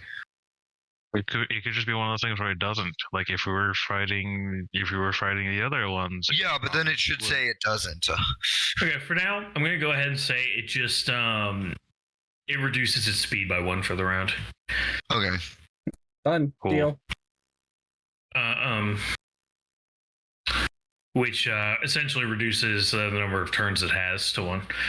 And then seeing it like still coming after the shock grenade goes off, like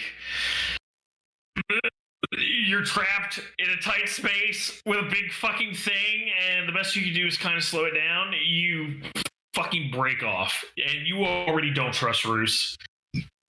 Just blindly following him through these tunnels just feels like a bad idea, and you dart off down a side hallway.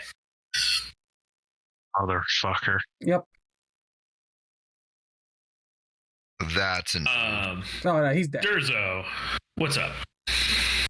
I am going to fire. Don't. Just What? don't.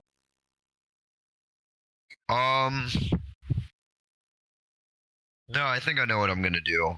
You said there are more of these, more like aliens and like all around us, right? Yeah, there's a bunch of warriors that are lingering. They're not attacking you, but every once in a while you see them kind of watching. Cool, and there's a Praetorian chasing us. How far behind Yes. Bruce am I? Bruce, you're probably about like 6-7 feet behind him. Like you were pretty quick to follow him out. How far has Tristan gotten?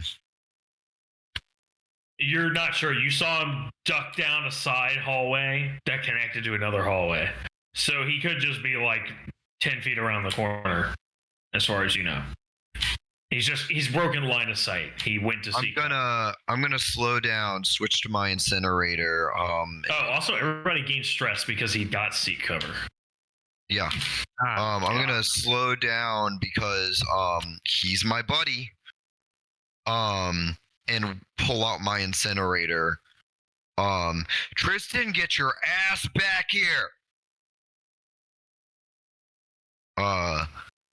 And if I have remaining time, I would like to light the Praetorian on fire. I think that's allowable. Cool. Fire is fun because it just gives them dot. That doesn't end until, for some reason, the fire doesn't do damage. So that's 8. I don't have anything special for it. I get 8 stress dice. All right, so that is going to be 6 with fire intensity 9. I don't think it can stop this. Nah, so you light it on fire and it starts going into death throes, just screeching. And there is a resounding answer of hisses and screeches and growls from all around you.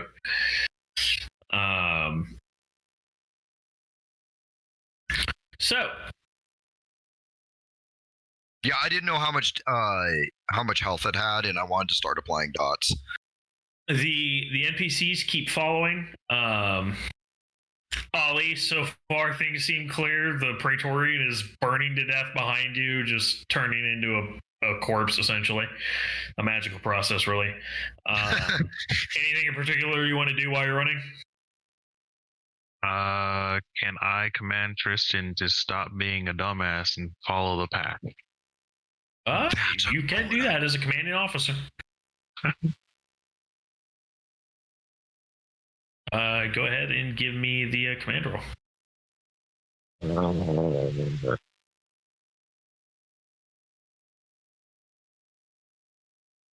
Oh, I succeeded. There you go. I wish to resist. Some sense in that boy. Yeah. Hey, I'm the one who gets to resist because I have the worst perk in the game.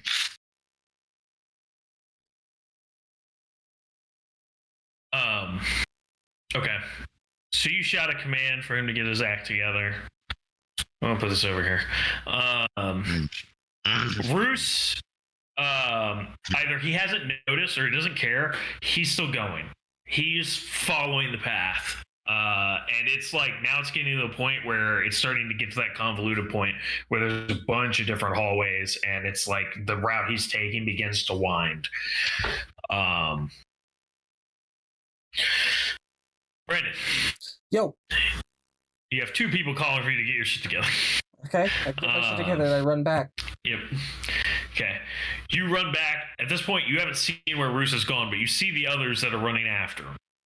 And Durzo is there with you.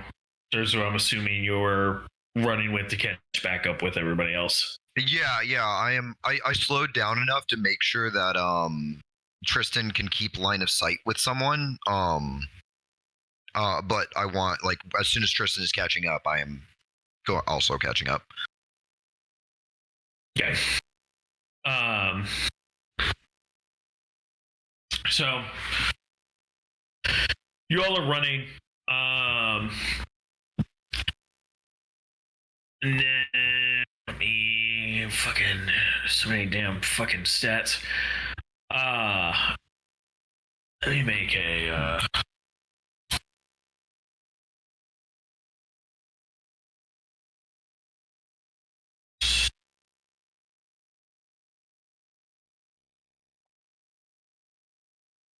Jesus. Oh my God. So John pauses and then just kind of freezes, kind of stopping in the middle of the pack there, looking down a side passageway. And before you really have a chance to process that, roll me 1d6. Oh no. One of these 2.7 meter tall xenomorphs leaps out of this hallway and pounces on him. Oh boy. Oh no. Yeah. He is eaten.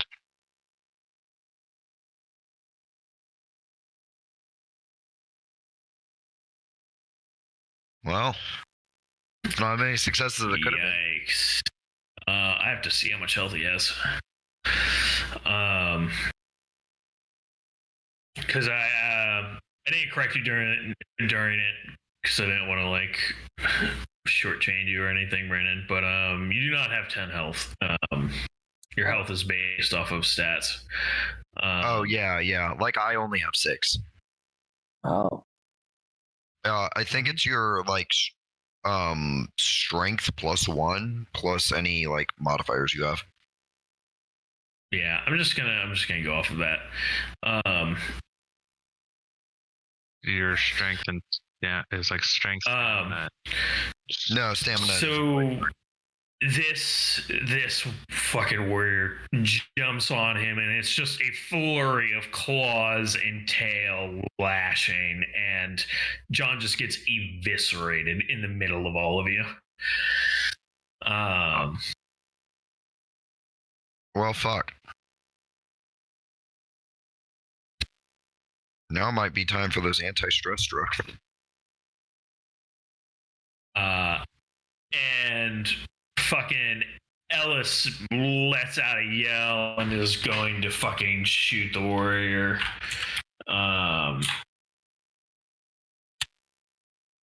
He's fucking. Oh wait, this should be. Alright, he's got bonuses. Oh great. hey, it's not as bad as it could have been. Raises his rifle to shoot it and just starts fucking shaking, and instead just turns and just keeps running. Scientist man is like, and just books it. Yeah.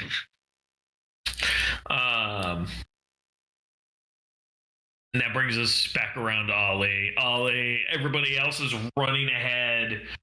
There is a warrior between you and everybody else at this point. There's a warrior between me and everyone else, and it is standing over the remains of John. It is.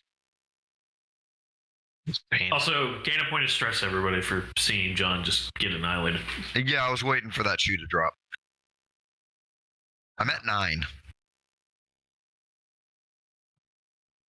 I'm at 8. Oh, yeah, no, actually, I'm at 7 because I ran away and made everyone. Yeah, we may need a dose soon.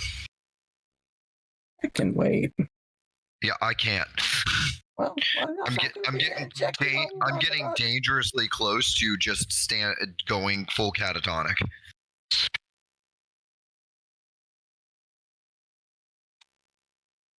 Can't just stick you on the run. I'm gonna shoot it as I run at it. Cause fuck it. Roll it.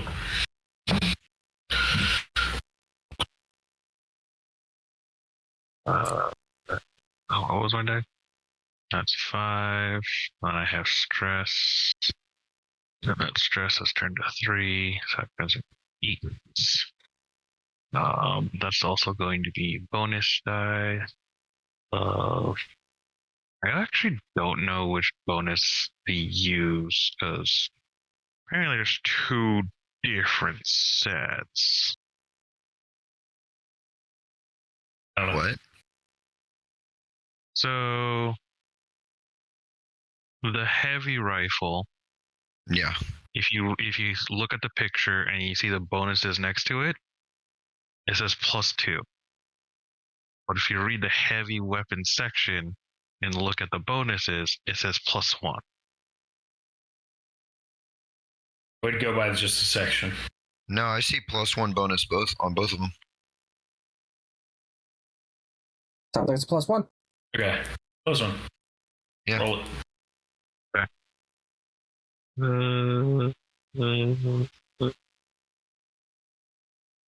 That.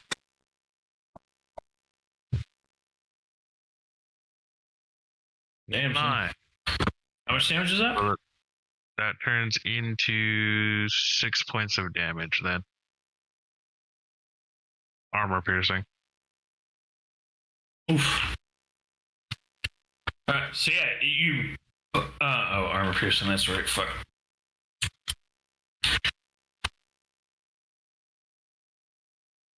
All right, so yeah, you put a good number of rounds in it. It's still standing, and it fucking hisses at you.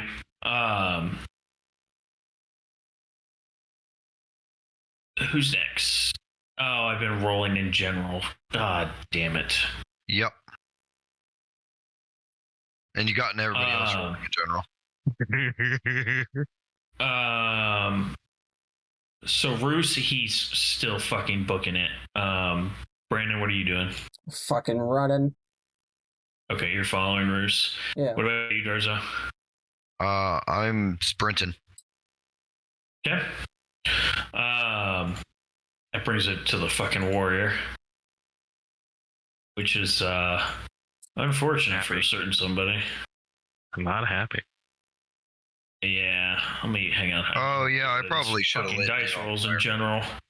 I considered lighting it on fire, but I didn't want to accidentally fuck you if it attacks you. If I'd have done it, I would have pulled all the pins as a last dying breath. What's it gonna do? Roll a 1. So yeah, the warrior turns on you, Captain, and it stands at its full height and hisses at you. But it doesn't immediately charge. It seems to be considering you for a moment. Gain a point of stress. Fucking Christ. Run past, bro. Then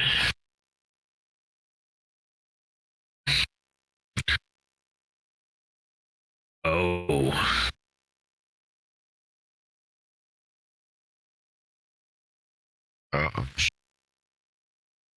That wasn't a good O. That is me, oh. Oh, wait, it could be me, oh. Actually, you know what? That actually might be 1, 2, 3, 4. There's oh.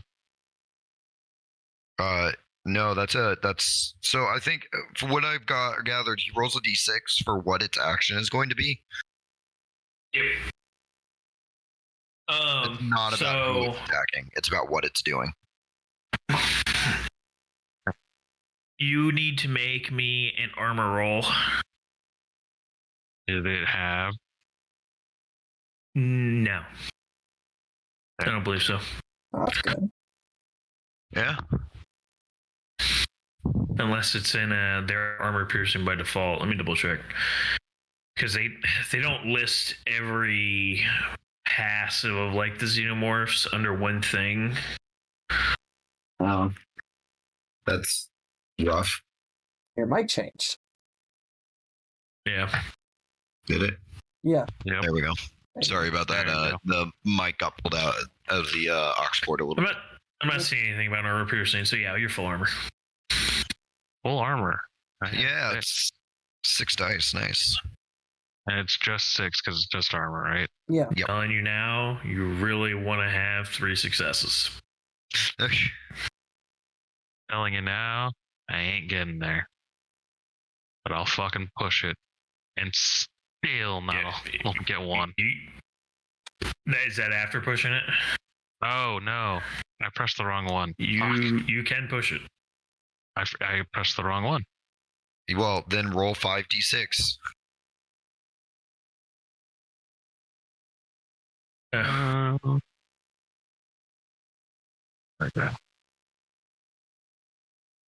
You got There 3 you go. successes. 3 successes. Its tail lashes around and goes to stab you and catches your armor instead. Oh my god, it was going to instant kill you.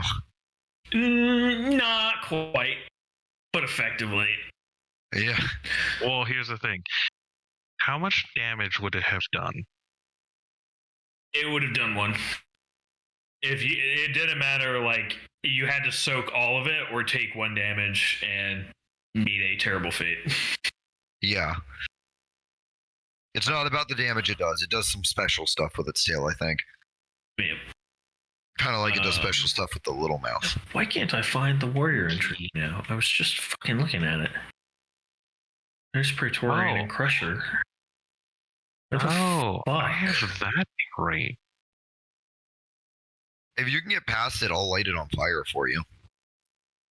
Here's the thing. I was running, and I decided to shoot it while I was running because it's in the fucking way.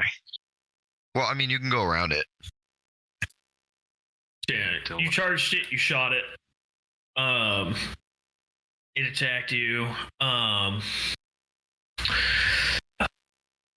Fucking the rest of the NPCs are running after everybody else. Ollie, it's back to you. This warrior's still in front of you. What do you want to do? Oh, is it still standing in front of me? Oh yeah, it's very much blocking your path. Can I shoot it? Yeah, remember, and run, this thing or is can big. I run and shoot it? You would need to kill it in order to get past it. Because you gotta remember, these things are big and you're in narrow hallways. Okay. So I started blasting. Yeah. Roll it. I thought you could run around it. Damn. No. These are particularly narrow hallways at this point. Fair. How much stress do I have again? I think I have 4 stress. 1, 2, 3. Yeah, I have 4 stress.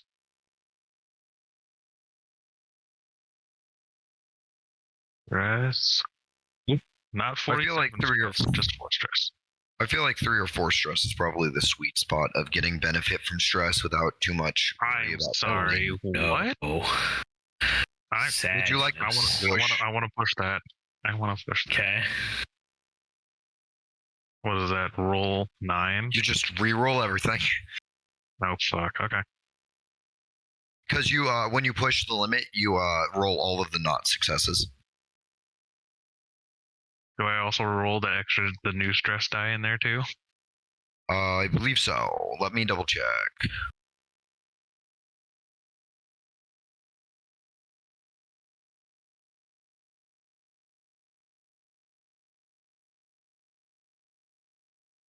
Okay, I need to. Oh, that's because I'm in Colonial Marines and not the core book. I believe it is roll and then gain the stress. Oh, roll and stress. Okay. Yeah. Yep. Okay, so I'll just let's go back to 4. Click enter. Oh no! Jesus! Oh fuck! Oh god! You hate to see it. All right. So you go to shoot it, and you feel your courage begin to leave your body as this thing is not flinching away from you. Bruce, he's still going. There's a warrior that kind of you notice is running in a parallel hallway next to you all. Brandon, what do you want to do? Not roll dice. Yeah. Oh, it's pushing your roll. You can only push your roll once. If you don't succeed in the second try, you just have to deal with the consequences. Grab all the dice that didn't show success and you re-roll them. Okay. Usually you'd only push the roll when it failed, although you can push it even if you rolled successes. You push the rolls not without risk as it increases your stress level. Yeah, so you do even the stress. Okay. I'm going to try to hit it with the grenade launcher. Sure. Go for it, bud. Listen, man, Yeah. I'm fading over here. That's fair.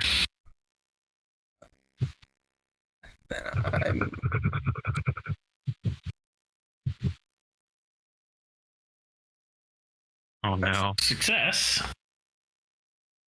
Okay. And you only scream. Oh no. It interrupted the roll though. So the success doesn't count. Yep. Fuck. So yeah, you see this thing and you just start fucking screaming because they went from avoiding you all to now it's following you. Yeah. All right, Durzo, what are you gonna do? Fucking, you guys need to keep on me. I'm going to. Am I still within medium of it? Yeah, it's the biggest thing is like you're seeing it every once in a while because it's in a hallway parallel to you all. Yeah. Flamethrower. To get it out of the way of Sarge. Well, hang on. Or no, the one on Sarge, y'all have been like running for like 2 rounds. You're not in flamethrower range anymore to be firing at that one. I thought you were asking about the one that was following you. I'm not as worried about that one yet. Yeah, no. Ollie has been physically stopped by that one. Y'all have been running.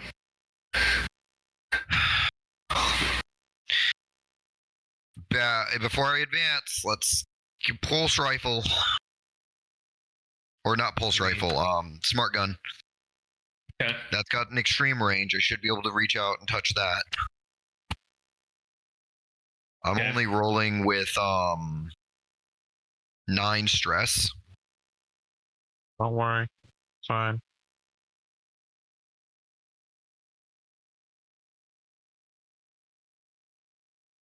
Sarge is dumb, but Sarge is You dead. scream too. Yep. So all I'm doing is moving then, yeah. You're just moving? Well, I can't I interrupt my shoot with scream. Gotcha. Okay. Yeah, fuck. Situation's fucked, so you two start screaming. Yeah, man. Fucking. Alright, let's see what this baddie does. Sorry, Sarge, you will be missed. At least we have another NPC for you to take over. Do we really? Yeah. Sure. Ellis. There's several. Fuck.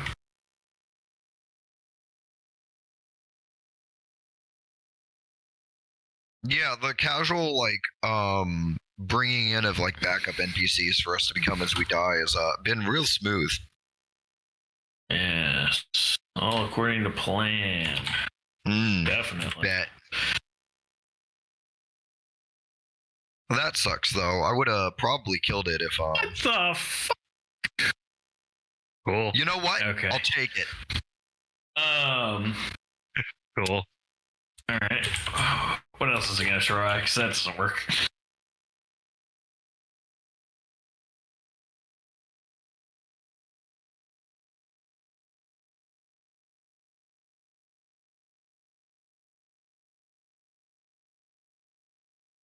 Okay. It's going to leap. Well, not really leap because it's right in front of you, but it's going to sweep its arm against you. And it's going to attempt to knock you over. You need to make a mobility roll. Oh no. No, sir. Oh no. Nope. At least you have a bunch of stress now to try to succeed. Yeah, I think I have like 6 stress. yeah, you got 6 5. because you I have, pushed. it says, oh, that's right, I pushed. Well, no, he's at 5 now. He had 4 I'm before. at 6. I'm legitimately at 6 because I tried to push shooting the warrior second time, and I failed. Yeah, you were at 4 before that. Oh no. Nervous twitch. Okay, that's fine. Yeah, none of us are in short range of you anymore. Yeah. That's fine. So it attempts to knock you back, but you just stumble back a couple feet instead of getting knocked prone. That's it. It attempted a head bite, but that failed terribly. It hit its head on the roof. Got it. Yeah, you got lucky there. The warrior that is running parallel to the rest of you finally decides to come rushing in. And it is decided that one of the loudest of you two is just the worst and needs to be silent. You there. You are screeching. Oh boy.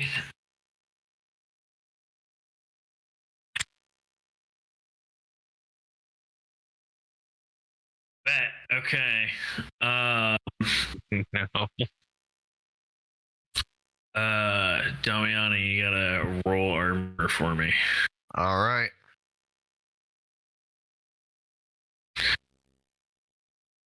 Oh no.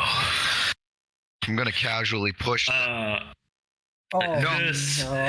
This warrior Even worse. dogs down this side hallway.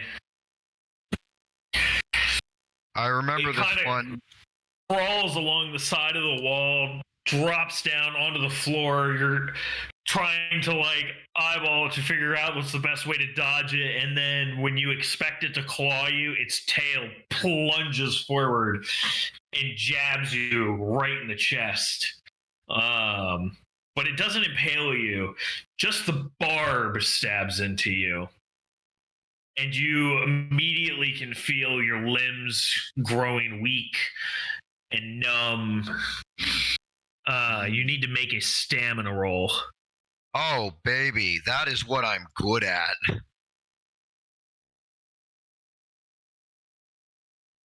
Do I add stress to this, or? It's just a flat Oh, no, wait. No, you can add stress. Okay. I just need to know since that's a 9 dice difference. Yeah. Oh no. Well, I don't know because I'm not doing so it's a berserk. Yeah, when it's your turn, you will act out the berserk. I'm going to note down you had 3 successes because it's going to be important. Okay. And then this warrior's gonna act again. Oh no. Yeah. Oh no. Oh, are you fucking kidding me? Well, it's not you he's going ready. after now. Ooh, okay, Brandon. I need an armor roll. 3 successes.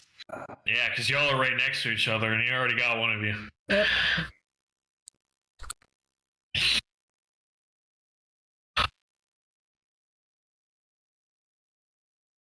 Oof. Want to push that? Okay. Do you want to push? Yeah, do you want to push? I'll push. Cool. No. No, still only 2 successes. Okay, so make a stamina roll.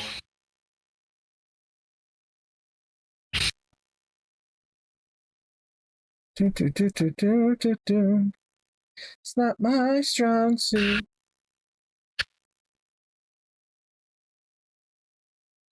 Well, at least he has stress, sir. God.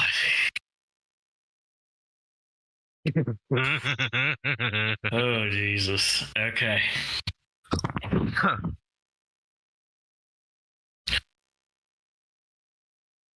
At least you got a success. A solitary success. All right. We need those drugs. Ollie, I don't Hi. think. I believe you were frozen for the round. No, it just removes his slow action. Oh, that's right. Yeah. You had that other thing. Okay, so what do you want to do? This bastard's still blocking your way. Yeah, it's called And freeze, but he still has action. The rest of the team is out of sight. I will keep blasting. Okay. If I'm using the grenade, I'm using it as a last resort to take everything within a 5-meter radius around me. Jesus. You know what? Fair, honestly. I hope this is where I'm getting giddy. I hope we can make it through this, man. Because it is looking way out of our ballpark. Okay, I think that's correct. Oh no. Hey, interrupt skill roll. Seek cover. Pain. So yeah, you turn and run the opposite direction and find a side hallway to dash down to try to hide out of sight of this warrior. Right.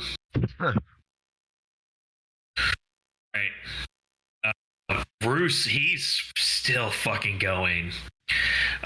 Brandon, Yo. what do you want to do? This warrior's just stabbed two of y'all. And you are feeling this numbing sensation through your limbs. You're feeling tired. So tired. What do you want to do?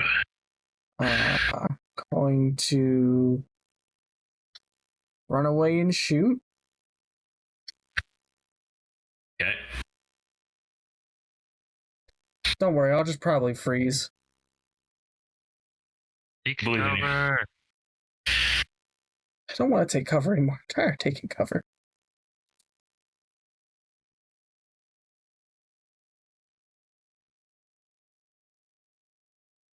Oh, God. thank you. Well, shit. Nice. All right. What's your damage? It's a damage 2, so it's 5. But it is armor piercing, right? Yep. Yes. Yeah, that is important. Not Oof, bad. yeah, you put a good solid hit on it. Punctures into it. There's a little bit of oh wait, oh no. What? Y'all are technically engaged. Oh, I am now. Both of you are, because it's meleeed both of you. I thought Brandon said he got I distance. ran away and Oh yeah, that's right. He got Shot. away. Yeah, so it's just me.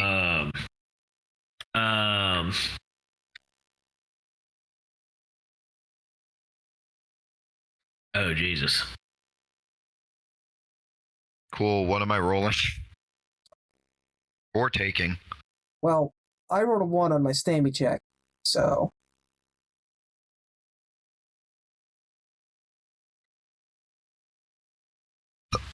I think Damn, I'm super. I'm about to pass out.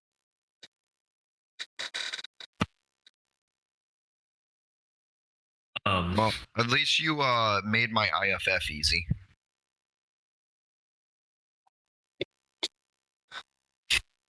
I think I just roll this. If I do. Jesus.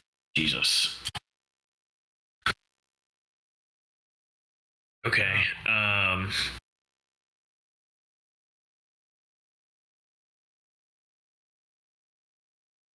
And that's okay. Hmm. All right. So roll armor.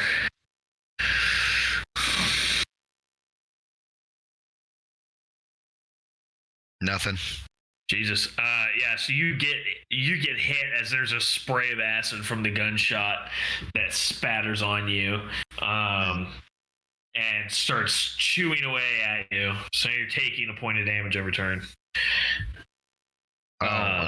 Okay. Yeah, I'm pretty sure you get armor to resist it, and once you resist it, it goes away. Okay.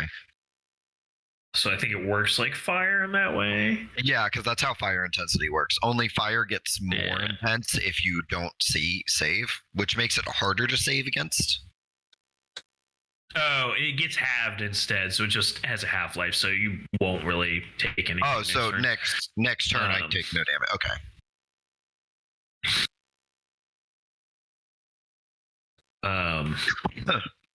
Okay. All right. All right. Durzo. Yo. You are. I am going to flamethrower this son of a bitch. Yeah. Yeah. I have no other choice. I'm berserk. Yeah, you are berserking. So go ahead.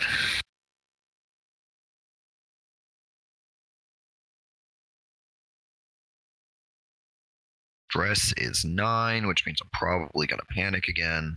No. 3 successes. So that is 5 damage with fire intensity 9. Oh boy. Well. Crispy. Nice. He's dead.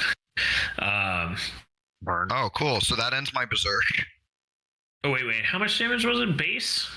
Base. So the base is 2. I got 3 successes, which makes it 5, and then on its turn, every turn it gets fire intensity 9. Which means Okay, it's still standing, just barely, but it is on fire. It is still alive. Horrible space beast demon monster thing. Well, if it's not dead, I can't move away. Yeah, it's unfortunately still alive. I'm going to position myself so that I'm between it and my buddies, at least. Yeah. That's the most reasonable and tactical thing I think I can do. Okay.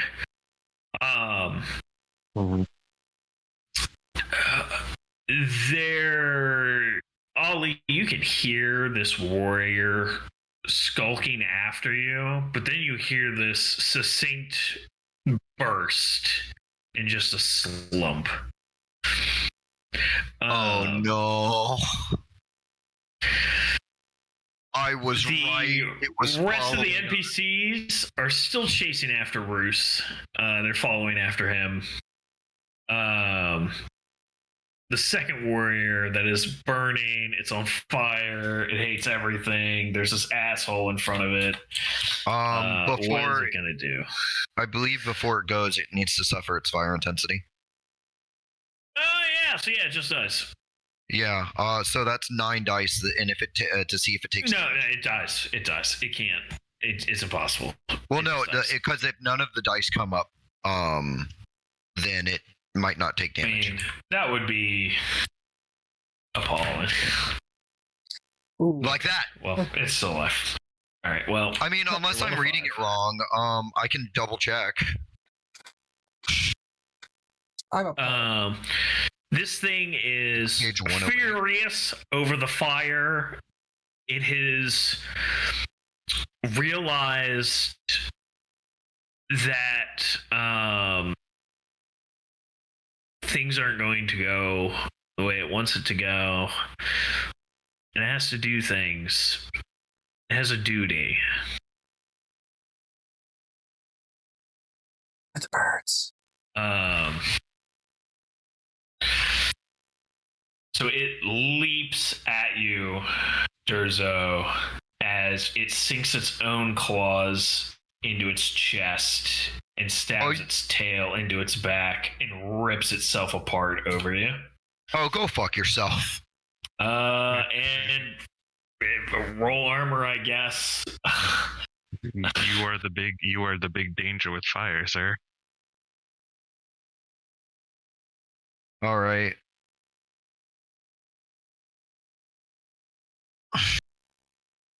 Take 2 acid damage. Fuck it. I don't think that's worth pushing against. Well, you'll be maxing out your stress. If I do, I'll be maxing out my stress, and that is a very dangerous place to be. Exactly.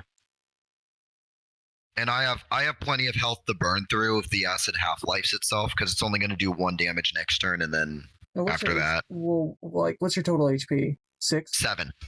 7? Yeah. How much life do you have left? 4.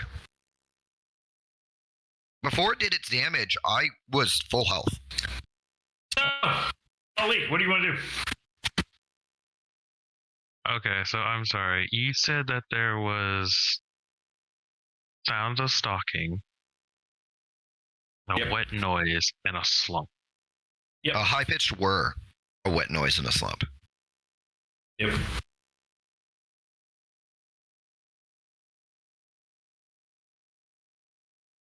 Huh. I can't believe I was right. Can I send out the pups? Sure. Brother, run! Yeah. No, be curious. Yeah, remember, we are on a time limit before everything shifts. Problem is, I already know I'm going to be dead. No, you don't. Yes, I do. No, you don't. Yes. You're still alive. I am still alive. I also know I'm going to be a dead man. Let him do it. I said my piece, brother. Rock. Same. Make your choices. Make your choices. You are you. You do what you want to do. I send the So what do you want to do? I send them. Okay. Where are you sending it? Around the corner to where you heard the noise? Yep. Okay. You send the pups out. It scans. The warrior is dead. It scans up and down the hallway, and it finds that there is another humanoid creature there in the hallway. But something you vaguely recognize as what looks like the statues. Interesting.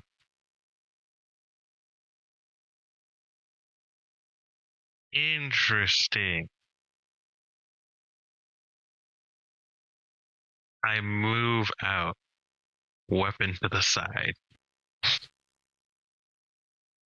Into view of where this thing is? Probably. I'm gonna be dead one way or another. Alright, so we'll say that's what you do for the turn. Roos, still fucking booking it. Mm-hmm. Brandon. Yo. You seeing this warrior that was jumping you guys is now dead. Luckily, Durzo didn't get fucking melted into a puddle. You continue to follow after everyone for a moment until the fatigue it feels like too much. Nap time. Everything just becomes super sluggish, and you just fumble down to your hands and knees and then just pass out. Man, I have never sleep pills. I wonder if those would have helped. They probably would have. Oh, with the 3, am I feeling that sluggishness? Yeah, you've been feeling it.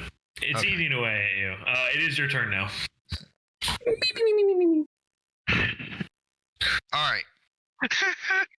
So I want to do a few things in this priority. Let me know when it's too much.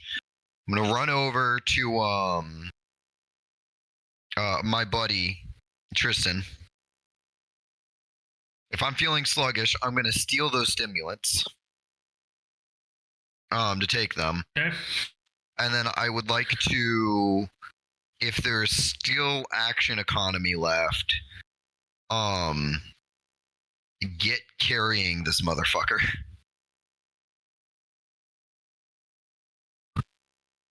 Okay, so what are you using to try to stimulate? I Are you imagine trying to I use the recognize Never Sleep? Yeah. So that's not Okay. well, I said that's what the Never, like, maybe the Never Sleep pills would do that. What they do is stress level +1 per dose. Oh, wait, what? They make it so you don't have to sleep, and they increase your stress level. I mean, my stress level is already maxed. But like, if I feel like I am getting sluggish, then a stimulant is what I'm going to go for. Okay, so you inject it. I'm maxed out on stress. There's not an immediate change at the moment. You're gonna have to wait around to see what the effects are. Well, I'm not gonna wait. That is okay. I'm after I take them, whether it will work or not, I'm getting ready to carry this motherfucker out. You can pick them up, but you're not going to be able to keep moving for this round. Yeah, okay. That's what I'll say what the limit is. Okay, yeah, I've got 5 strength and 2 stamina, so. Okay. All right. And then we're gonna wrap back around to Ollie. All of us are in very There's exciting a times. Oh, I take the trio. final damage from the acid, right? Yes, you take another point of acid damage. And then after that, it's done, Yep. right? Yes. Yes. Okay. So we come back around to Ali as he steps out into the open, And there's a trio of red lasers that immediately lock onto his head. We're going to call it there for now. Oh, you bitch. Yeah. I don't want to wait a week, man. Well, we can Five. potentially play tomorrow if people can get their shit together. I mean, I'm available until 9 p.m. Eastern time. Soon available. Wait. Until.